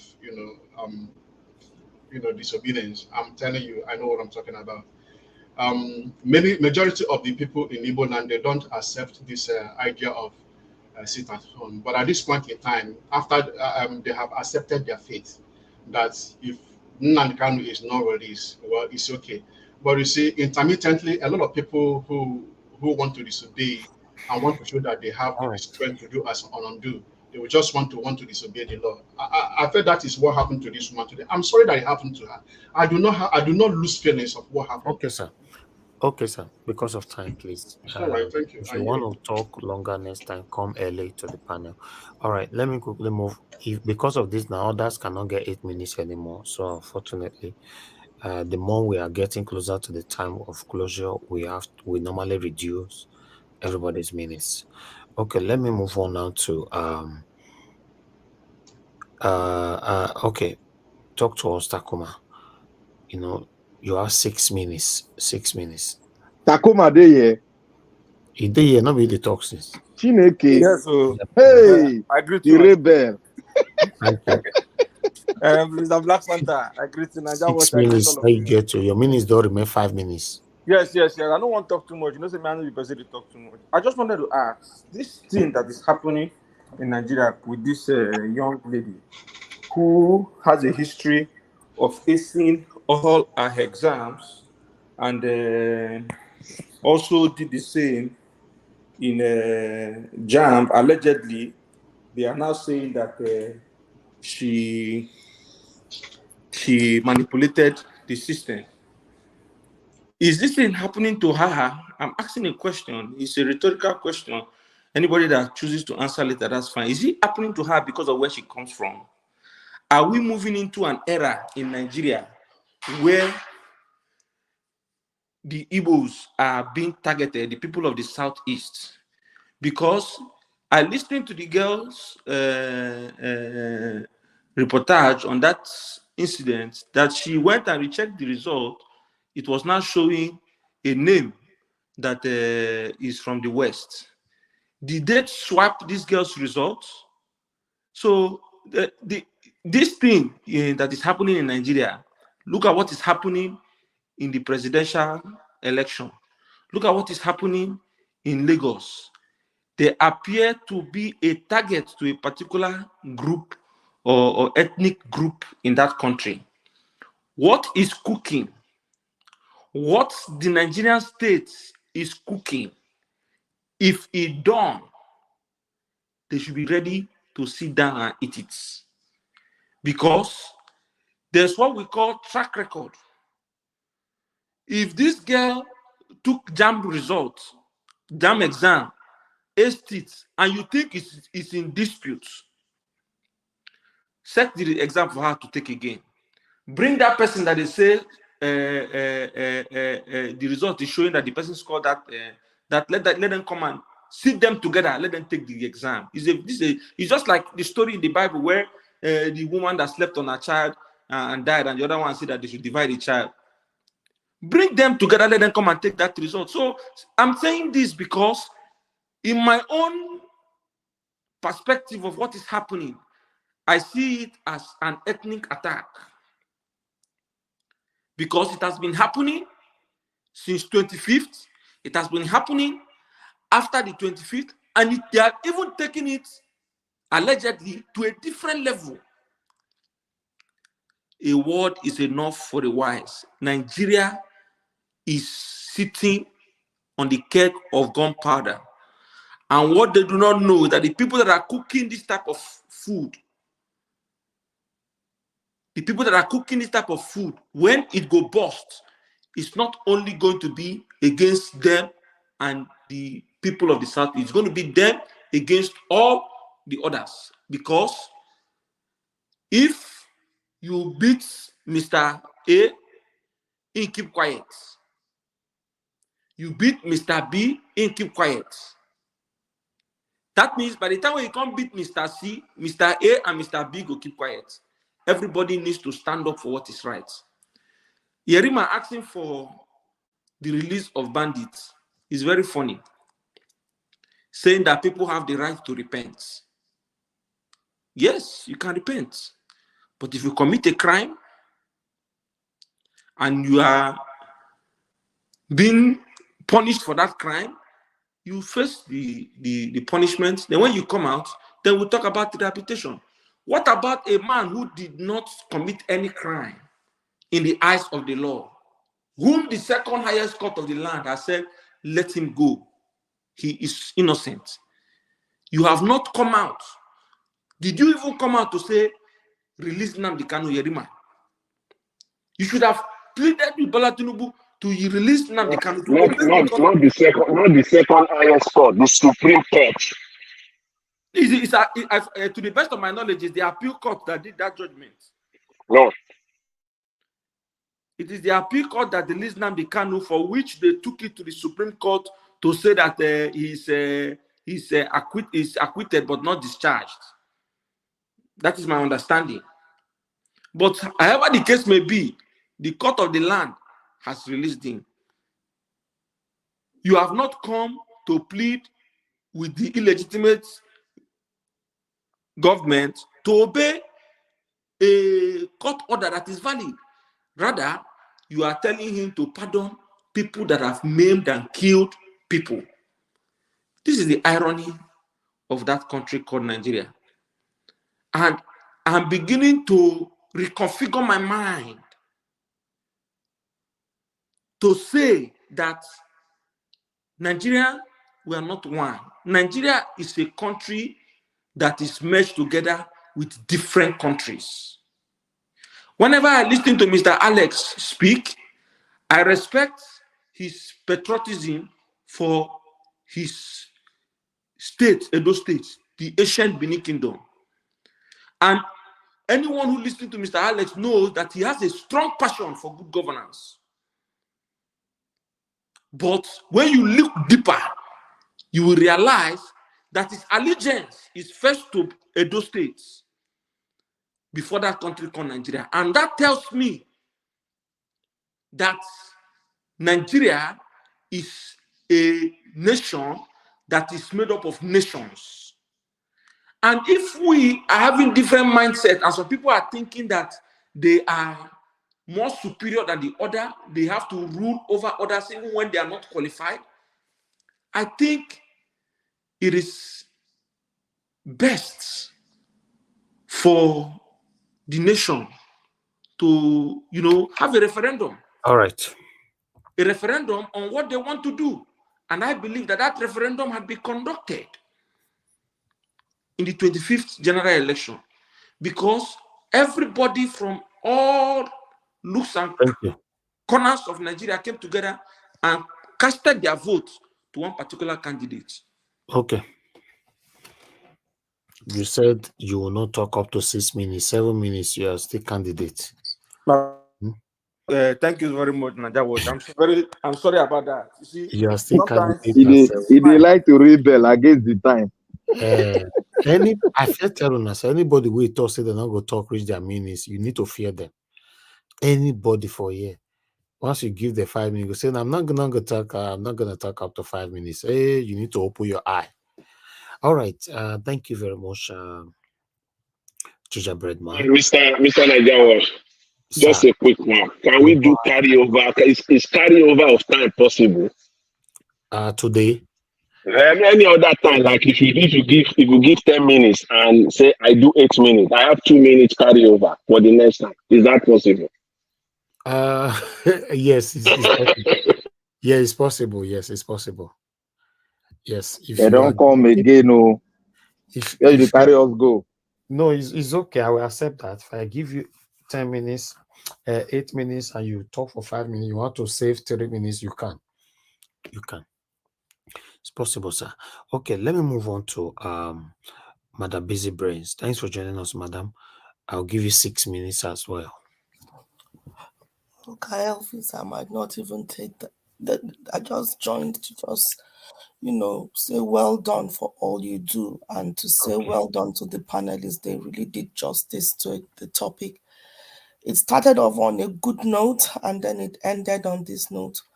However, it is still a good topic for discussion, because this is all about one Nigeria, about Nigeria. If you want Nigeria, you should care about how the other person feels. That is what our president to be emulates. He's very, very empathetic. People who are empathetic, they would think of the other person before they mesh out any laws or any decisions. They will think of how will it impact on people? How do we mitigate the impact on these people? What do we do to make the life better? There are other things that IPOP can do while we fight for or agitate for Nnamdi Kanu to be out of prison. There are other things that can be done to uplift the livelihood of people that they can do. I might be ignorant, but I would like to know what humanitarian deeds do they do for those on the panel who might know. What are those humanitarian deeds that they do for the people, for the Igbo race, that can buy them that respect, that when they say sit at home, people will sit at home? What are they putting into the community? What community service are they doing for the people, that when they back, people will obey? They are being dictatorial as well. They are leading with force. And that is the reason why people will struggle to follow any dictates that they put down. If they lead with love, not leading with fear, they are putting fear in people. What is the difference between them and the terror and the bandits? Sorry, I don't want to equate them to. They are not the same as terrorists or whatever, but the instrument, the tools in which they use to get people to cower to them, to get people to do as they say, is similar. They might not have the same agenda, the same purpose, but they are using force, fear to get what they want. So it's just to sit down and to say, how do we give ourselves a good name? What do we do to uplift our own community? Saying that, with regards to the show in court today, I would say there was it was a knockout session. The knockout was given to INEC. What a shame! What a shambolic show of disgrace. They came to show their ineptitude. But you can't even blame them because the evidence is so overwhelming. You see, that is why I keep saying, while I do not trust the judiciary, I trust the weight of the evidence that we have taken to court. It is just so overwhelming that the judiciary themselves, no matter how compromised, they want to give a compromised verdict. Their mouth will be very, very heavy. It is so obvious. The person that they've brought in as witness has come to incriminate them, knowingly or unknowingly. He has come to incriminate them. Fake pastor as he is, the gates of hell are waiting for him if he does not repent. And speaking of Papa Adebanjo, man, they do not make his talk like that anymore. A man of integrity, a man who knows what he stands for and does not deviate from it. This is somebody who is knocking on 100. He is so sound. His mind is sound. If you walk in the Western, now where we know that people who are advanced in age, their mind is weak. They tend to forget. They struggle to articulate a thought or retain information. He held his own and stopped the show of shame that journalist, author, or whatever his name was trying to create a narrative, because that is what these people are. They are not media, they're not journalists. They are giving a narrative for them to run with it and spread it as propaganda. But he called them back and stood his ground. Honestly, I respect that man. Thank God that we still have elders like that, when a lot have shown us that they should rather just stay at home and let the children do what they know how to do best, to show them. I think that is what I can remember for the topic. I sat in from beginning to, I can't remember if there was any topic that, regarding the little girl. What a shame. It is so sad. Very sad. She's one of those ones that can tell you, go and verify from primary school. I've been topping the chart in my class. I put in the comment section my own as a theory. I feel someone is hijacking this moment to create a narrative for APC with their glitch. They are trying to use this as a counter argument to say even JAMB can have glitch. In fact, even the JAMB technology can be infiltrated. But they brought an innocent girl into it and brought DSS into it when the thief who has falsified how many documents that has even gone to a court of law and has been proven, he's still walking free. This girl they've not taken her to court, but DSS has gone to visit her. What a shame on Nigeria. What a shame. All these three-letter agencies, when our president goes in, a total overhaul needs to be done. That DSS has become a tool of terror. They're a bunch of terrorists. I yield. Thank you so much. All right. Thank you. Thank you, Madam Busy Brains. I appreciate every one of you for your wonderful submission today. May God bless you all. So we're going to do a closing remark now where everybody's just going to have 2 minutes to round up. But before that, let me quickly go back to the comment section to appreciate some people right there. I can see Tony Africa. Thank you. Tunsa, thank you. Pocha Gina, thank you. And Patricia Tabujomi, thank you very much. I appreciate you all. Mother of all, Mommy Diaspora, thank you very much, Mommy. I appreciate you, love. God is my strength. I can see you. Thank you. Amoroge Osarime, thank you very much. God bless you all, my wonderful people. Happy life, thank you. And I can see Kinsdale Gerahi. Thank you, my good people. Rosie Ayosh, thank you very much. I appreciate you all. Glory, thank you. And many more.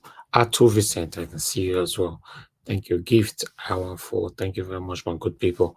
All right, I just wanted to quickly, Grace Cantudu, thank you. I can see you as well. Thank you, Michael, Organ, Emaro. Thank you very much, my wonderful people. I appreciate you all.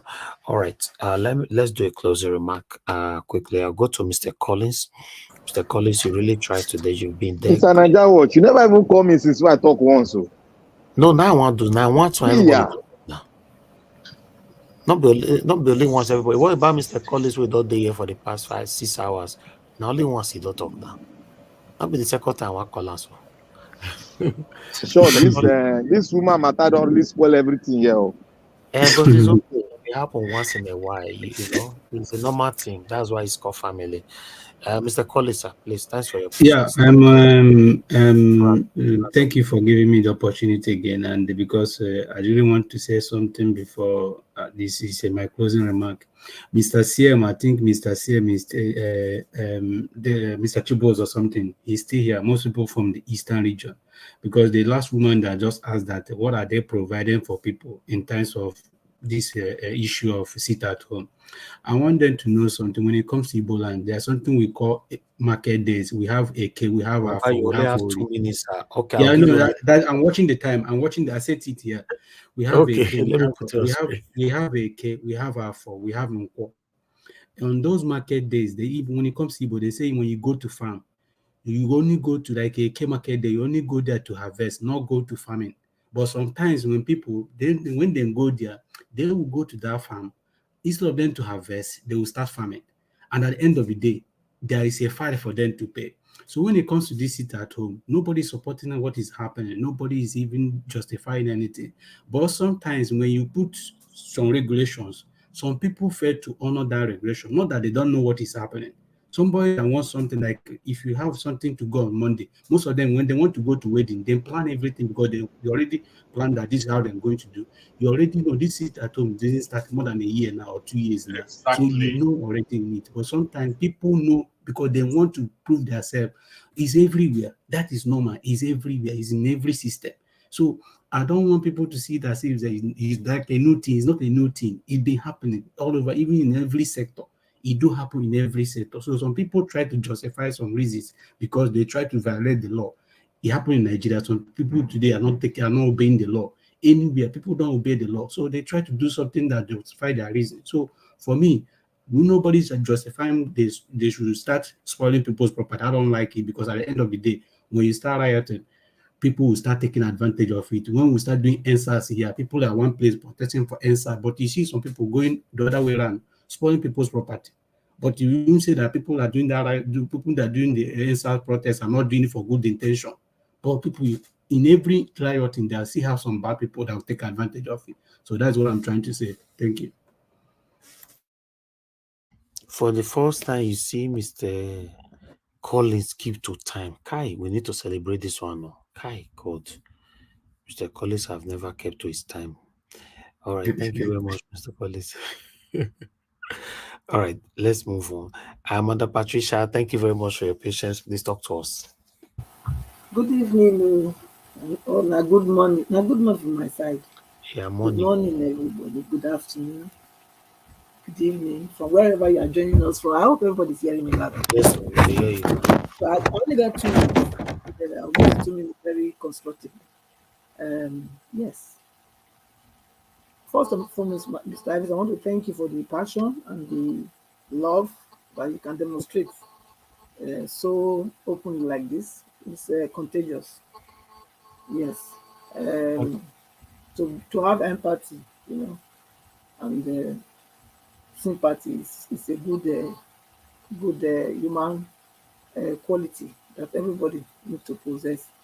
That we possess, that we must manifest and express. Because it seems that's what's lacking in this, whatever they call it. For me, I see this as a very deliberate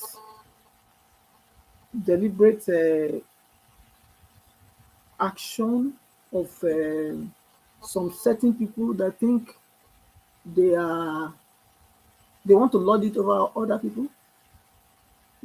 If we listen carefully to what's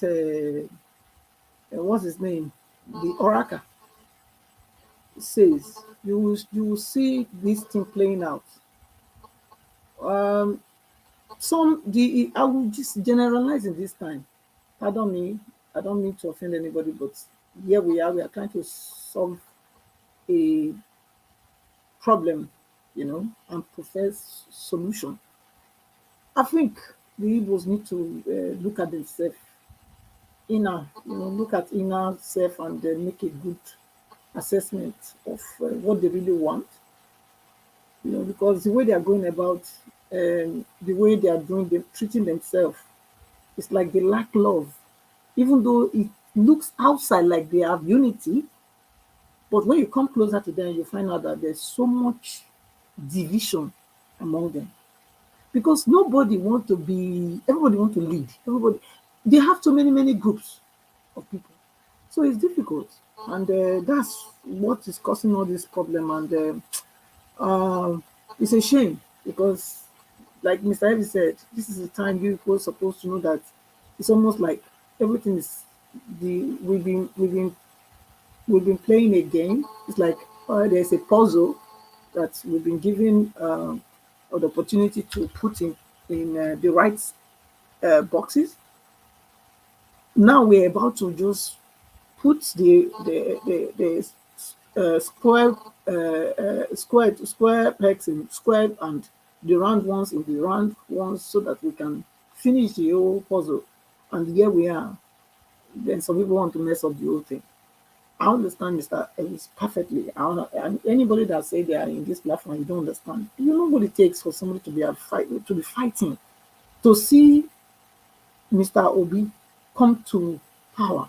Do you know what this would do if this thing that these people have started now? It can just disorganize the whole thing completely, which means all our efforts here, including you that came here and be saying that it's a good thing, which means all the time you use here is all wasted. So we should think and let's stand for what is good. We should be able to call out evil for evil and good for good. It's not okay at all that this is the way they are going about it. Why don't they go to Abuja? Don't they know where the senators? They should go to Abuja. At least they have representatives. They have House of Representatives. They should go to those ones, because if they really want this, their so-called whatever, if they think they are being marginalized in Nigeria, then let them cry out to their leaders. They have people that is representing them in the national stage, so let them do that. Let them unite themselves and approach those ones to get them to do the right thing. So I don't have much to say. So I want to thank everybody for your time and your contribution today. Thank you so much, Mr. Thank you, madam. Thank you very much. God bless you. All right. Mr. Chuksobeboise, if you're still there with us, in fact, I even want more of another sleep safe. Now who go sleep?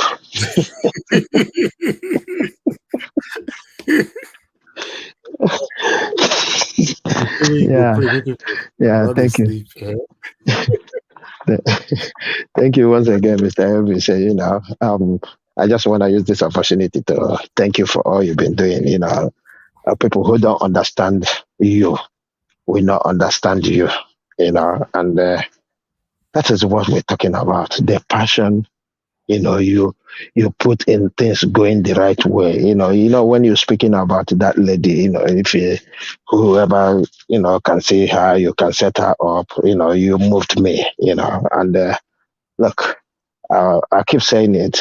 This platform is platform of learning.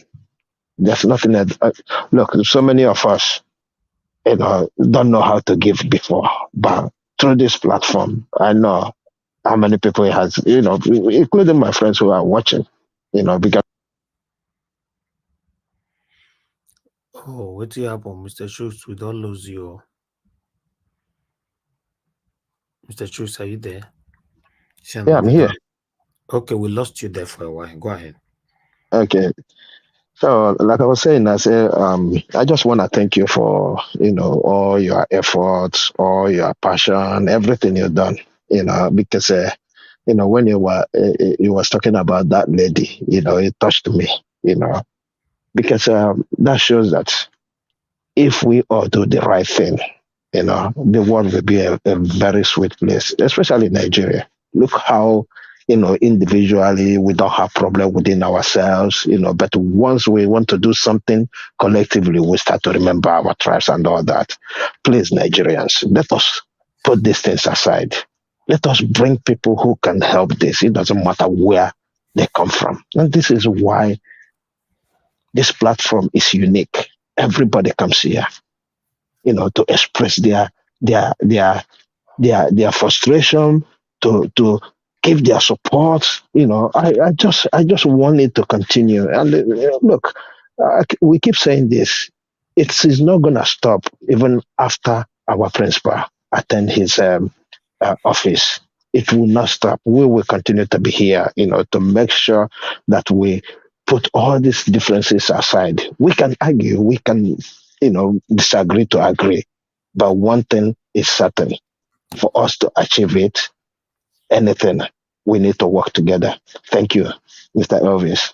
Thank you, sir. Thank you, Mr. Chisobibozi. Thanks for your support and your kind words as well. I appreciate you always. Thank you. Mr. Jonathan, thank you very much, sir. Give us your final submission. Thank you very much. Thanks, Mr. Elvis. Thanks to all the panelists. Finally, I will just submit that this wagon now, this fight that INEC has started, you know, to protect their lives, it will fail. Now that Yakubu has come out and they are all running etasketa to defend the indefensible, you know, try to tell Nigerians that the EU report is not, it's not what it is. We'll see how far they will go on that. And finally, I would like to submit on this JAMB chaotic issue that is out now. You know, for me, JAMB is one of the corrupt, if not one of the most corrupt federal agencies in Nigeria. JAMB for that matter, where millions of naira was swallowed by an animal. JAMB, where parents pay to get exams answers, spiral to examinations. JAMB, where results are paid for. For me, I don't believe anything that comes from any government agency or office in Nigeria. If you do, well, you do that at your own peril. It's at your own peril. Nothing. God bless you, sir. Nothing comes out of them. Don't believe anything. This is all part of a grand scheme to perpetrate, you know, a deformed agenda. Make no mistake about it. It's just part of it.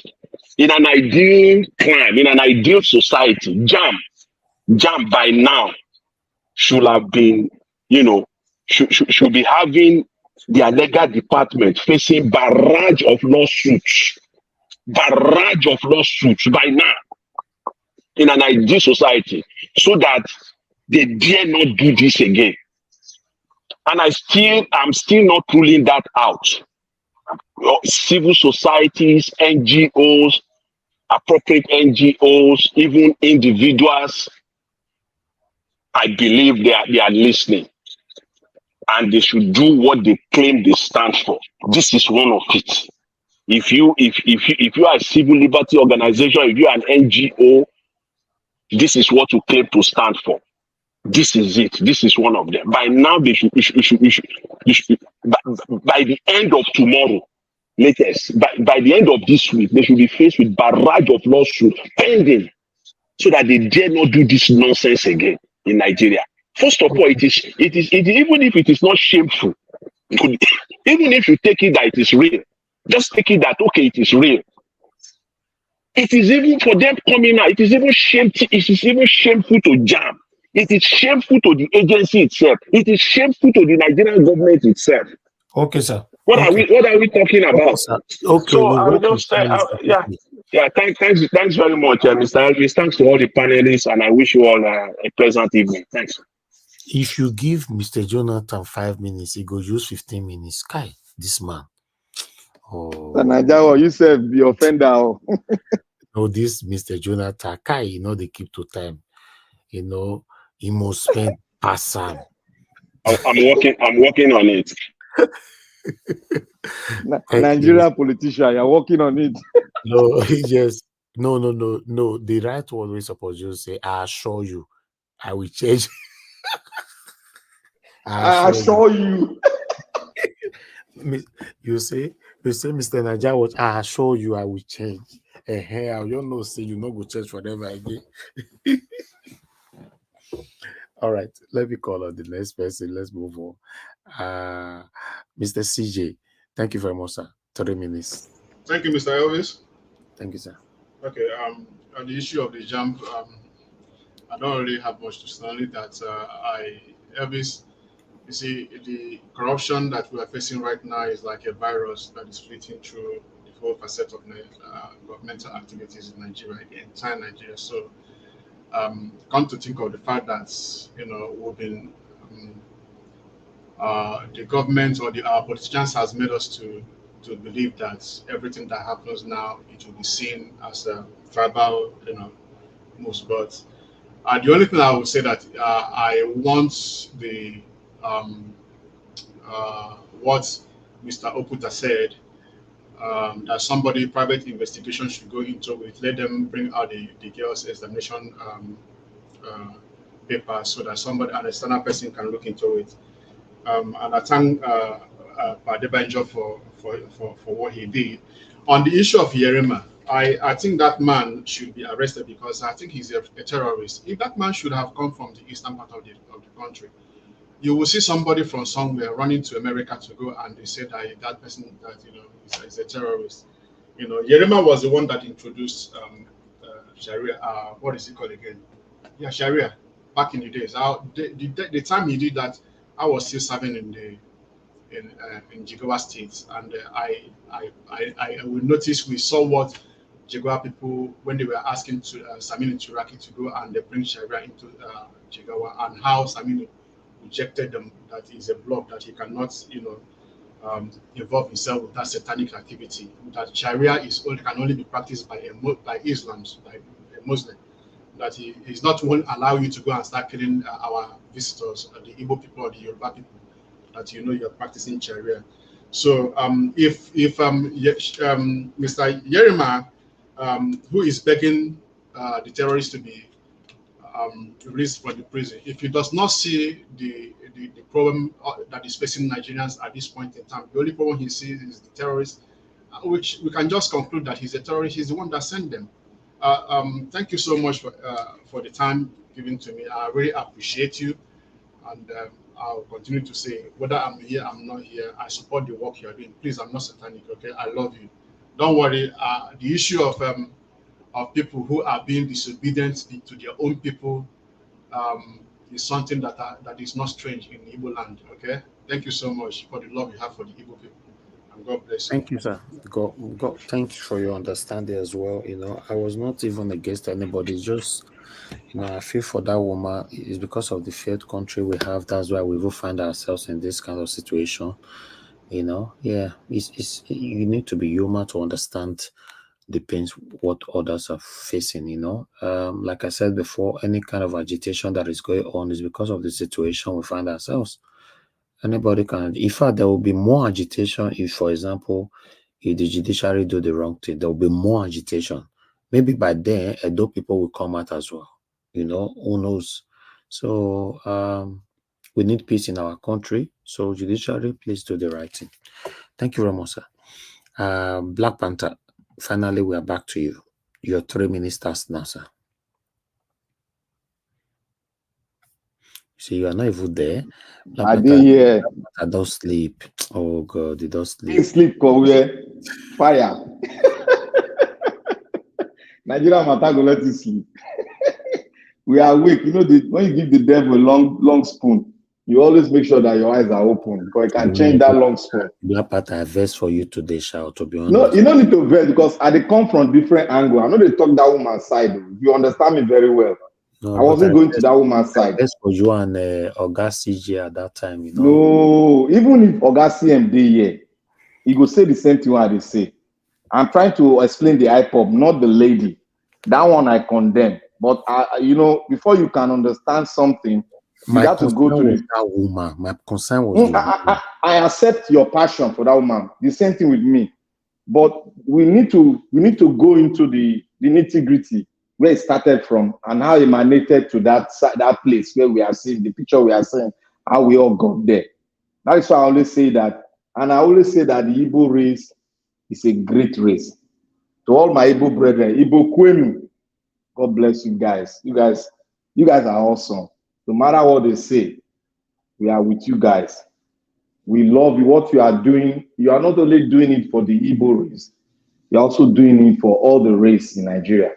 Because what we emancipate the Igbo race will also emancipate other tribes that we have in Nigeria. So that is why I don't go too much against them, because if anybody have undergo what they undergo all through the race, all through the time, we would rather do worse than what we are seeing. And I always say this, in any agitation, there's bound to be some kind of mistake and some kind of misunderstanding and misshape of the race itself.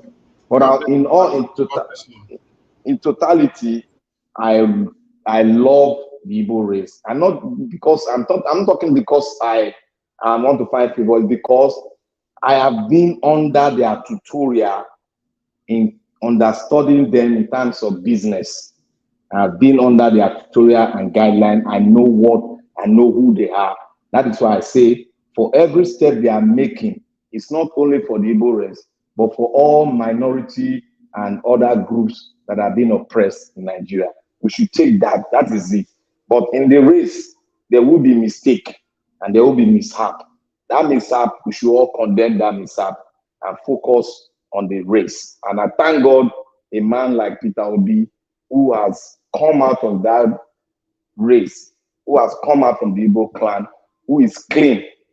You can imagine, they said all Igbo men love money, but we didn't know that there was an Igbo man who is so clean, like Mr. Peter Obi, that will come out clean. Let's look at ourselves, come out clean, and we all are following him. It's the first time in the history, and I thank God that we found a man that every one of us, the entire Igbo race, should look up to, and I pray we are going to get there, and the emancipation of all the minority and the other richie will all be free, and we'll keep that green, white, green flag forever. Thank you all.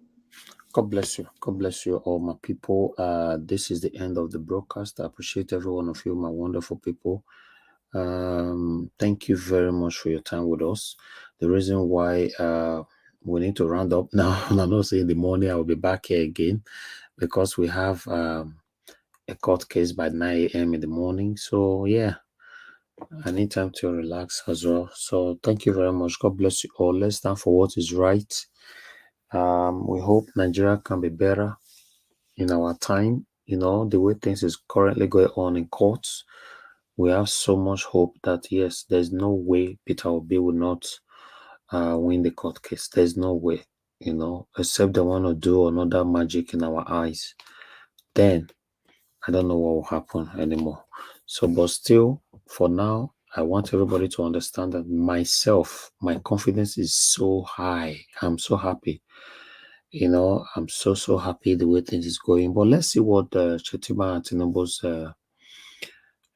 witnesses or legal team or whatever will say this morning. Thank you very much, my people. Now, we draw the court team. Mother of all Mommy Diaspora, we appreciate you, Mommy. Happy life. Thank you very much. I appreciate every one of you right there. Thank you.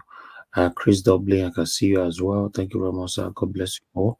Thank you. I'm a bride. Thank you. Yes, we round up now. Yes, Takuma, we don't close. Niger, my 3 minutes now because of network displaced me. You wanted to take away my 3 minutes from No, me. now only 2 minutes. 2 minutes. We need to round up now. Go ahead. So let me tell you, Niger Watch. This thing I'm about to say right now. You see, those that are fighting the transformation of Nigeria, those that are fighting the victory of the Labour Party, one of the reasons that they are scared is because of where Mr. Obi comes from. And that fear is also linked to, what is going on with Nnamdi Kanu. And that is why, they have refused to let him out. And they are afraid that Peter Obi becoming president is also an Igbo man. And there's also someone like Nnamdi Kanu who has been advocating for justice or a referendum. So with the evil they have committed in the past, they think that the Igbo man will come after them. No, the Igbos are progressives. We are progressive. We are Democrats. We like peace. Biri Kambiri. We develop places. We develop regions. We like prosperity. Give the Igbos chance. The Igbos are more patriotic, are as patriotic as every other part of that country. You find the Igbo man anywhere they go, they take care of it. They develop the place. Biri Kambiri, give an Igbo man the opportunity to govern that nation. It's not by force, but Nigerians have given him that mandate. And see whether that country will not be transformed. I rest my case. Thank you, my brother. Thank you very much. I really do appreciate you. Let me appreciate Happy Life. Thank you for this late, wonderful super chats. I didn't see this coming. Thank you. I appreciate you. Hello, Mr. Elvis. Yes, sir. Please, can I say one thing before you close, please? Yes, go ahead. Please, I would like you to since because of your love and everything, I would like you to pick up this book, Divided We Stand, by Cyprian Ekwensi. I would love you to read that book, Cyprian Ekwensi, Divided We Stand. Then also there was a country by Shibra Achebe. I would love you to read these two books so that whenever somebody is coming to tell you or kind of cause confusion in your understanding about Biafran people, you can actually understand and know Biafran people. Okay, thank you so much. No problem. I'm open for anything. As long as it's a unity to bring Nigeria together or to have peace and love amongst ourselves, I don't mind. Thank you very much, my people. Thank you. Okay, once again, good night, my people. I hope say nobody will call me back again. That's I appreciate you all. Thank you. Please understand. Watch. You see now, not that I talk just now. What I want to say is that we love you, but not the verse too much. Because that your film, I watched that your film. You did verse well for that film, man. Oh boy, doesn't need to hide though. Thank you, sir. Thank you. You know, this is your conversation. Everybody keep quiet. I'll let you talk. I bet making an verse, it's just that's just me, what you are seeing now, what you saw earlier on, that's me. I cannot pretend anything because I don't have time to pretend anything. It costs you more money to live fake life, and it costs you a lot of energy, your health, and everything to live a different person lifestyle. I don't like it. I don't want to do it. I don't want to store anything on my brain that I'll be thinking, which I tell them the day before yesterday, make I not go the later in case they ask me. These are the things that can even lead you to early death because it lead to sickness, this different kind of confusion in life. I'm just natural. And that's why I always apologize in case I offend anybody. Just if they forgive me every day. You know. Thank you very much, my people. That God, I will bless that. Okay, good night, my people. Now, yeah, we draw the curtain. Bye for now. I know they do competition with anybody. If I offend you, forgive me. Show me love. Go there, biza. Kama bara wa lo nínú ìfẹ́ kan akanbi. I know they do competition with anybody. If I offend you, forgive me. Show me love. I go show you love. Kama bara wa lo nínú ìfẹ́ kan. But I know they do competition with anybody.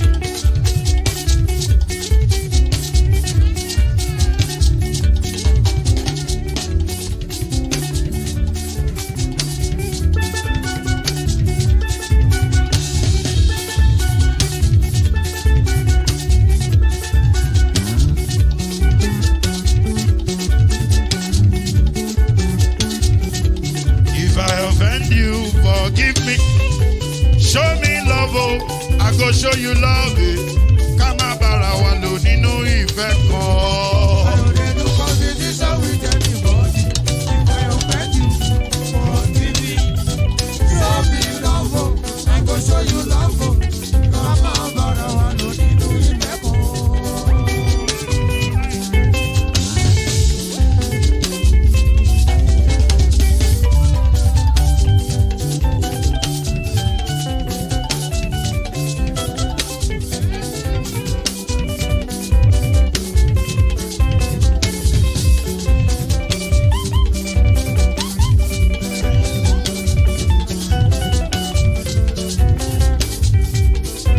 They do competition with anybody.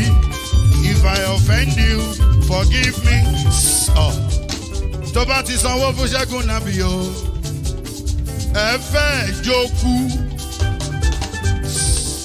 Alákọ̀bí. Ṣẹ́gun nàbí. Alákọ̀bí. Sábà mẹ́la. Anybody. Any